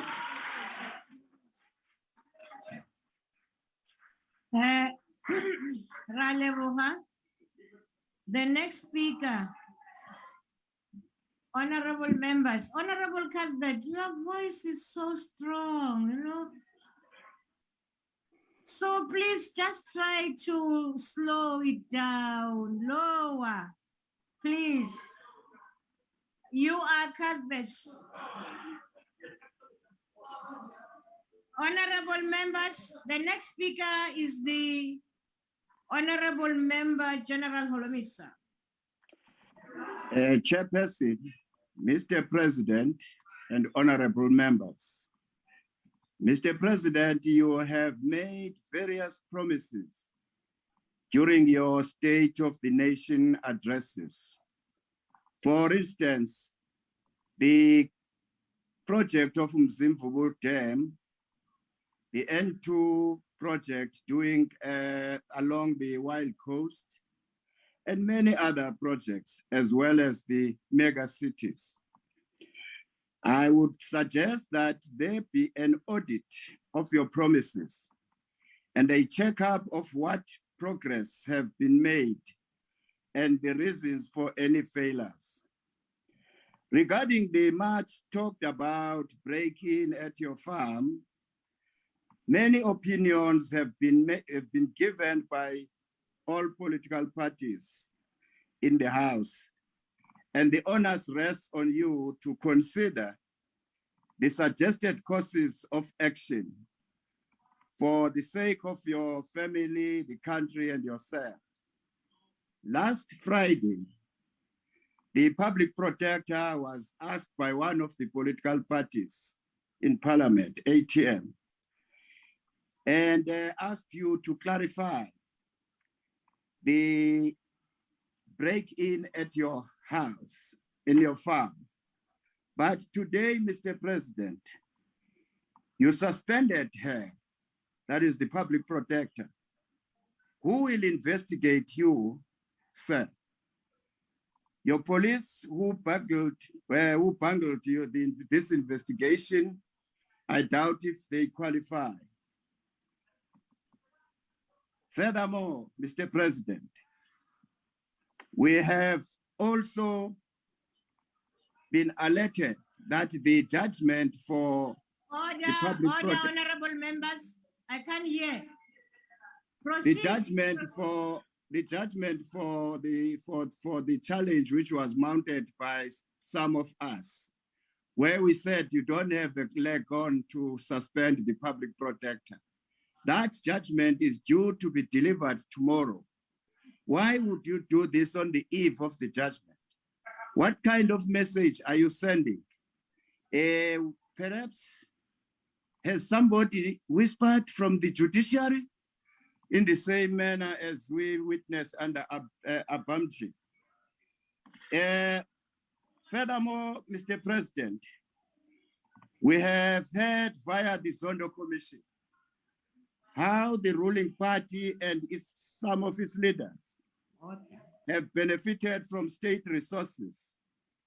Even your own words have echoed this sentiment. siyaxolisa the Honorable Ah, Holomisa ixesha lakho limukile. Nivile message kamasela la. Okay. Honorable members, the way you are making noise is not right, because somebody will say something and you will come and say, this is the point of order, when I have heard nothing. So please, let's respect this house. We know you can heckle, but limit your voices. Don't over-drown the speakers. We now proceed and call from the ANC, the Honorable, the Minister of Social Development, Mamzul.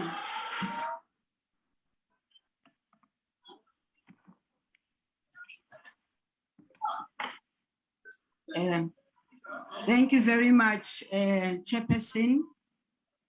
This might be sounding very funny coming from me, but this is fact and this is truth. We are in a situation where, as South Africans and parliamentarians, need to take a moment and think very seriously about what happens in this house. And from the bottom of my heart, I'm genuinely saying that there is a time when we can make all the noises, insult each other, and do everything that we want to do, but there is a time when we need to stop. And I personally believe, Honorable Chair, having been in this house, having been one of those that also makes those noises, having been one of those that heckles beyond imagination, I'm now saying, Chair, the people of South Africa are calling upon us now to re-look and rethink and think very hard about what comes out of this house. And this Honorable Chair, President, Deputy President, I say it genuinely as a representative of the South African people, who, many of whom fought to be here and never got a chance to be here. It is my time, Mr. President, Deputy President, to say to the honorable members here, it is the time now for us to pull back. It is a time for us now to really do a complete overhaul in the manner in which we conduct ourselves in this house. And I want to say today, I'm going to be number one in that.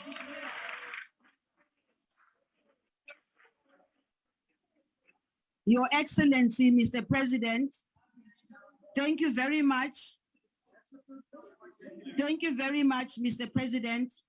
I do want to say to those who do not believe, abafuna ukukhola njengoThomas, ngizocela ukuthi bangibheke from now on, bangitshene ukuthi bayangithemba noma bangithembi. Ngime la, Mr. President, ngicela ukubonga ukuthi wena as the President of the Republic of South Africa, you are leading us as the executive, and you expect certain things from us as the executive. And you, Deputy President, I'm sure you expect the same. Ngoba ke sikhuluma nabantu abasekhaya, ngiyacela Honorable Chair, ngicela and honorable members to say, ngicela ukucaphuna amagama anokushiwo omunye usisi omkhulu kahle engimthanda kakhulu woKhozi FM, Lady D, onokuthi mayeqeda iprogram yakhe athi ngithanda nonke emakhaya. Ngicela ukusho ke ukuthi thina sihama member we-African National Congress, ngiyethemba nabo laba bangapha bazovuma mangithi sinthanda nonke emakhaya. I am here, Mr. President and Deputy President, being very thankful also of the fact that, Mr. President, you referred to a very challenging situation which we have been in as a nation with regard to the military veterans. Mr. President, Deputy President, members of this House, any nation that does not respect, that forgets about the people who sacrificed for their freedom and takes them for granted, does not deserve a future, because every nation all over the world, they always remember the future. They remember their heroes and heroines who made it possible. I wish to thank you, Mr. President and Deputy President, that you have taken this issue very seriously because it has been going on for too long. I do want to say to yourselves in this House and to the nation, those military veterans deserve a better life. Those military veterans and their children and their grandchildren deserve better, and it is possible for us to give them that better that they deserve. Mr. President, while we're continuing to provide solid leadership to all of government in the service of society and all our people, Your Excellency, your office, your Deputy President, and all the ministers and everyone who works in your office. And I thank you also for raising the issue of the DG in your office. Nothing is as painful, and especially being a woman, to find yourself being threatened in the manner in which she is being threatened. I'm hoping, Mr. President, that those thugs, those angazi ukuthi ngibabizeni, ngicela ukuthi bamiyeke aqhubeke enze umsebenzi wakhe. Mr. President, you are steering the ship that you are steering and commandeering for one, to effectively carry out executive oversight on coherent policy and integrated program implementation pursuant of an inclusive, transformed, and prosperous South Africa. Mr. President, we talk of prosperity. Prosperity cannot be only for us who are in this House. Prosperity has to be for all citizens of this country. Number two, provide responsive technical competencies by which accountability is necessarily engendered in the quest to realize government strategic agenda. Number three, continuously improve governance, state capacity, and program implementation with a view to qualitatively better the state of our people. Yes, your constituencies, honorable members. When I talk about the state of the people, I'm not only just talking about the members of the African National Congress, I'm talking about your own constituencies too. And through social and economic reconstruction and recovery, we have to get South Africa working. We just came back from a very serious strategic planning meeting where the president told us in no uncertain terms that we must fill the potholes. He told us in no uncertain terms that everything that is a challenge that depends on us, we must be able to deal with it. So within the three programs that I have just spoken to of the presidency's budget vote one for the 2022-23 financial year, the presidency will continue to lead and coordinate process that formulate and implement comprehensive, sustainable solutions relative to the legacy of poverty, unemployment, as well as the novelty of climate change. And Mr. President, when we talk about climate change, we want to say to our people, the issue of climate change is not just a government issue. When we were crisscrossing KwaZulu-Natal, Mr. President, we're telling them that when they wake up in the morning and they watch the news and they see the weather, they must not think about what am I going to wear. They must think about what's going to happen. Is it gonna rain? Is it gonna be heavy rain? Is it gonna be light rain? Will I still find my house when I come back or not? And so, Mr. President, all the areas that yourself, together with the Deputy President, as well as the Minister Gungubele spoke to, are the issues of great importance to us as a Department of Social Development. But of course, Mr. President, we are not just about the Department of Social Development. We are about the overall performance of our government, where government creates a conducive environment for our people. Our social protection framework constitutes part of our comprehensive approach to inequalities, unemployment, and poverty. Not only do we provide targeted social assistance to cover 18 million South Africans who cannot provide for themselves and their families every month, excluding over 10 million who are receiving the SRD 350. And I know that there are those who are going to say, yeah, they're still waiting for that 350. Yes, Mr. President, they will get that 350, but fact is, in order for us to be able to pay that 350, we've got to make sure that we've got proper systems that make sure that the money is paid to the right people, number one. Number two, we spend a lot of money also, Mr. President, honorable members, in paying that money. So we have to negotiate with banks. Unfortunately for us, we have to negotiate with the banks. Maybe one day SASSA might be able to do its own payment so that it doesn't have to go through the pain that we are going through. And so, Mr. President, that 350 will be played. And now turning into international area, Mr. President, South Africa is part and parcel of the greater world. And therefore, it is important for us as a country and as a nation to continue calling for peace across the world. We call for peace in North Africa, in the Sahel, in the Horn of Africa, in the Middle East, in Asia, and of course, we call for peace even in Europe.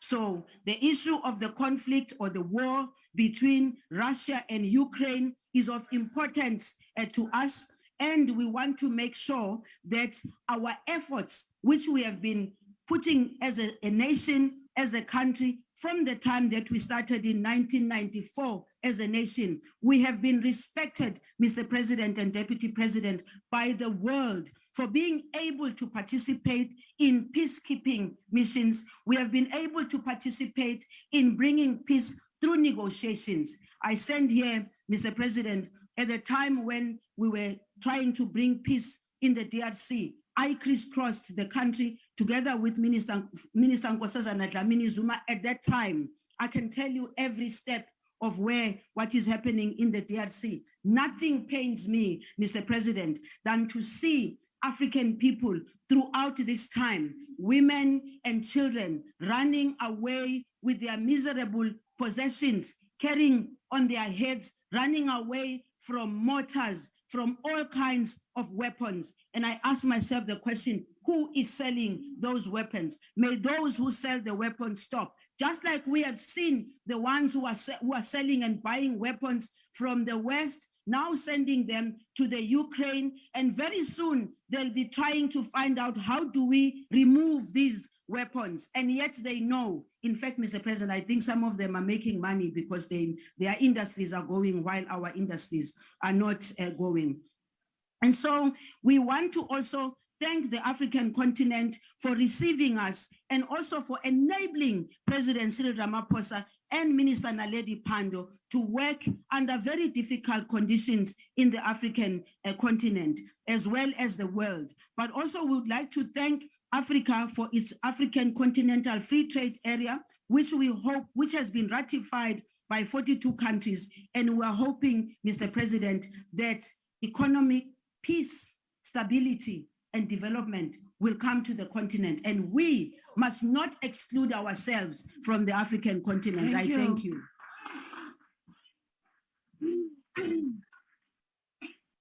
Thank you very much, Honorable Minister.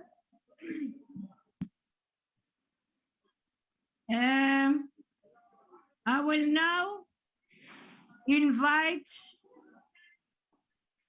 thank you, order, honorable members. Honorable Mahau of the ATM, this is your opportunity.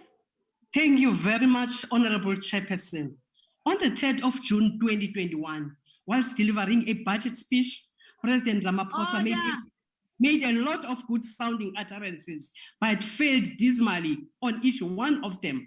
Because of time allocation, I will deal with just 3 of his statements. One, he said, I quote, "We commend the hard work that has been underway in the National Assembly and through public hearings across the country on amendments for Section 25 of the Constitution to enable the expropriation of land without compensation."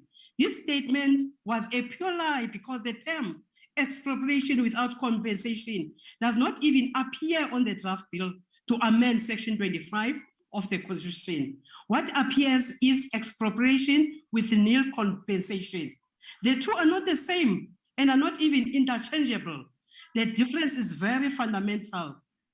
Although to an unsuspecting eye, they may sound the same. It is semantic, it's not. Why are the people of South Africa being lied to? 2, he said, I quote, if our economy is to thrive, if our people are to be empowered, if poverty is to be defeated, we need to tackle corruption, fraud, and mismanagement in every area of public life.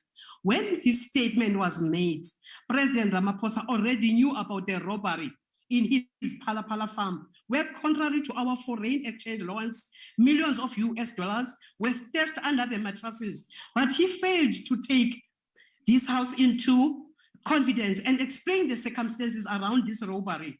Section 96 prohibits members of cabinet from engaging in other paid work, yet the president told a handful of conference delegates and media in Lombombo that apart from earning his salary as a president, he is also a farmer that trades in buying and selling game and livestock. How then should the nation have confidence in a president that boasts about flouting the constitution? 3, he said, I quote, we are steadily and progressing, turning the tide, strengthening our laws enforcement agencies, identifying wrongdoing and ensuring that action is taken against those responsible. President Ramaphosa has confirmed that the robbery in his farm was not reported to the police official as specified by the law PRICA, section 34, subsection 1. The PPU member that the president reported the matter to is not the DPCI officer for crime as contemplated in the law. Hence, as we speak, there is no case number. So basically, the wrongdoing went unreported and that's not captured on the stats. That alone undermined and sabotaged by the whole head of state. It is unacceptable. How can we win the war against corruption and criminality? Honorable Speaker, Section 83B of the Constitution of Honorable Makau, demands that president should uphold respect and defend Constitution. We are saying at 8 a.m. Honorable Makau, your time is up. You have 3 minutes. We proceed and call on the GA and invite Honorable McLuhan.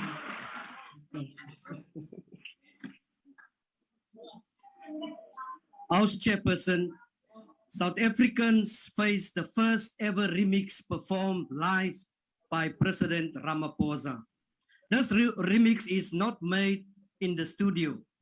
Beneath all these classic hits are the echoes of an entire political structure who is in total tatters. The emperor finally is without clothes. Mr. President, it is time to read between the lines.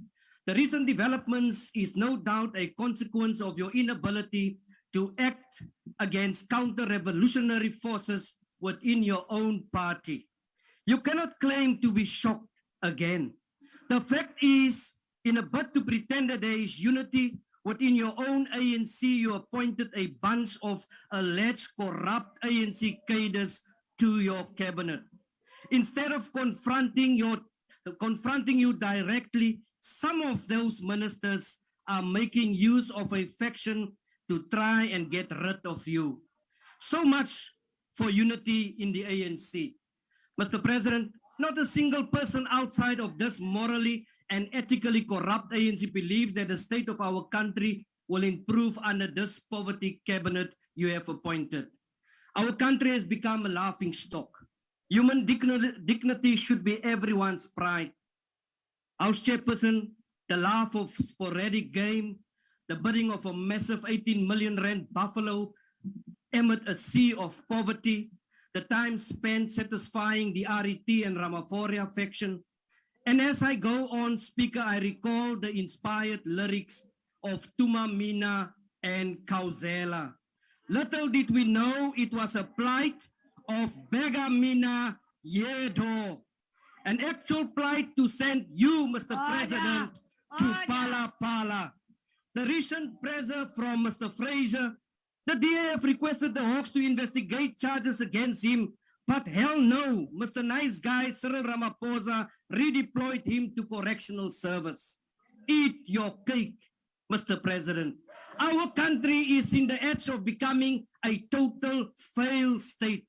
There's no denying that the ANC cadres in government over the last 2 decades have turned its back on the people of South Africa in favor of lining their own pockets through corruption, fraud, theft, and money laundering and racketeering. Unlike you, Mr. Ramaphosa, we are not shocked that the tentacles of the ANC corruption is so deeply entrenched within the government. We are not shocked that the integrity of the state has been compromised by the ANC government. We are not shocked that 62.1 million has been hid under a mattress. We are not shocked that the economic recovery package is not showing any real growth. We are not shocked that 15 million people is without work. We are not shocked, Mr. President, you are dealing with a dilemma. We are not shocked that you prefer to speak to the Integrity Committee instead to this country. We are not shocked that we have learned that someone won the first prize being the Mampara of the week. Wena uwetsang wena mtate president. We are not shocked because for at least the last 20 years, it was the DA who won the ANC. Our state of decay and misery and despair today has been forewarned. Speaker, it feels like forever. We are therefore entitled to ask questions. Where was the president when the Guptas took control of the important SOEs such as Transnet, Eskom, and the NEL? Waar was jy, meneer die president? I know the president itself was deployed by the ANC to make these appointments. So we are putting the blame at your doorstep, Mr. President. Mr. President, the worst is to come. Please allow me to rewind a little bit and dwell on the counter-revolutionaries and those who once being your praise singers. Let me remind you that the deputy president is a paid-up member of the Premier League. It has once been said that the leopard cannot change its spots. Tigers don't cry, Minister Mantasha, and buffaloes have a smooth tongue. One wonders if the deputy is worth the deputy of a deputy because he is always absent without leave. All the time coming to Parliament, the same old story and same old answers to members of this House. The Minister of Police, he wears a hat, House Chairperson, hot-headed, always in a hat, always with a hat, but he is currently kept under a hat for a big surprise. Ayanda Dlodo claims she was warned about the riots in KZN, yet we face a parliament up in flames. Former Health Minister Willem Kize, who was his name surfaced in the SIU investigation, probing on how KZN provincial tender ballooned from 3.5 million to 114 million. Who will forget the 10 million glorified wheelbarrow scooters bought to serve as an ambulance? Then there is the digital vibes with COVID-19 corruption that hits the 5 billion. But this ANC government is quiet. To date, not a single word by the president on DECO's whereabouts when asked. She swindled the public purse with PPE contracts. She was found guilty, failing to disclose her interest and only received a written warning. She seems to be the untouchable and is nowhere to be found. Paul Masatile's attempt to amend the step-aside resolution should be an eye-opener to you, Mr. President. Former Defense Minister, very confused at the lack of police in KZN. Some food for thought, Mr. President. Mr. President, hasn't my good friend, Minister Patricia de Lille, told you that they wash your dirty linen in public? Wake up and smell the coffee. Your washing is all over the show from Cape to Cairo and from Cairo to Bay Bridge. Mr. President, it is the end of your washing line. Finally, Mr. President, allow me to put my hands over your eyes. It is a surprise, Mr. President, a big surprise. Your palace is falling apart. Happy New Year, Mr. President.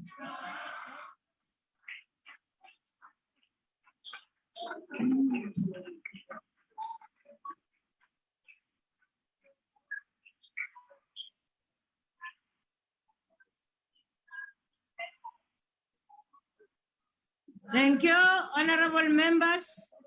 We proceed and invite from the ANC, the Honorable Chabalal.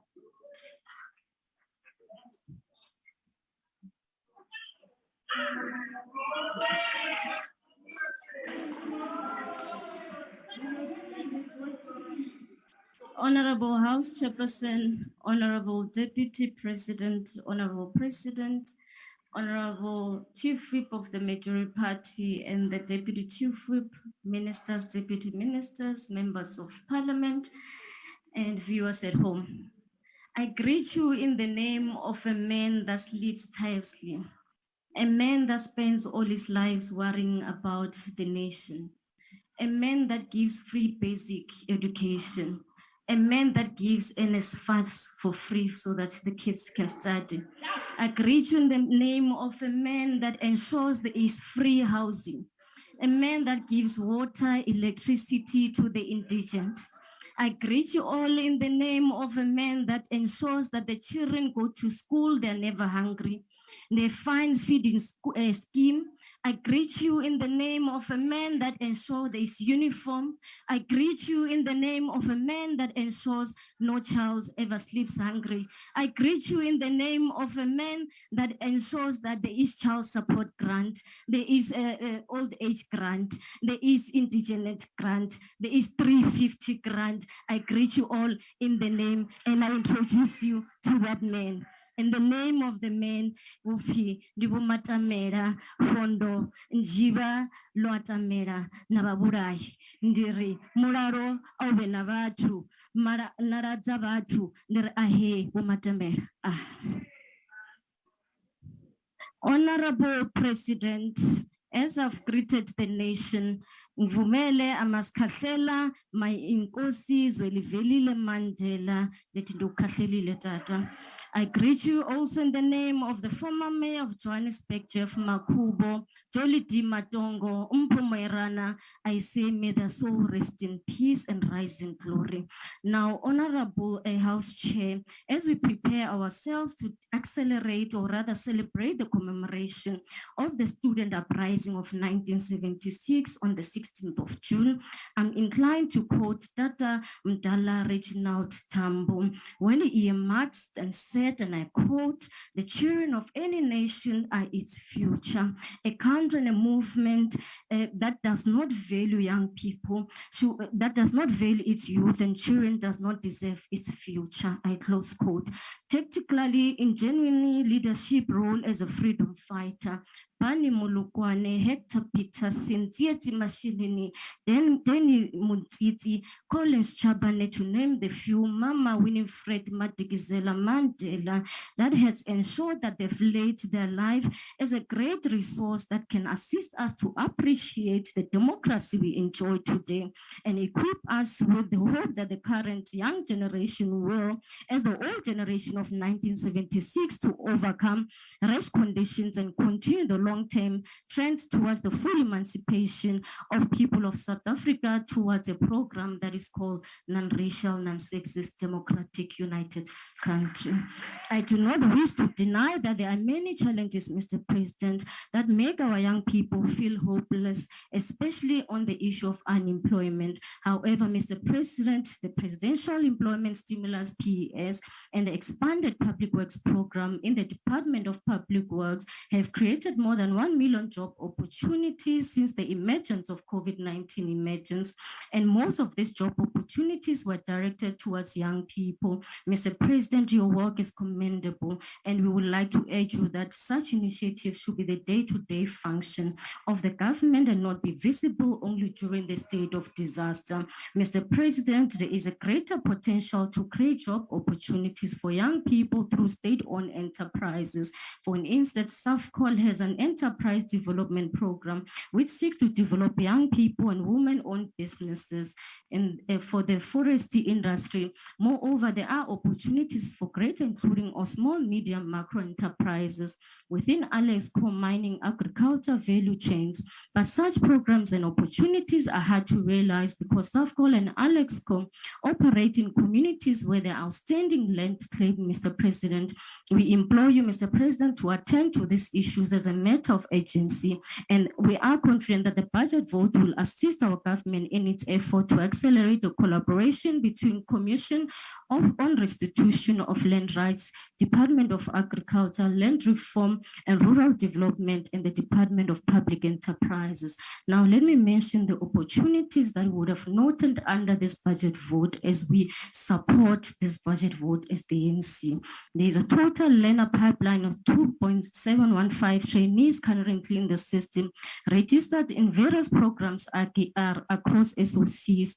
Of this, 1,621 are artisan trainees, 235 of which are funded through the National Skills Fund as part of the SOC program of optimizing their training facilities. 623 are engineering trainees. A total of 387 students have been supported with bursaries in the 2021-22 financial year. Over and above this, a total of 334 completion were recorded for the financial year under review, with 107 placement into permanent positions. Now, Mr. President, I want to quickly go to the issue of Denel. We're saying that is another strategic owned company, a state-owned company. We can contribute virtually to the government key imperatives, including the creation of much needed job opportunities and be extremely profitable. What we are saying, Mr. President, can you ensure that you resolve issues of salaries, that people have not been paid salaries as a matter of urgency, because we really need Denel, and Denel is very important for the sovereignty of this country. Mr. President and Honorable House Chair, we often hear the opposition parties arguing over margins that the President has centralized power through consultative advisory councils such as the Presidential SOE Council and the Interministerial Team, which supersedes the mandates of the recognized government departments, aside from the fact that the mandate performance agreement speaks for itself. The Interministerial Task Team, under the auspices of the capable Deputy President Mabuza, have developed the Eskom Active Partnership model to reduce the indebtedness of municipalities to Eskom while ensuring that the lives of municipal residents are kept on. The model has proven to be successful, as Maludi Apoform municipality, for example, has paid 554 million of its Eskom debt in March 2022, and this was the first time as ever while that the account was serviced. Now, under this DA administration in the city of Johannesburg, that switches off the lights of indigent communities, even if there is the policy like the chief whip would have said of the majority party. They don't really care about the poor. What they have done, they ensure they are switching off electricity without even engaging community.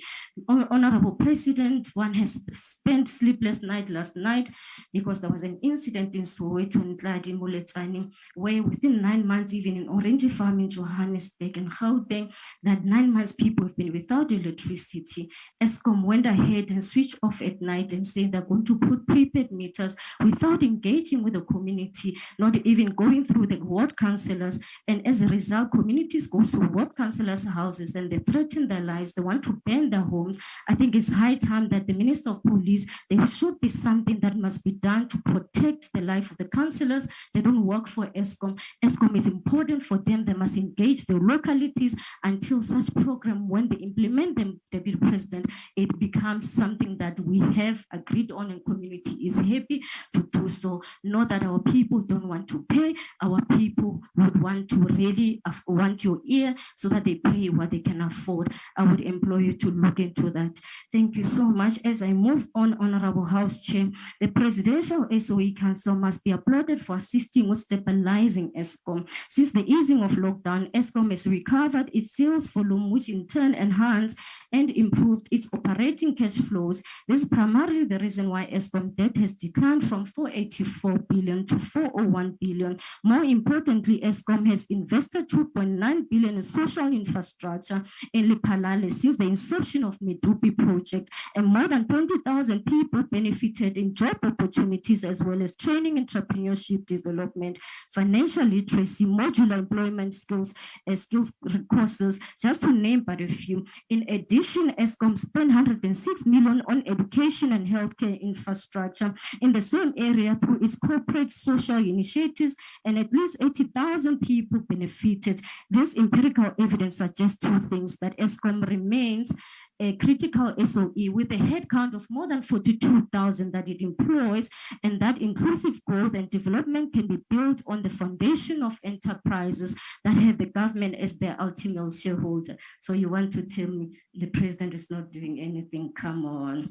Mr. President, load shedding remains an important national challenge, not to be ignored or denied, and the South African citizens are unhappy about its detrimental effect on the healthcare, literacy, food security, farm productivity, and so on. This is the reason why, President, please resolve the load shedding. We support the budget vote. Long live the president.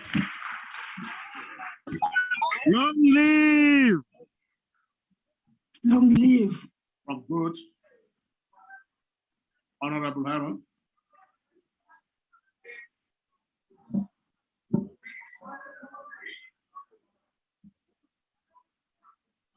Thank you, honorable members. Honorable members. Honorable members. Thank you, House Chair. House Chair. Mr. Cuthbert, thank you. Yeah, go ahead, Mr. Aaron. Thank you, House Chair. House Chair, a week ago when we were considering our approach to the presidency's budget, we really wanted to be addressing the issues that worry South Africans deeply and to ask our president to be leading our country to prosperity that we all desire and deserve. We would have liked to challenge the president to lead a reprioritization of our country's spending so that we could address the crises that we can no longer ignore. We would have implored the president to accelerate the implementation of a basic income grant and restructure our fuel price, because millions of South Africans are struggling for their basic survival or swimming or drowning in debt. But then we learned about the breach in the security of the president's farm in 2020, the loss of vast sums of cash, and the questionable steps allegedly taken by the head of the president's security to manage the incident. The questions that arise in the absence of adequate answers and speedy investigations have enormous destructive power. We repeat our call that we made 2 days ago for the president to urgently take South Africans into his confidence with respect to the cash that was stolen from the farm. By offering a credible explanation for these events, the president would not only defend his own integrity, but that of the country. At the same time, a credible explanation would contribute to breaking the very toxic South African cycle of allegations of criminality being weaponized by politicians instead of being swiftly investigated by the police and prosecutors so that they could be dealt with in our constitutional democracy's framework. By choosing to effectively invoke the so-called sub judice rule, the president unfortunately fuels the narrative that there's something to hide. Investigators and prosecutors must do their work, for it is they who have the power to prevent our country spiraling from one round of endless allegations and accusations and manipulations at the expense of the welfare of the majority of the people of this country. It is disappointing that our debate was unavoidably diverted from the business of the people. We have a long list of crises, from poverty to crime, unemployment, inflation, natural disasters such as we recently saw, climate change, and of course, Escalating. We really don't need another one. We need to be debating how we achieve a just, prosperous South Africa based on spatial, social, economic, and environmental justice. And we implore the authorities to act swiftly. South Africa deserves our undivided attention. We must, as a House, also distinguish between a reported crime or a reported allegation and a criminal charge. We're doing a great disservice to the people of South Africa by referring to criminal charges. There are no criminal charges. Charges are brought by the National Prosecuting Authority, and we must be absolutely clear that any one of us can walk into a police station and make an allegation. That is not a criminal charge. Thank you. LFP, the Honorable Sheikh Imam, you're the next speaker.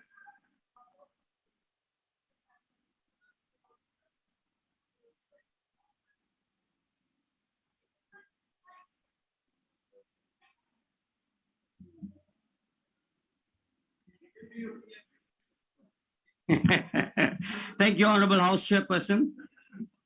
Allow me to start off by saying what we hear today is not the reality on the ground. 70% of the youth in this country are unemployed. And yet we say the children are the future of this country. 35% of the people in this country are unemployed. In fact, the true figure is around 42%. 7 million people in this country go hungry to bed every day. So it can't be business as usual. Millions more are homeless. Many more are landless, including the Khoi and the Sand. Nelson Mandela Bay is about to be waterless.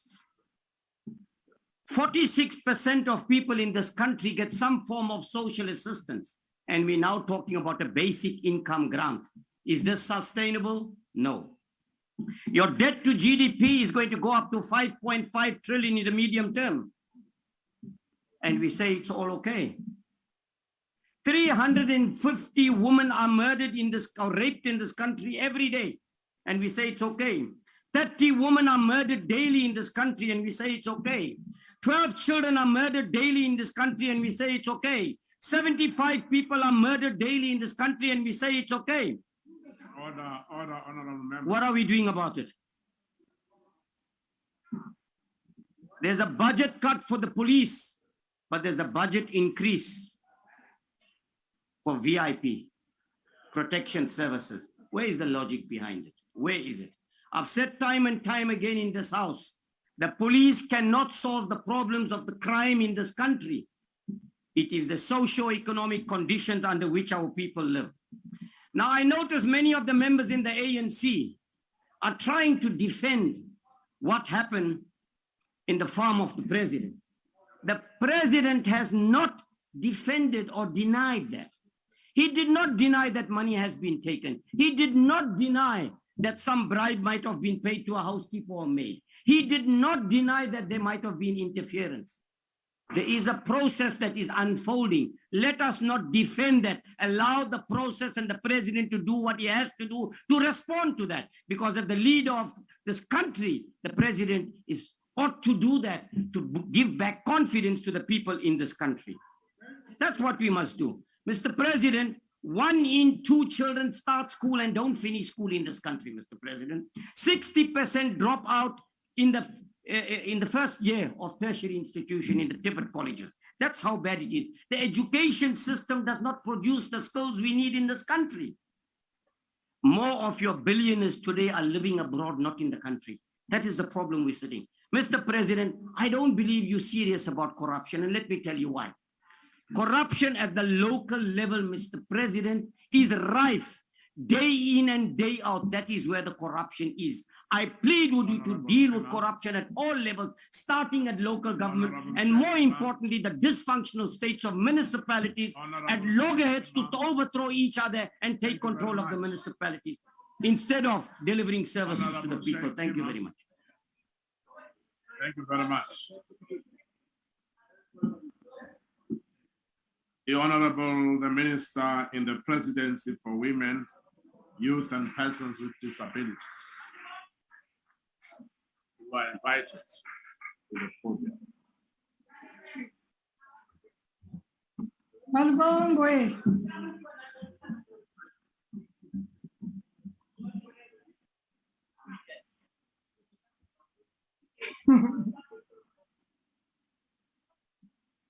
Your Excellency, Mr. President, Deputy President,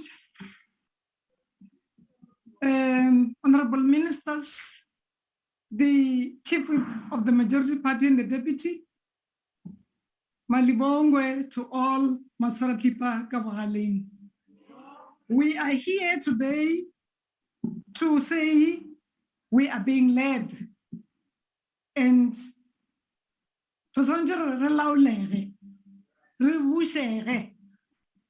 Maswaratipa Kabahaling, Pasadi, ba Africa Borwa, paske wa fela matla. Le seke la ya le ditaola badimong. Shaleleng rutam bana ba lena mekgwa e mebotse. Bana ba rena a ba godishiwe in a society that says boys and girls are important. Bana ba godishwa ke mma le papa.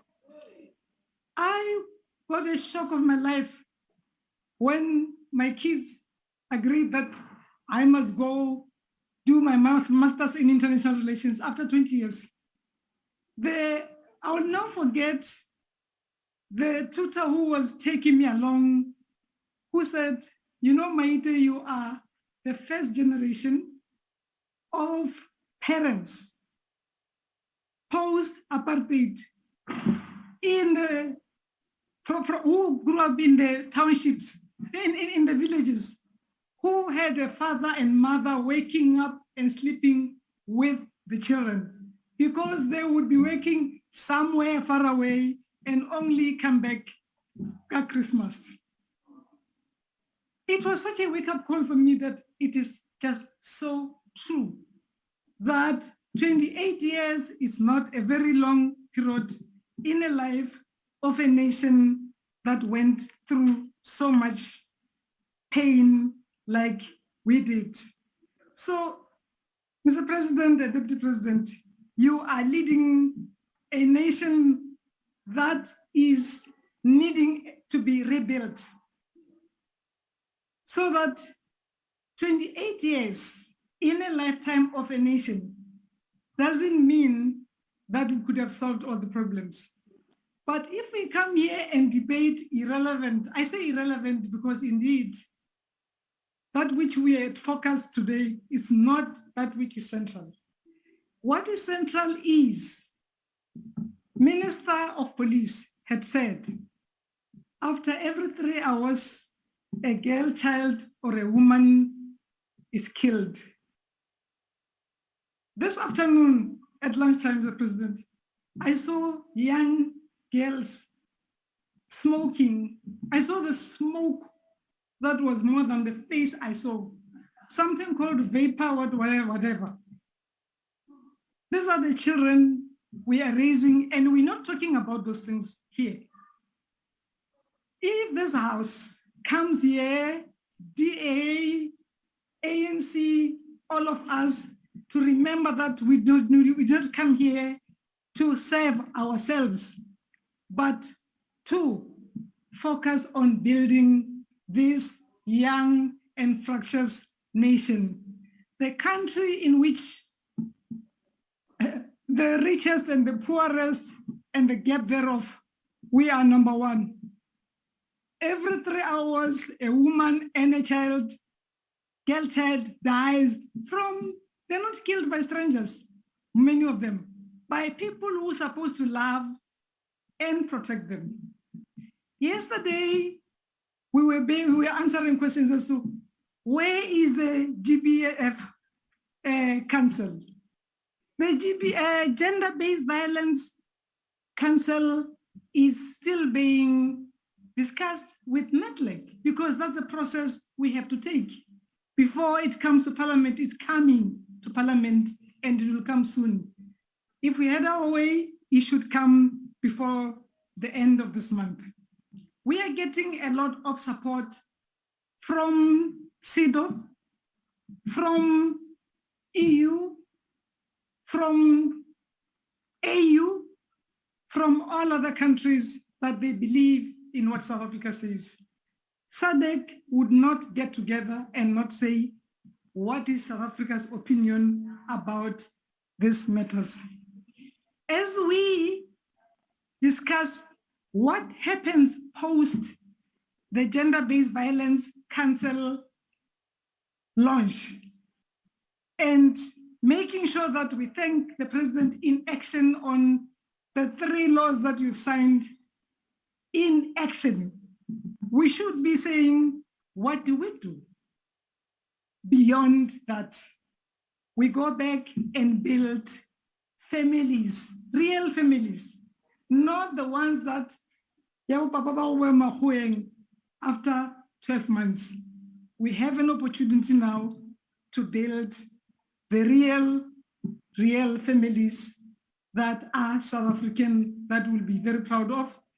We reduce the poverty gap between the richest and the poorest, because poverty always bears the feminine face. It was not a mistake, Mr. President. It was your thoughtfulness to say all the vulnerable people or groups should be centered.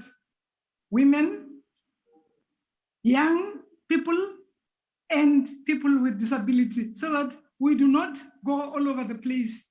We focus our attention to one place, but we need to remember that South Africa, I would be ashamed if I would come here and just focus on the farm of the president and not focus on what do I do as an honorable member to rebuild this country that needs me. You didn't come here to discuss politics.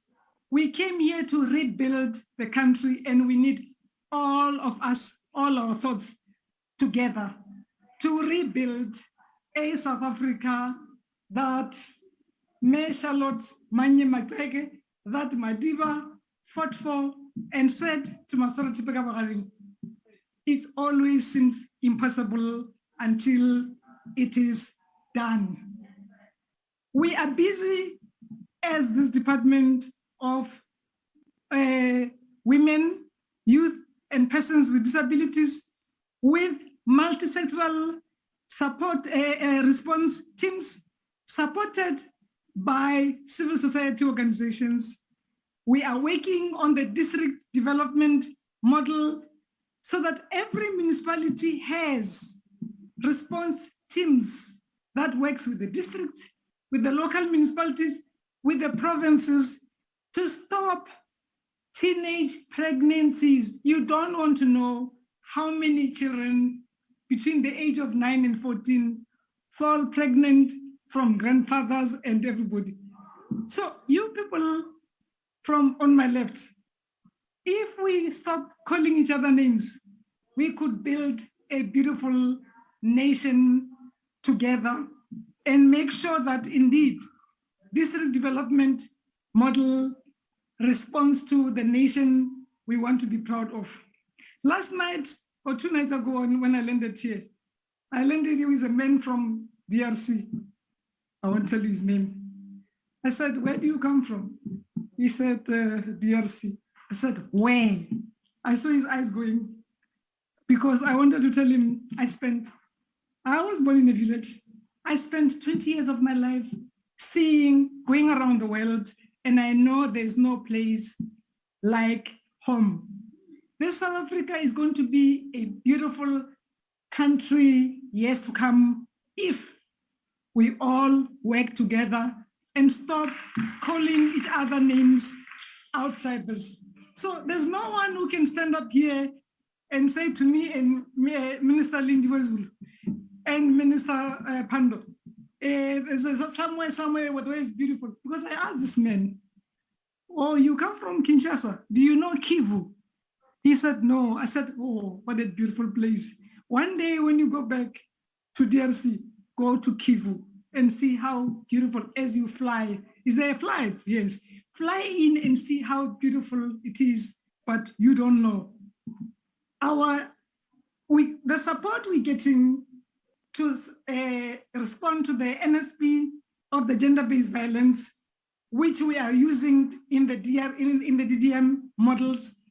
We are using data, technical monitors and data capturers as a pilot in the 3 provinces of KwaZulu-Natal, Eastern Cape, Gauteng, and we hope through the NSP, before we go into the next summit, we will have had an opportunity to have seen how this works. Many people ask, how do we get to this? President, thank you so much for the IMC that you had formed, which I have the honor to chair. We have Minister of Police and the officials. We have Minister of Social Development We have Minister of Women, Youth and People with Disabilities. We have public service in that. We have all the 5 critical ministries working together and working through our officials to reach out to our districts, to our communities. Please join in and let's build a new South Africa that we said we want, so that when NETLEC is done with the consultation, we come back here and come to Parliament and say, this is what we want to achieve. We are also working, we've reached out to the taxi industry. We're working with Santaco to train their drivers to respect women. Can women not only be the problem of the Ministry of Women, Youth and People with Disabilities and police?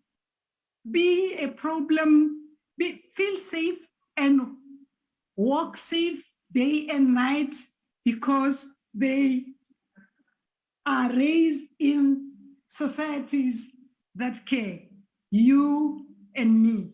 Let's go raise those kids the way we want them to be, not the other way around, where we will come here bringing newspaper clippings. We don't live on newspaper clippings. We live on reality of building a new South Africa that says it's never done until it's done. One day we will arrive.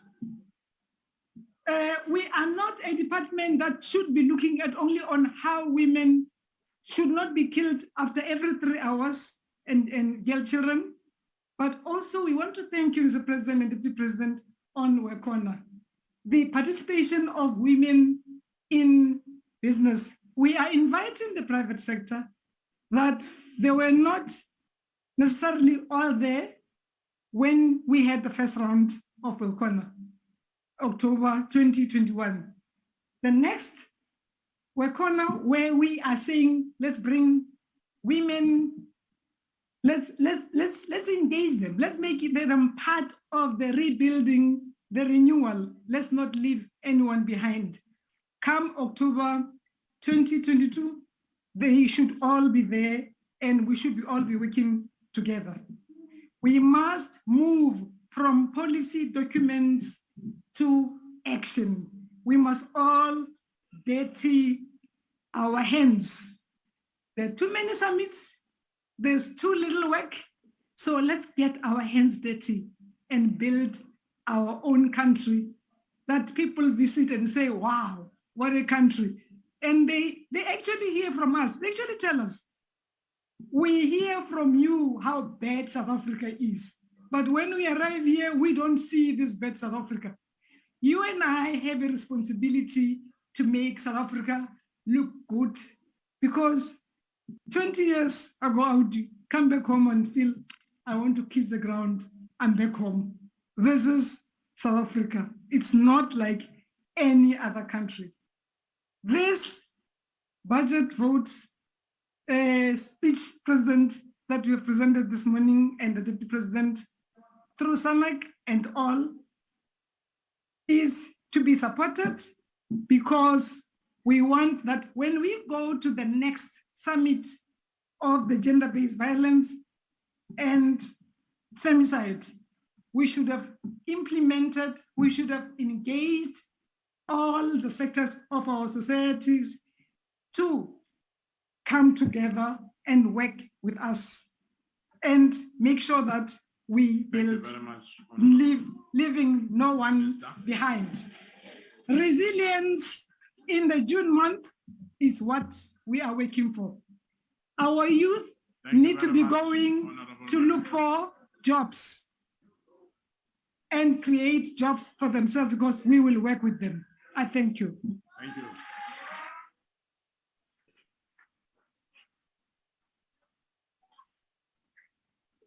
Pronisha Chasta from the AIC. Thank you, Honorable Chair, this budget vote has been the most testing budget to respond to.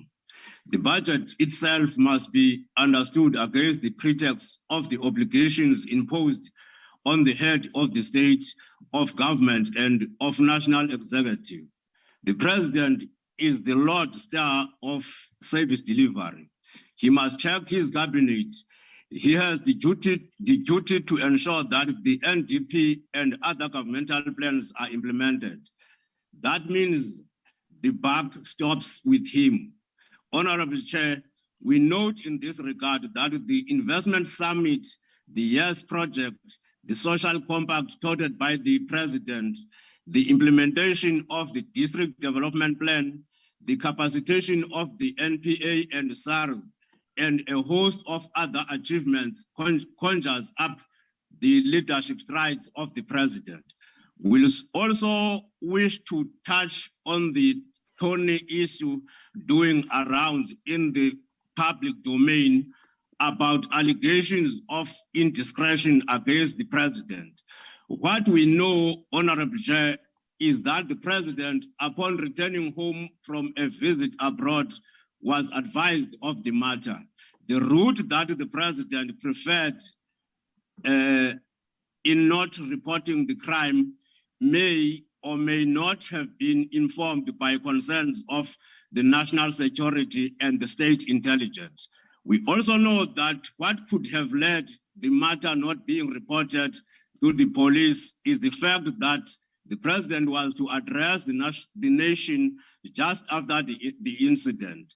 Had this matter been brought up to the public or reported to the police service before or even after the president had delivered SONA, there could have been fear of potential risk to the president's security and or his surroundings. We don't know, Honorable Chair, we can't speculate. What we know is that the relevant legislation alleged to have been violated by the president in him not reporting the alleged crime does not prescribe the time frame according to which a crime may be reported. Now that the horse has bolted, the president must open a case of theft as his security is already compromised and the matter is in any event in the public domain.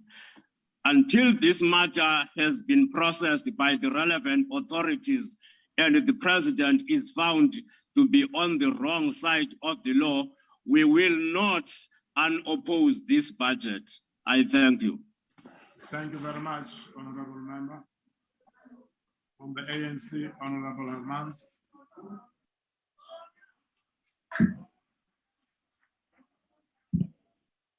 Mr. President, Mr. President, Deputy President, Ministers, Deputy Ministers, everyone in the House, fellow South Africans, good evening. South Africa remains one of the most unequal countries in the world by race, class, and gender. Centuries of colonialism and decades of apartheid bequeathed to generations of South Africans inequality that manifests itself in shockingly stark differences in household incomes, unequal asset ownership, including both concentrated business ownership and household resources, inequitable access to quality education, which still largely is reflected by family wealth and race, and unequal quality of municipal infrastructure.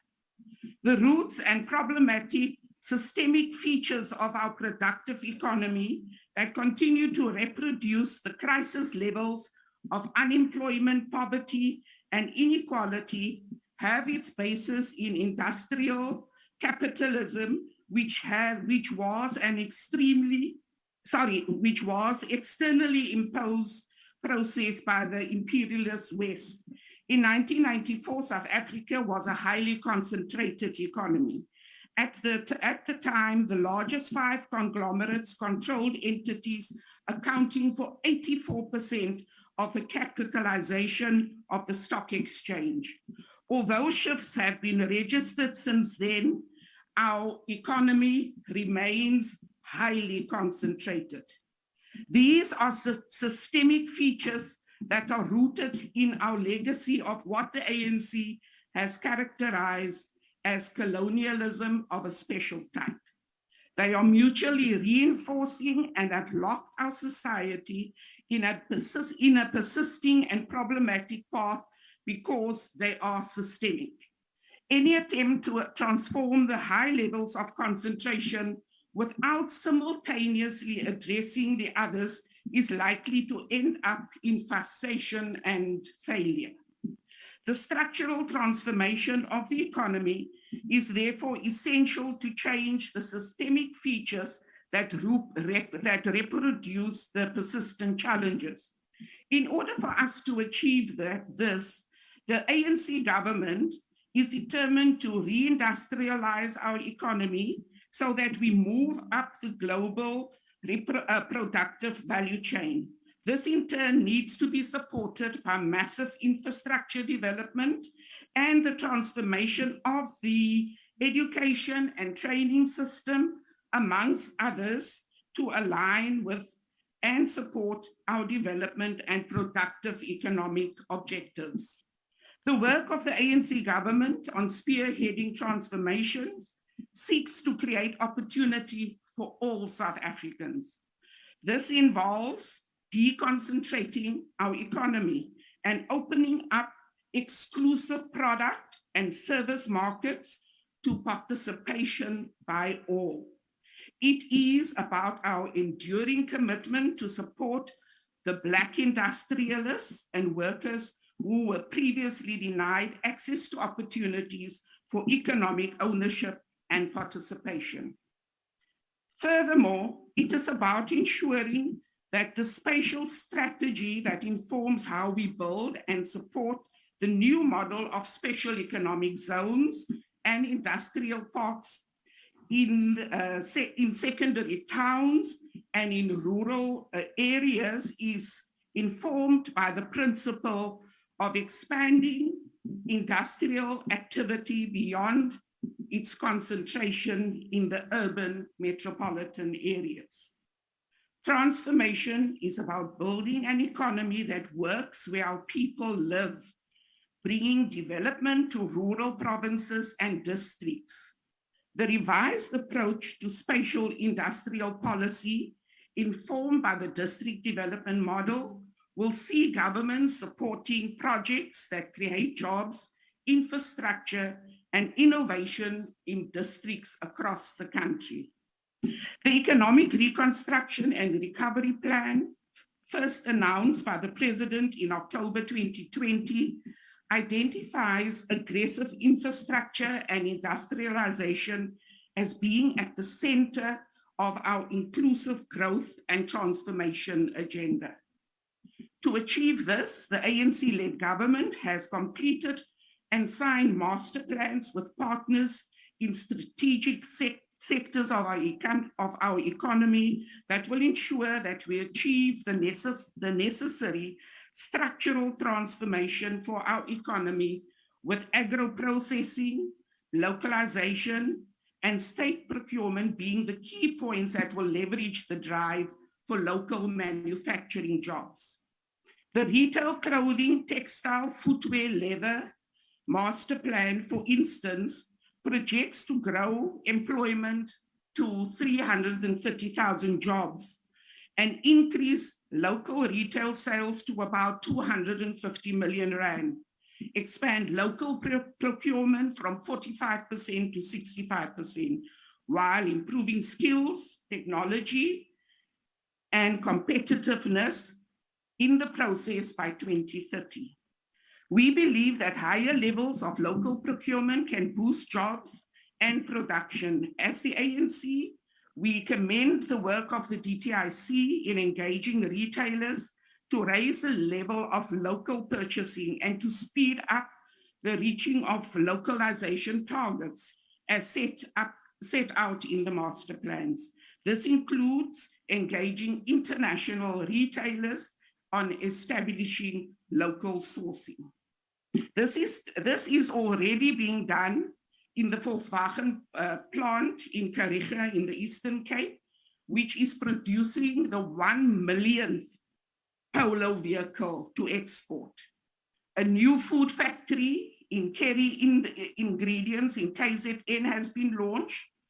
Caro Brick opened its production facility, and a new black industrial export network was launched. The IDC will also be launching the pilot township economy program to improve access to finance and to de-risk SMMEs through business support measures. Later in the year, the Tshwane SEZ aims to complete 11 automotive component plants in support of Ford's 16 billion rand investment, employing about 2,000 workers in the new zone. SA Steel Mills aims to complete its production plant of South Africa is interlinked to the growth of the African continent.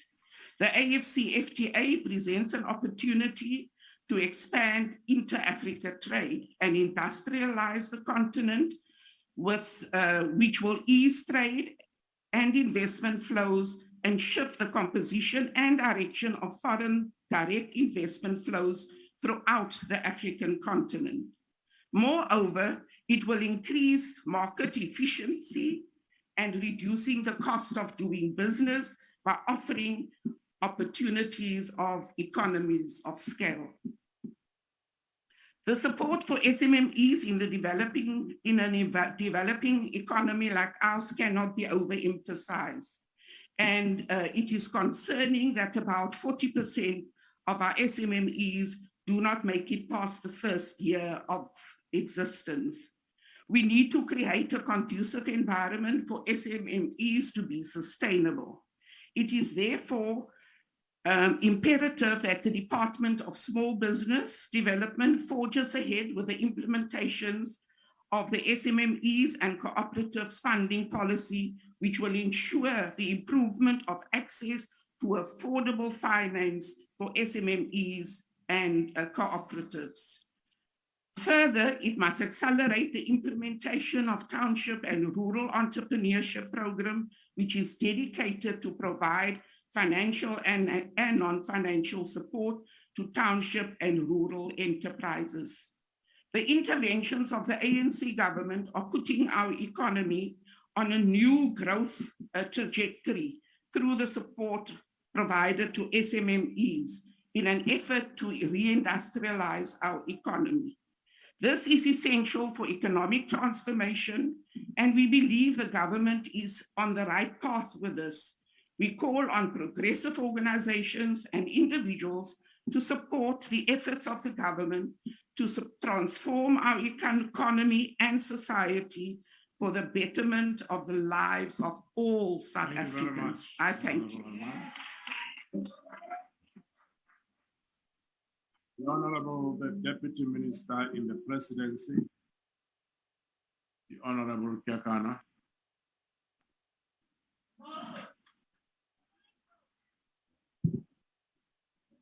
The Honorable Deputy Minister in the Presidency, the Honorable Kekana.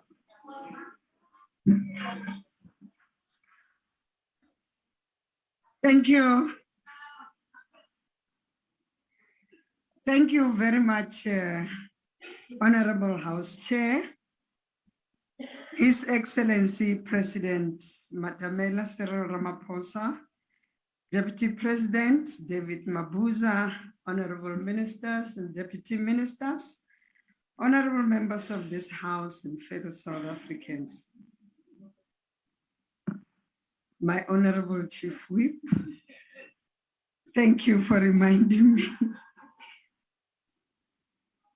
South Africa reimagined as a prosperous, happy, and equality-centric nation is the goal for the three spheres of government and its entities.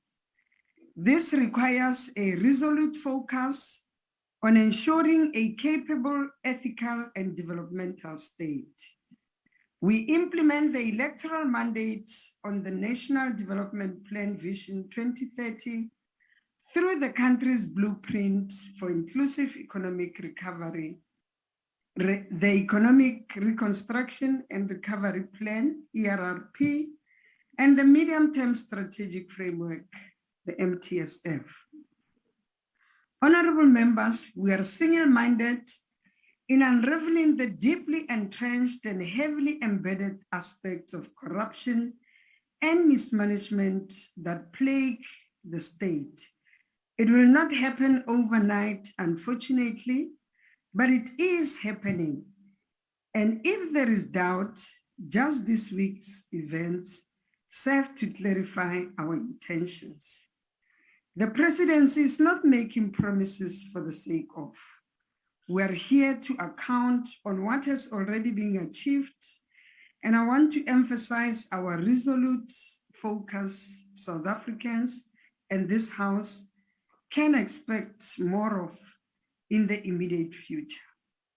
In aligning today's debate, we are drawing on the 7 priorities of the MTSF and the 2 critical cross-cutting focus areas, namely the women, youth, and persons with disabilities, and the Economic Reconstruction and Recovery Plan.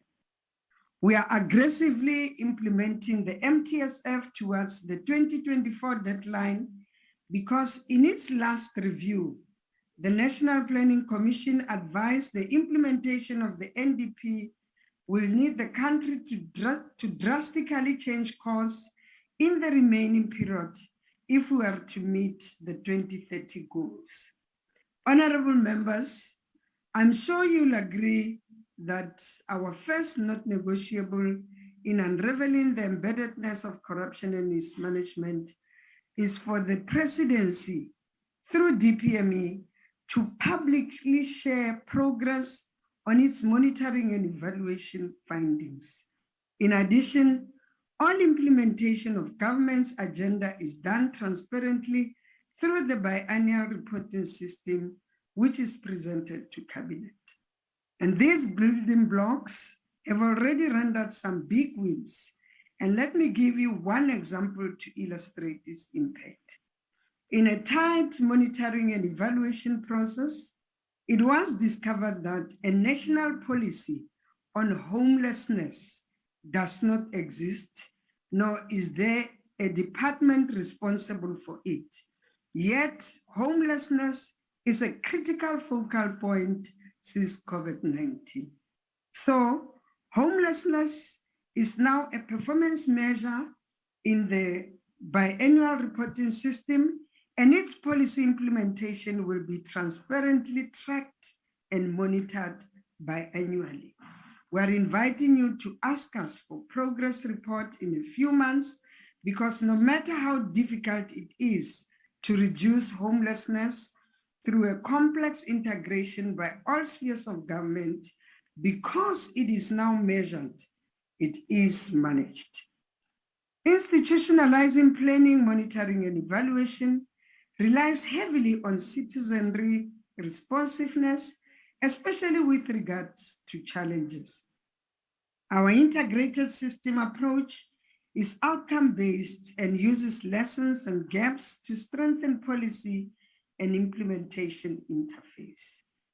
Of course, we're not afraid of getting negative feedback, and neither are we afraid of tackling difficult issues. In that, let us unpack the presidency through DPME's work on some of our country's most critical but stagnant issues. Let's start with basic education. The DPME is statistically researching the total impact of COVID-19 on education through qualitative interactions with schools and TVET colleges. Reasons for schools vandalism emerged as an unexpected outcome and being addressed by the Department of Basic Education as we speak. Another learning that is being tabulated and will be providing DBE with a framework is for community partnership in protecting education as an investment. You'll be very happy, honorable members, to know that we are tracking and performance managing the progress of replacing inappropriate sanitation in schools under the Sanitation Appropriation for Education Initiative. It was a non-mover, but we have partnered with some offices of the premiers to intervene speedily on the ground where challenges exist, and institutionalizing monitoring and evaluation in partnerships with offices of the premiers has created the necessary shift on this program. As we approach the National Health Insurance, we are critically monitoring healthcare delivery in the country. As an example, the Presidency, through DPME's assessment of primary healthcare facilities in the Northwest Province, revealed inadequate availability of medicine, which originally resulted from insufficient budgeting for the purchase of drugs and pharmaceutical products. And in collaboration with the Northwest Department of Health, the National Department of Health and National Treasury, this challenge is resolved. The President announced in the SONA 2022 that much progress is being made in preparing for the introduction of NHI. In delivering on this SONA commitment, the Presidency through DPME is conducting monitoring visits to assess the delivery of healthcare services nationally, and we have already completed assessment for 5 provinces since SONA 2022, a mere 118 days ago. Another critical but stagnant issue that we are tackling is agriculture and land reform. We assess 2 farmers' production support units per province in all 9 provinces, evaluating operational and governance efficiencies. And it emerged that some are not optimally efficient in both governance and operations. We also worked with Limpopo and KZN provinces to address long outstanding land reform projects, including Mbakoni, Kwamkwanazi, and Inanda communities, to name a few. Our integrated approach strategy continued in joint frontline monitoring visits with other deputy ministers in the Free State, Limpopo, Northwest provinces so far on government's performance in the health, education, and justice sectors, with a special focus on South Africa's shadow pandemic, gender-based violence, and femicide. We assessed the following: access and provision of services to gender-based violence survivors and key departments' response, such as SAPS, NPA, justice, health, and social development spheres. Implementation and rollout of the national vaccination program, and also evaluating the reopening of schools after COVID-19. Government works within the communities and account to our people using district development model. And this approach removes silos and reveals service delivery challenges immediately, but also ensures coordinated outcomes and required improvements. The monitoring and evaluation of bus rapid transport system took a long time to complete because we needed to ensure that the results were indisputable. And to this end, we are concerned about the lack of progress in the BRT in Rustenburg, where there are no buses on the road after an expenditure of 3.3 billion. The Presidency's DGs are working with the National Department of Transport and the municipality. Thank you very much. To ensure that we get those buses on the road now. Thank you very much.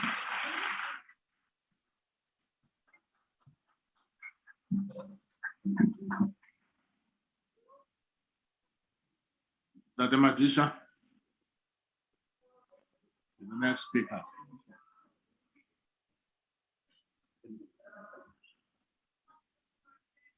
Thank you, Honorable Chair.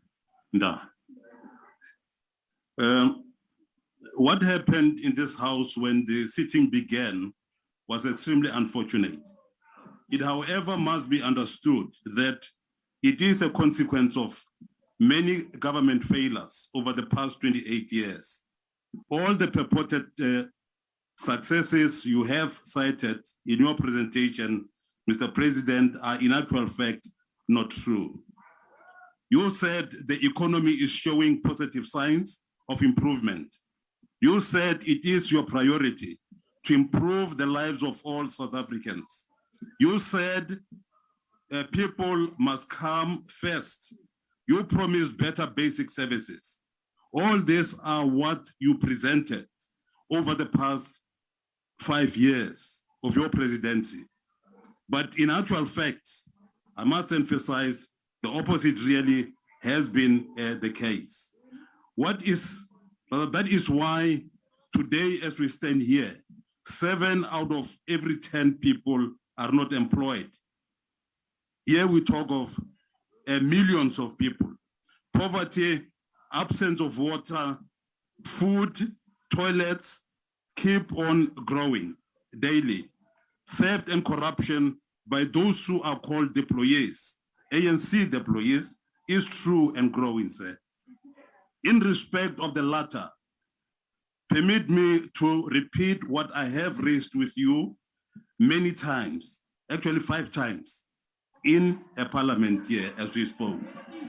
This I repeat because instead of seeing any improvement from yourself, the opposite is the case. I have requested that you should, Mr. President, reduce a crowd of ministers and deputy ministers because they just fill up the stadium, take home millions of money, get given many expensive cars and houses, tens and tens of bodyguards. That is the money they get, and that money should create jobs and improve the lives of South Africans.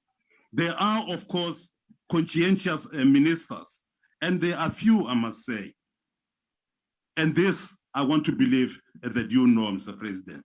Now, on the Zondo Commission and your house, COPE says people who must investigate and implement the results must be independent. The Zondo Commission, although we are still waiting for the 4th report, cites many leaders of your party as the main persons who stole and even killed other human beings.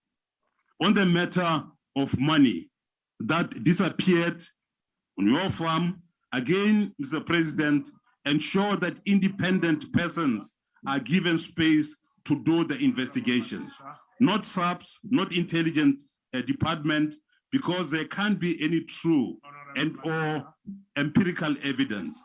Therefore, what needs to be done, Mr. President, is you to find proper people, because you are the commander-in-chief, and the commander-in-chief, these people from SAPS, the people from intelligence will simply listen to you, and your name shall never be cleared. Thank you very much.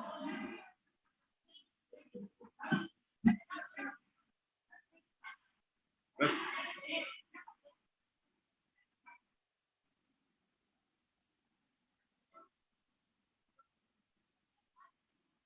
I remember the Deputy Speaker saying something to Mr. Matisha. I was just saying, I remember the Deputy Speaker saying something to Mr. Matisha, wanting to find out the state. But thank you very much, Mr. Matisha. Thank you very much. Thank you. Thank you very much. You have exceeded your time by 40 seconds. Yes.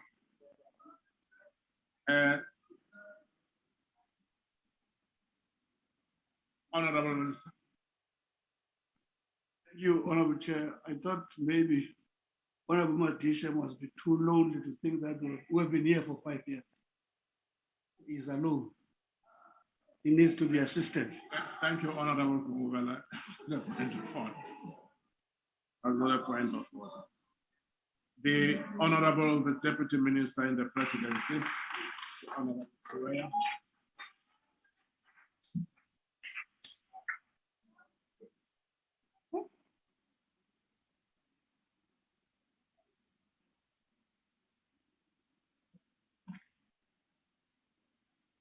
Thank you, House Chair.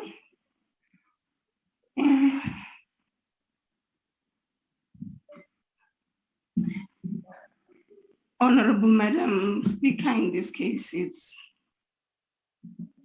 yourself, the House Chair, His Excellency, the President of the Republic of South Africa, President Cyril Ramaphosa, His Excellency, the Deputy President, David Mabuza, Ministers and Deputy Ministers, Honorable Members of the House, members of the media, fellow South Africans.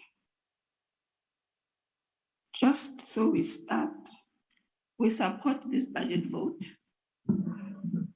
Budget vote 1. Before I can go into the content, you know what becomes worrying is when all of us know that ants in their own nature, they're very resilient. It becomes worrying when you find ants which use the same tactic to want to reach a particular goal. If you have got ants in your house, if you want to deal with them, it's not easy, it will take you some time. Now, when you come to this house and you find ants, and it becomes easy to address them, you start to ask yourself, what caliber of ants are these ones? And we only hope that our electorates are watching. Maybe the ants that we have in this house have run out of plans, or they don't know what to do, or they do not want to work, and they opt to always create an excuse to walk away, while the electorate is expecting them to come and do what they voted on for them to do. We truly hope South Africans will not buy their scam. That as it may be, we are going to continue and to do what our people who have placed us here expect us to do.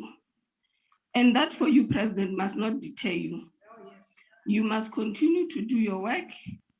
You have the support of this House, and South Africans are behind you. What we are happy about is that you have not said you do not want to come and explain yourself.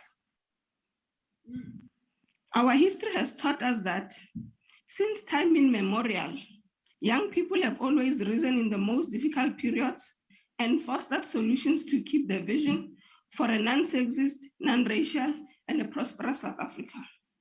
This they have done so that it can be alive. The generation of Anton Limbede, Nelson Mandela, and Oliver Tambo injected the much needed energy and dynamism in the struggle for liberation. This month, we honor the youth of 1976 for gallantly confronting the previous regime and demand the abolition of Afrikaans as a medium of instruction and provision of quality education for the marginalized. In recent times, young people sought to address the challenges faced by students as they pursue higher education and pushed for free education. In various sectors of our society, we are seeing a number of capable young people rising as trailblazers. We are inspired by these young people, their energy, and we want to see it replicate in corners of our country. Young people cannot afford to rest and lose hope. The youth must seize the moment to immerse themselves in stabilizing our country amidst the COVID-19 pandemic.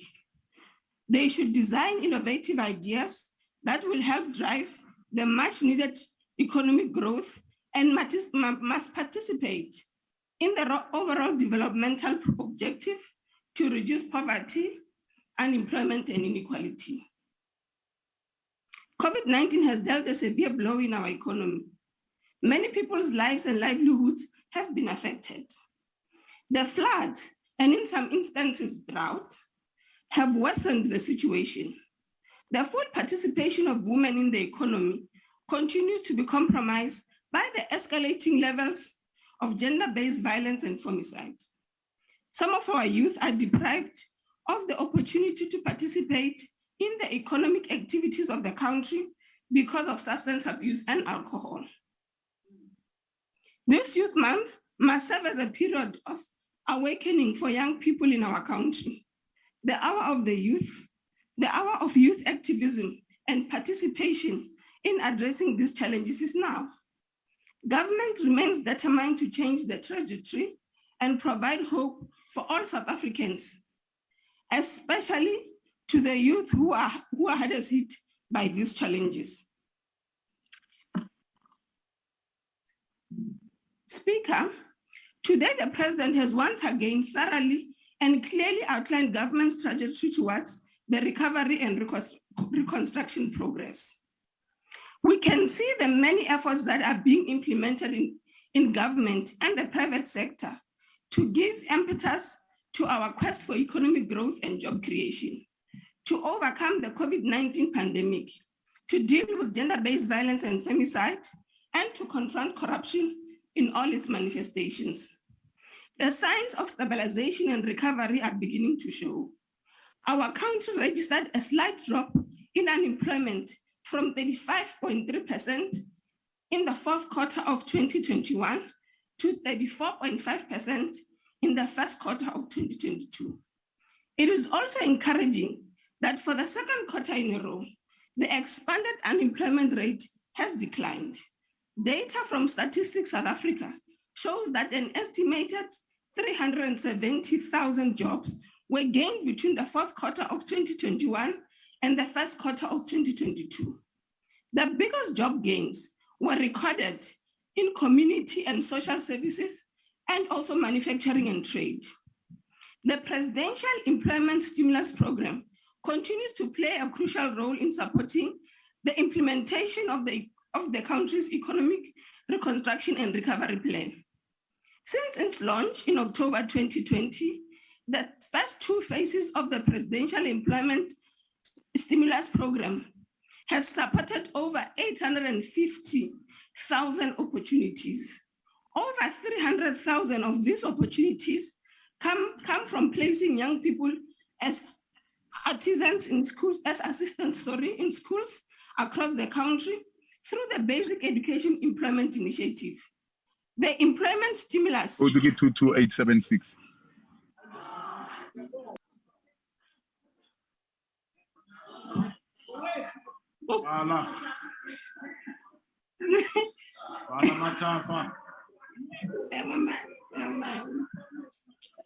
All right, the employment stimulus.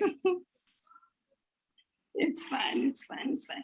The employment stimulus is supporting the implementation of the Presidential Youth Employment Initiative, which aims to provide support and expand opportunities for young people who are unemployed. While only moderate, these gains show that our economy remains robust and that interventions such as the Economic Reconstruction and Recovery Plan and Operation Vulindlela are working. We encourage young people to heed the call by Brand South Africa to play a part in the development of the country and promotion of the national brand. Brand South Africa has initiated a number of programs to market the country and contribute in attracting investment for our economic growth. Speaker, I'm sorry about that. You will also notice that through the MDDA, we have been able in the previous financial year to fund a number of various projects. And we are continuing to commit to this House that in this current financial year, we are going to be funding more than 30 community projects across the province. This has showed us that indeed, when we empower our community media sector, we're building a conscious citizenship, a responsible citizen. We're empowering and building communities which will have information at their hand so that they can work towards building themselves. We should do this with the highest speed which we have. As we conclude, we want to encourage young people to use these opportunities to participate in the economy, use new innovative ideas, assist government in the edge of empowering themselves so that they can respond to the call to assist in building the much needed jobs so that we can have a better South Africa. Go. Thank you very much. Thank you, Minister.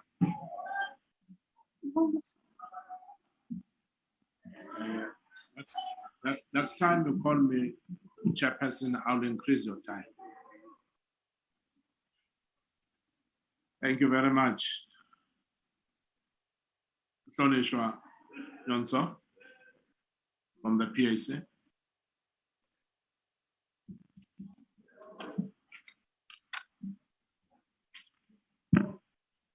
Chairperson, Mr. President, Usobukwe uti true leadership demands complete subjugation of self, honesty, integrity, uprightness of character, courage, and fearlessness, and above all, a consuming love for one's people.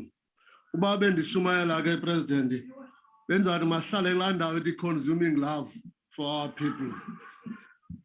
While we are discussing imali ezisematrasini nasemiqamelweni, our people are dying of hunger. Our people are landless. Our people are still in jail. Our people do not have shelter on top of their heads.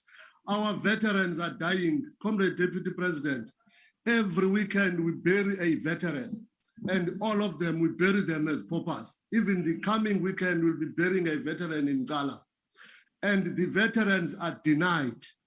And it is very difficult for Major General Mashwale to confirm PAC veterans because he was never a PAC, and he's denying them all. And above all, Mama Mayosi, a PAC cadre who even gave birth in prison, has just been denied. Tata Feni, a PAC cadre who spent 12 years on Robben Island, has just been denied. I'm just giving you two examples, Comrade Deputy President, but the list is endless. Our roads are a shame. U-MEC wase-Eastern Cape ugrumbe indlela phakathi kwe-Butterworth and Cendane. Yaqala ubona ithi convertwa into gravel road. And now imoto ziyatshayisana because uyilimile and the contractor has since left the scene. It is a shame into enzeke Eastern Cape.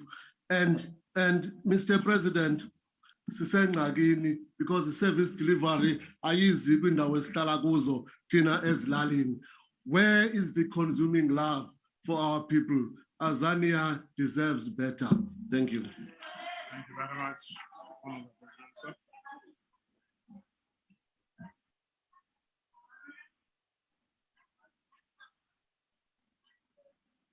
Thank you, honorable members.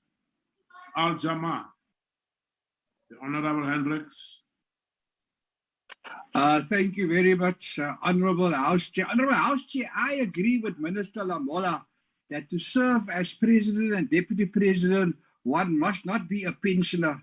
So to support him, Al Jama has organized 6 June the 16 events to bring real freedom for the youth, and that is to become a President and Deputy President without having to be pensioners. The first one, we threw our weight behind in the Ugu district for 200 learners. The next one is in Paul. Does the Freedom Party plus hate the PAC because Afrikaans-style museums is nothing about Pogo of Paul? We don't hate Afrikaans. Afrikaans is a Malay language captured by whites. Our third youth program is in Groundville to honor Chief Albert Lutuli. Youth are being taught to manufacture peanut butter. Peanut butter grow on the banks of the Umvubi River, and the Lutuli family has given extra land. Albert Lutuli butter is going to hit the market. We're also having sports tournament in Bushbuckridge and Matubatuba. We're marking the Netball World Cup in July, but so far no support from the Minister of Sport. I'm glad the Deputy President informed us that the Presidency is monitoring municipalities.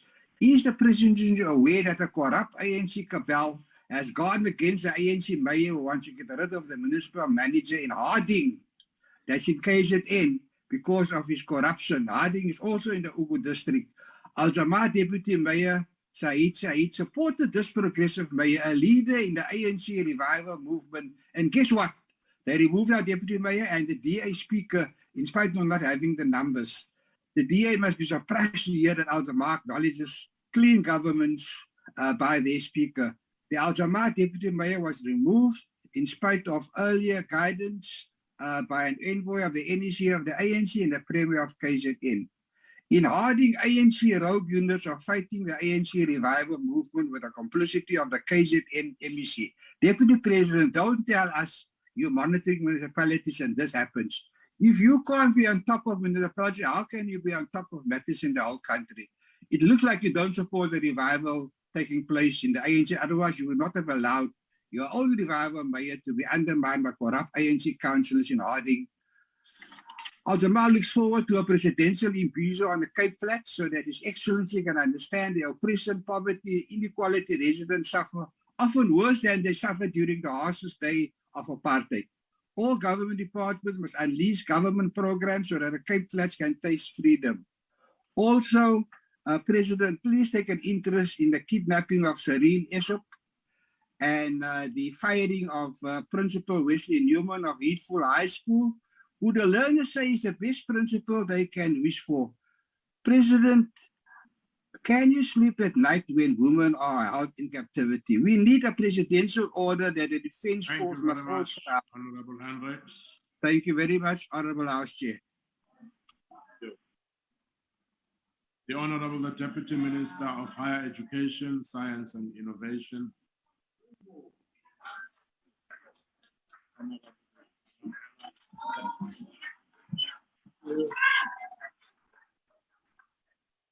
Hello. House Chairperson, Honorable President, Deputy President. I come to bury Caesar and not to praise him. And these are the words that we had throughout the day, held from the tongues that came to spit vice on the side of the opposition. These words were not borrowed with the same intention that bellowed from the chest of Shakespeare's Mark Antony, whose friend's motionless body was lying in front of the Capitol. They were uttered with malice, as the real debate this House was supposed to have about the real concerns and worries of our people took a backbench. Budget 1 vote has ostensibly, Honorable President, become a trial of yourself and reminded me of the words of American playwright Shelley Lubin's prosaic prophecy. This is the week, the primetime hearings of insurrection and sedition, our last chance to make known and believe the ugly truth of our last president, the nefarious doings of his cause, the insanity we all witnessed and went through, the coup we just barely avoided. It's now or never. The jury is out, the jury of public opinion, the jury is us, the jury is sitting this side of the House. Yes, it was Arthur Fraser, Mr. Honorable President, who went to the police to report various complaints against yourself. But in a normal course and sequence of jurisprudence, the police are supposed to investigate the case and satisfy themselves that a prosecution is possible and the letter of the law be followed. But this afternoon, we've witnessed members of this legislature sworn to protect and uphold the constitution of the country, tear it apart and assume the role of police, prosecutor, and judge, all but to satisfy their lust for power, higher office, and vengeance. All that we've had this afternoon are some opposition parties hell-bent to completely ignore what this budget vote debate is about, how this presidency will use the allocated resources to ensure that we meet the needs, interests, and aspirations of the people. Doubt has been created through the court of public opinion that irrespective of every right inked and guaranteed by our constitution and this parliament, it is members of this very House who are willing to woo the people and bay for the blood of the president. The court of public opinion, Honorable President, has been mobilized to hammer the untruth that your intention is all but evasiveness. That your mission is to poison the chalice of truth with fabrications that will help you zigzag your way out of jail, even when you have committed yourself to cooperate with law enforcement authorities and laid bare your affairs for the public to scrutinize. The events of today, Honorable House Chair, reminded me of the words of Euripides, who warned against men with honeyed tongues and evil minds, whose intentions is not to advance the will of the people, but to undermine it and in that way, bring to the knees its very foundation, which is, in this case, our constitutional democracy. We should never ever be bullied by these noises that we've had in this house. We should never succumb. We should never succumb to those who have robbed our public judicial system of its role of administering justice. We've had many here shout that the president should step down because of the allegations that have been leveled against him. And I'm yet to hear, even from the EFF or any of the other political parties, any of their members who's had allegations against them being asked to step aside. But there is the real reason why the opposition wants to use every opportunity here in Parliament as a platform of a motion of no confidence in the president. They don't want us to tell South Africans that this presidency and this government were lauded internationally as having handled, for instance, the COVID-19 pandemic much better than many others amongst its peers. Not only have we witnessed the vaccination of many adults, 40% in the overall, but we have also built capabilities to produce our own vaccine beyond dealing with COVID-19.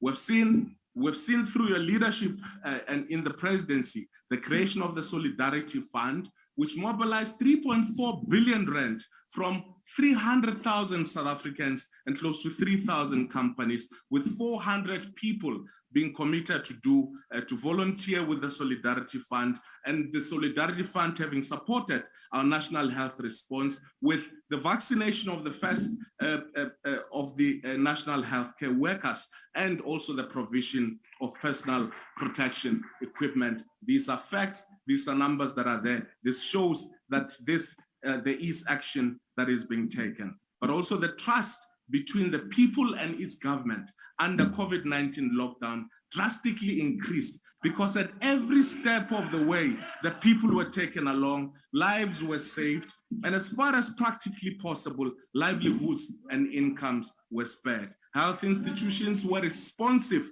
and public awareness was strengthened. The World Organization, together with many other continental and global institutions, lauded ours as a model to be followed. The gradual nature within which academic institutions, factories, government services, and other social institutions were reopened helped us to mitigate against a potentially astronomical loss of lives, as we have seen elsewhere in the world. Now, the debate which we had this morning, this afternoon at the opening of this session, was equally important for the opposition, because they do not want us to tell South Africans about the expanding student funding, which has been part of a project that this sixth administration has been spearheading. 49 billion rand has now gone to fund students, which is 70% of the total population of students in universities and in TVET colleges. There's been challenges around funding of postgraduate students, and resources from the National Skills Fund has been allocated to this extent, which includes 886 billion rand. And CETAs have also mobilized resources in support of the so-called missing middle. And a ministerial task team, by your instruction, President, is concluding its work, and they will be announcing a comprehensive student funding model, which will see the end of the so-called missing middle, but also the funding of the so-called, postgraduate students. These are the things that the opposition do not want us to hear and to speak about. Honorable Madisha spoke about how you misled this House when you spoke about us making progress in terms of the economy. We've seen in the last quarter the unemployment, the number in terms of employment increasing by 0.8%. Yes, to those who sleep with warm bellies, Honorable Madisha Arwala, I am betting Fishago, Anali roof on top of his head. This may not be important, but for the millions of South Africans who've had no jobs, for them, this is huge progress that needs to be registered. All of this did not merely happen because a magic wand was waved to make the economy work, but because the foundation of a democratic and capable state is grinding towards progress. Through this budget vote, President, we're ensuring that the presidency can make true of its undertakings made through the economic recovery plan. We've already seen some progress with the gross domestic production figures showing growth of 1.9%, and even better as it relates to manufacturing, which is close to 5%. And some of the honorable members have spoken about some of the projects which were led by the president, including in Tebeja, in Tekwini, in the auto industry, and a whole range of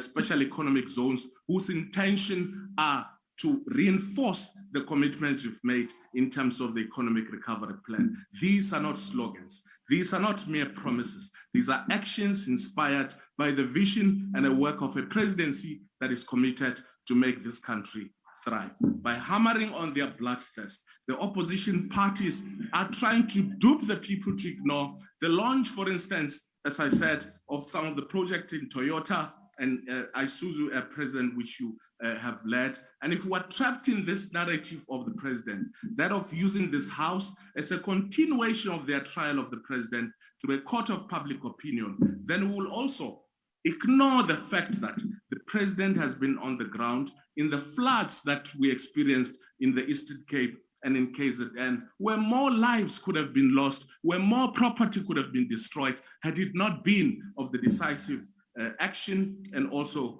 a vision in averting all of those things. And also by placing the president on trial, the opposition parties want us to skirt around the truth that our post-school education and training system is expanding with two new universities in the pipeline and more than 1 million students going to university, 500,000 going to our TVET colleges, and more attending our community colleges and CETA training program. This administration has become the frontline government of the people, placing their interests first, affirming its commitment towards fighting corruption, mobilizing the people as the heart and soul of their own liberation, placing service delivery at the doorstep of citizens, and have defied all odds that predicted that by now we would have experienced doom and gloom. No citizen should occupy the highest office if they are found guilty of any particular crime. But I think the worst crime of them all is to assume that anybody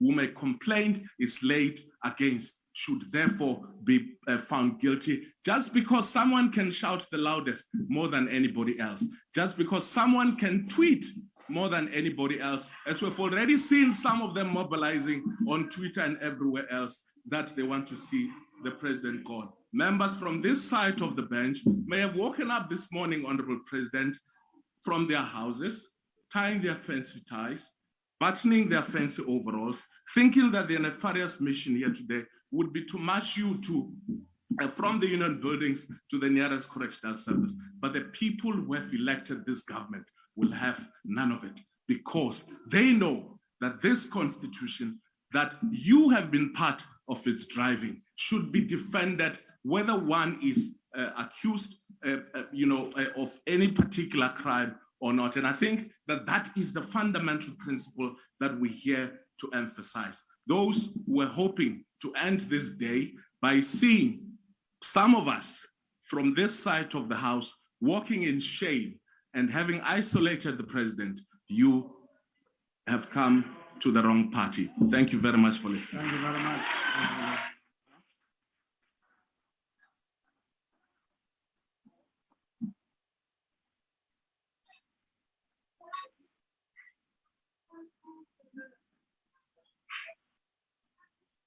Honorable Z.N. Bella.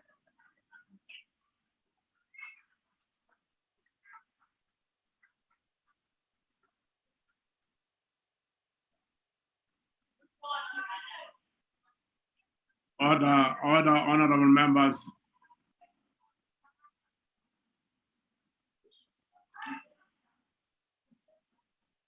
Ngiyabonga, Salonga Phambili. This debate is taking place exactly 1 week before the commemoration of Youth Day. Order, honorable But members. instead of finding ourselves as a country in a situation where we should be celebrating the dreams of our young people coming true, we are tragically faced with a despairing presence and a gloomy future that far too many young people are confronting. It is the majority of our youth who are suffering. It is the majority of our youth who are excluded. And it is they who need a voice in this debate, with their issues, their needs and concerns sitting front and center. Because the reality that they and their families are facing is that of stagnant economic growth, job creation in reverse gear, and shrinking opportunities, shrinking wallets, and shrinking stomachs. As the youth would say, kutense, kutriki, kuwau. Mr. President, during the COVID lockdown period, it became common lingo to refer to your live evening addresses as family meetings, implying that you are the father of the nation, briefing us on the plans and state of affairs in the home.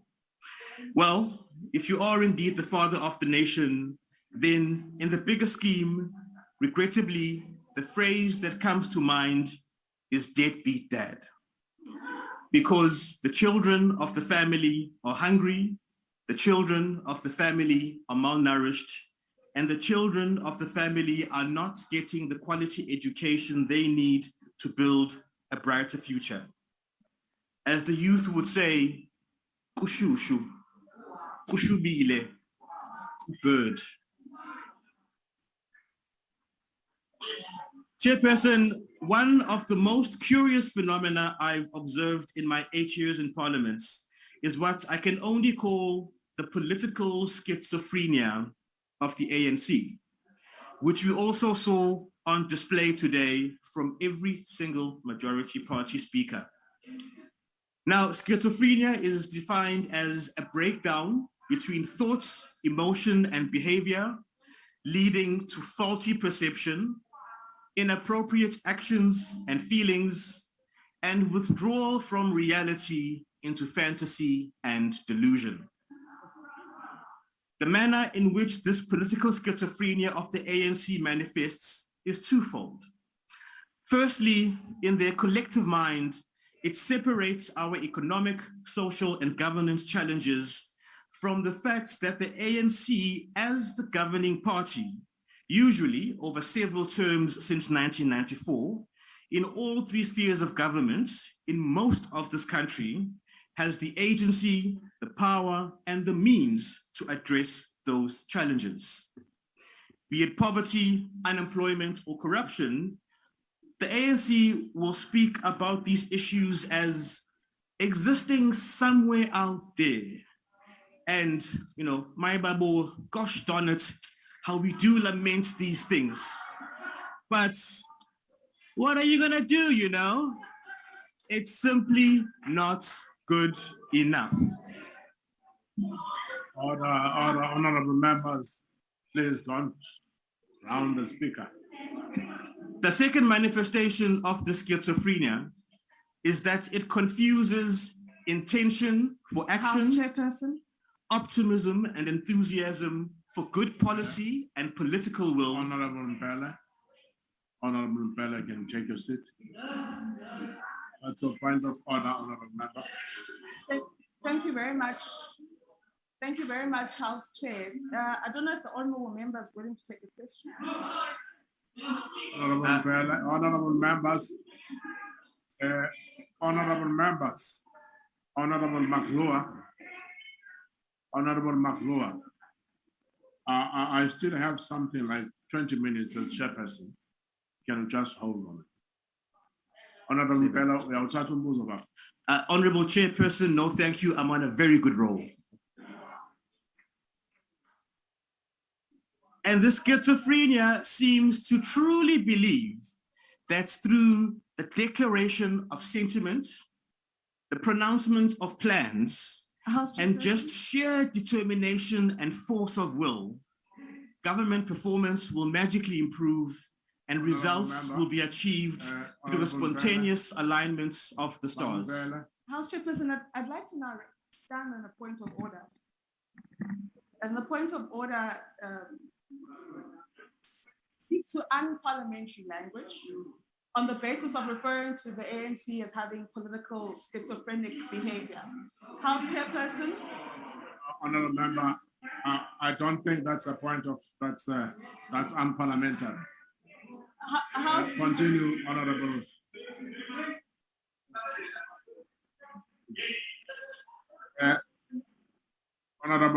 Honourable Bele, and you continue because that is not unparliamentary.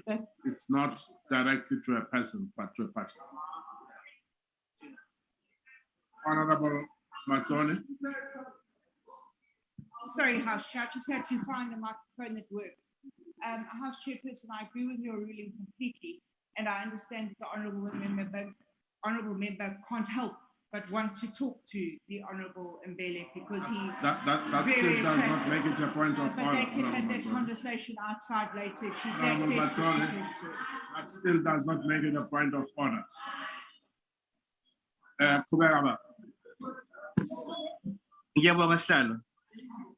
Now, on the score, Chairperson, I must give props to the Chief Whip of the majority party, the Honourable Majodina, who treated us to her standard fulsome expression, which always says, "Ngizomemeza kwenzeke." Now, we've noted, Mr. President, that you've moved away from making promises. Anyone remember the grand promise of the smart new city? Or that load shedding would be a thing of the past by 2017? And so you've moved from that and shifted rather to giving what might be called, and in fact, a previous ANC speaker said so as well, status update progress reports. But just because you say something is happening, that doesn't mean it actually is happening. For example, the building of a capable state. It's the intention. You wish for it to happen. You say it's happening, but the reality out there says opposite. And this is so because, as I've said in previous debates, the problem is that the ANC governs like someone driving a car with the accelerator pressed down flat, but the handbrake pulled up, and all the while trying to change gears without using the clutch. And so, to quote you, Mr. President, yes, the people want better services. They want jobs and they want safety and security. But all that has been happening and is happening is we're revving the engine, we're spinning wheels in one spot and grinding and burning the gearbox, Godwa Asiyindawo. Mr. Deputy President, we would love to rise above political differences as you called for us to do, and to come together and solve our problems.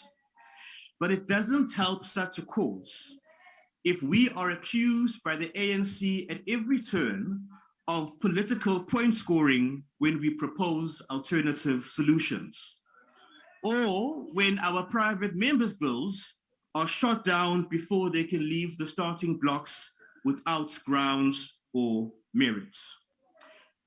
Now, clearly the Honorable Mahlaule wasn't listening properly to the Honorable Steenhuisen's speech, which clearly explained why this cash in couches debacle has direct implications on his public office bearing position as state president. From questions on compliance with financial laws to the alleged involvements of the presidential VIP protection services. But I'll be happy to forward him a copy of the speech afterwards, and he can review it and get clear on what the leader of the opposition was saying.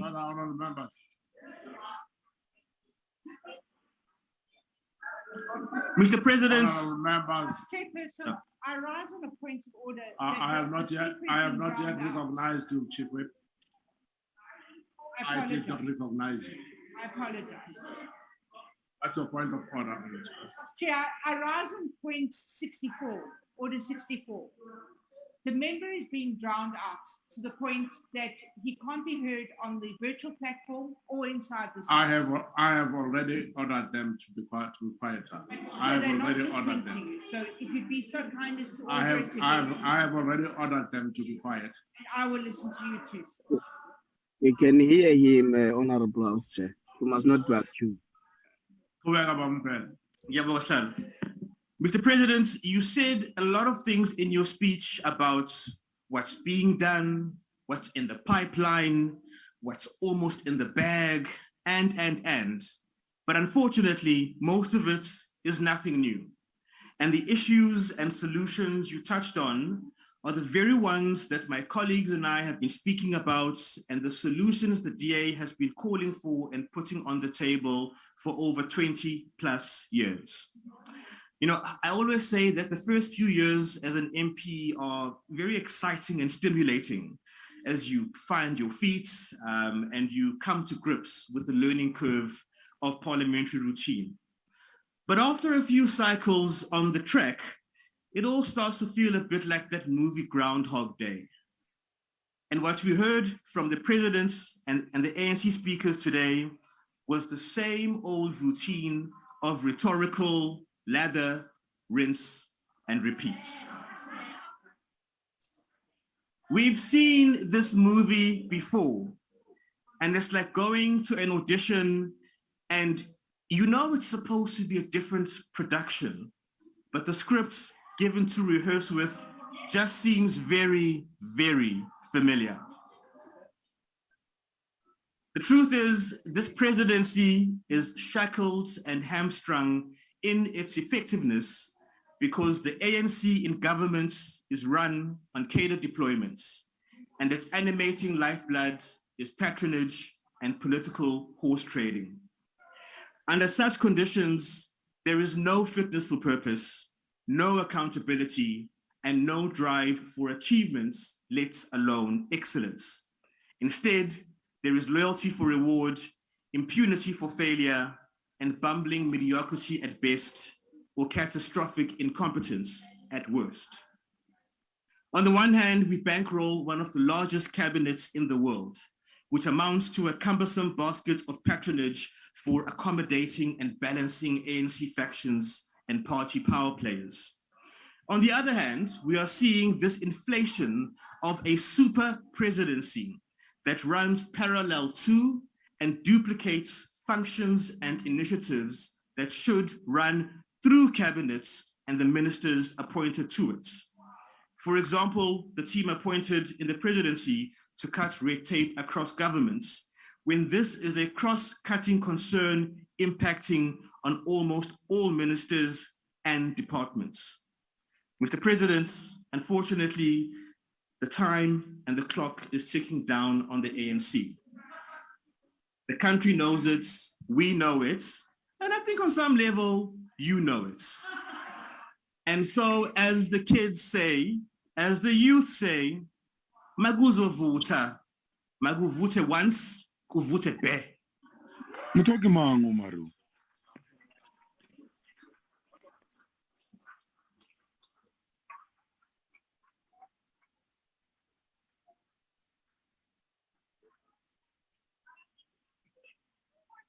Thank you, honorable members. Take your seats, please. Honorable the Minister of Justice and Correctional Services. Thank you very much, Honorable House Chairperson. Honorable Mbele from the DA, we have forgotten to add that schizophrenia also include someone who wishful shut their eyes not to see the truth before them. The reality that the president has delivered here today, the things that are happening in our country, all that is in facts and it's a reality. It is not something imagined, nor is it a perception. It's real. Indeed, hypocrites get offended by the truth. Mr. President, you were correct when you said in the State of the Nation address, none of our efforts to revive our economy will succeed if we do not tackle the scourge of corruption once and for all. This is a defining moment for our democracy. It is a defining moment for our renewal project. Our success to revive the economy is dependent on our success in the fight against corruption. Close quote. The theatrics we have seen today of narrow party politics is not what the country needs right now. The country is in distress due to the high level of unemployment, the high cost of living, and the high petrol price due to the war in Ukraine. A sitting like this should be a festival of ideas amongst political parties on how to put the country on an economic growth trajectory, create employment, and deal with the high level of crime. This is precisely why South Africans have voted for us to be in this house, to solve societal challenges. Sadly, opposition parties are not focused on the nation's strategic goals, on their inputs, but on their obsession to remove the ANC from power, as Honorable Bella has just said. The elections will come in 2024, and you will campaign. A fair process will be allowed for everyone to contest the elections. The president has already called for a social compact amongst all partners in our country to achieve economic growth and to create employment. As a country, we must focus on the strategic national objectives, which is the realization of the political and the socio-economic ideals enshrined in the Constitution. Across the globe, governments involved in reform face resistance and sometimes outright rebellion by those who do not want the wrong things of the past to be corrected.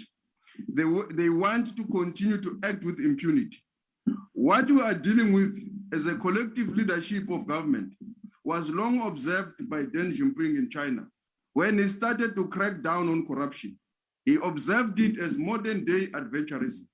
He said the following about this phenomenon: what we are dealing with as a collective leadership of the party is a new form of adventurism, where party members and leaders believe that they can try to overthrow the state or steal from the state with absolute impunity. They don't want to face consequences for their wrongdoing. When they are caught, they try to discredit the state institutions and even try to turn the party against the state. Close quote. The work of the 6th administration, as led by President Ramaphosa, has led us to this phenomenon. Joel Nechitenze famously said, the beneficiaries of state capture will not go down without a fight. I dare say they will not succeed. Our institutions have proven over time that they are resilient. The 6th administration, as led by the president, has allowed the law enforcement agencies to do their work without any fear, favor, or prejudice. They are attending to the matters irrespective of any political affiliation. The facts and the law guide them. The SIU is going back on malfeasance and maladministration. The hawks and the ID are at work. The era of impunity is gone. The rule of law is reigning supreme. This debate should have been about this administration delivering on the pronouncement made by the president on the State of the Nation address and the vote 1 of the presidency. During the State of the Nation address, the president was criticized for vacancies in the security cluster. These positions have been filled and the goalpost has now been shifted. The president is focused on building a capable state and capable institution. He has appointed the head of the ID, the head of the South African Police Service, the head of the Defense Force, and the head of the state security. In the 6 administrations, prosecutions on matters which relate to the theft of tampering with essential infrastructure, like copper cables, have been prioritized. 172 cases were prosecuted and 251 accused were convicted. These are issues that should occupy public discourse as they affect well-functioning of rail, electricity, and the telecommunication infrastructure. We must not lose sight of the fact that we are not dealing with a situation where money was stolen from the fiscus. This money was stolen from the farm of the president as a victim of a crime. The president has committed to the nation that he will cooperate with the investigation. He is not evading nor interfering with the work of law enforcement agencies. He has no history of such interference. The president also has a right to be treated fairly by the system. His side of the story must be heard. The basic principle of all the alpertem partem must also be applicable to him. When the Constitution says everyone is equal before the law, it also means a president must be treated fairly like any other South African citizen. We must allow the due process of the law to take its course. True to the hypocrisy, people who are charged are currently attending trials in courts of the Republic are lecturing us about stepping aside. They cannot explain what is the position of their party when a member is criminally charged and called upon to present a plea in court. The very same individual who stand accused in court of law for reckless firing a firearm publicly want to tell us that this president is a danger to society. The country should be careful of people who live by double standards. Other than mastering the art of cheering and clapping hands for their supreme leader, the ground forces of the EFF are sticking to their role of being true ground forces. They must also learn to internalize democracy and hold one of their own accountable. In the final analysis, South Africans are not interested in spectacle. Rather, they are interested in state institutions that work, from law enforcement agencies, municipalities, to state-owned enterprises. People want to see value for their taxes. That is what we collectively owe society as this house. The investigative directorate has brought seminal corruption cases within a period of 3 months before the courts. We welcome the arrest of the 2 Gupta brothers by the authorities in the UAE. As the South African government, we will continue to cooperate with our UAE counterparts to ensure that fugitives from justice are brought to book. They will account in our courts.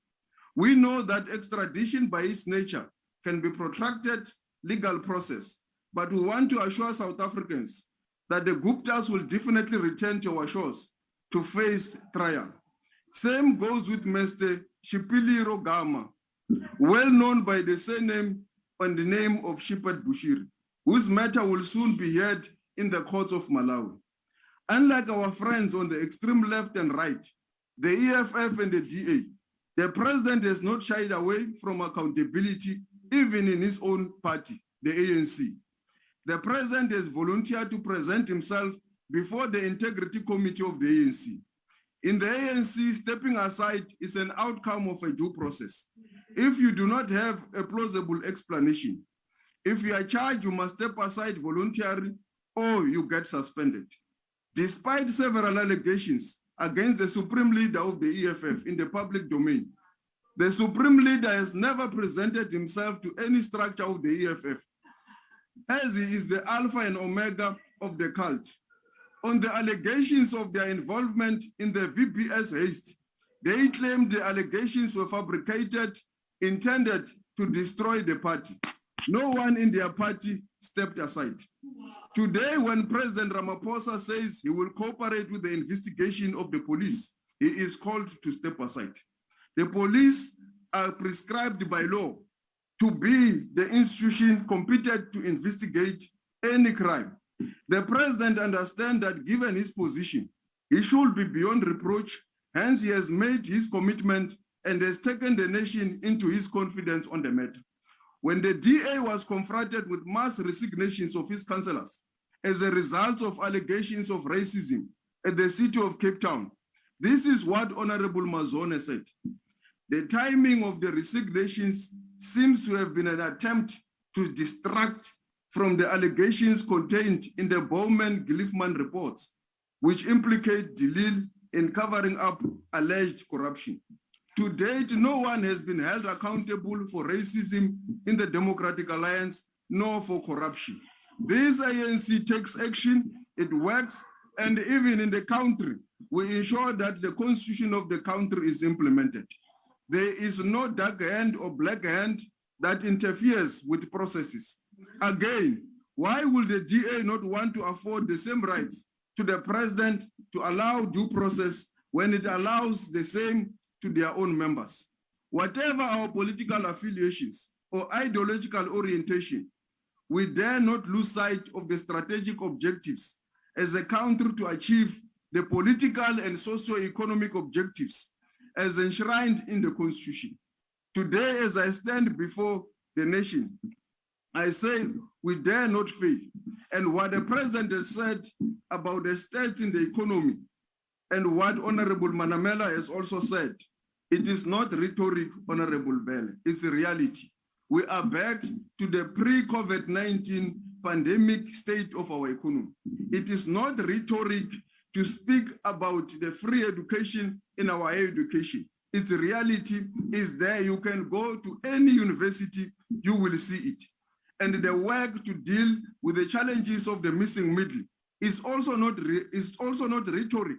It's a reality that the ANC government continues to put the people of this country first. It is also not rhetoric that in the last quarter, the performance in terms of employment has improved. It is a Stats SA report. It is not rhetoric, it's factual, it's real.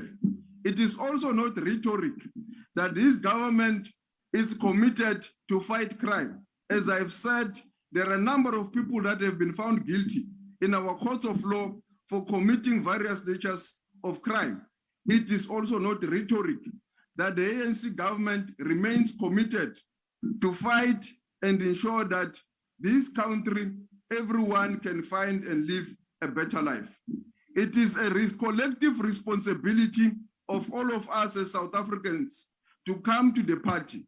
The president has called for a social compact, has called for all South Africans to put their hands together, leave narrow political party rhetoric, come to the party, let's resolve the social challenges and the socio-economic challenges of our people.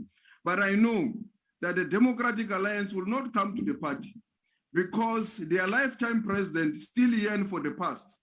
She usually and always reminds them of how it was nice under apartheid and how it has always been good. Hence, they will not want to come to the party to march forward with the president when he is giving them a carpet to work with him. When the president calls all the opposition parties to come to the party to work with us to build this country. When the president calls for civil society and all stakeholders in our country, they welcome it with an open hand because they have the interest of South Africans. They have got no underhand tactic with an aim that one day they are going to rule this country. As Honorable Bele was saying now, that the time is ticking. The time is ticking for the DA. You are now being unmasked for who you are. The departure of Honorable Maimana, the departure of Honorable Hemen Mashaba, and all, even the youngsters like Ntuli, shows that there is no future for the DA. The future of this country remains with that of the ANC, but it remains in all of us working together. It is a responsibility that we all have to take. It's a responsibility that all of us, we need to rise beyond narrow political party, but put the Constitution of South Africa first. It's a responsibility that we all have. We owe to the electorate to build a South Africa united, a South Africa that will benefit all South Africans. It is the responsibility of all of us to ensure that the future is better than today. We must never dare want to dream of the past.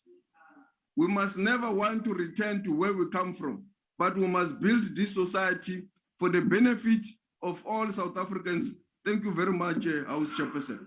Thank you very much.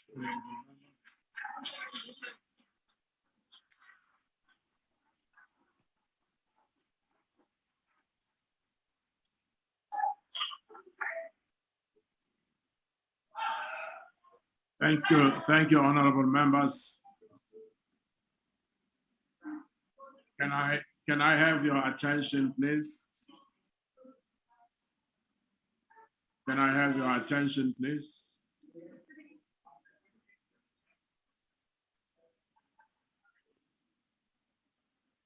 That concludes the speaker's list on the budget vote debate and the business for the day. The Honorable the President will reply tomorrow, and the House is now adjourned. Long live the president.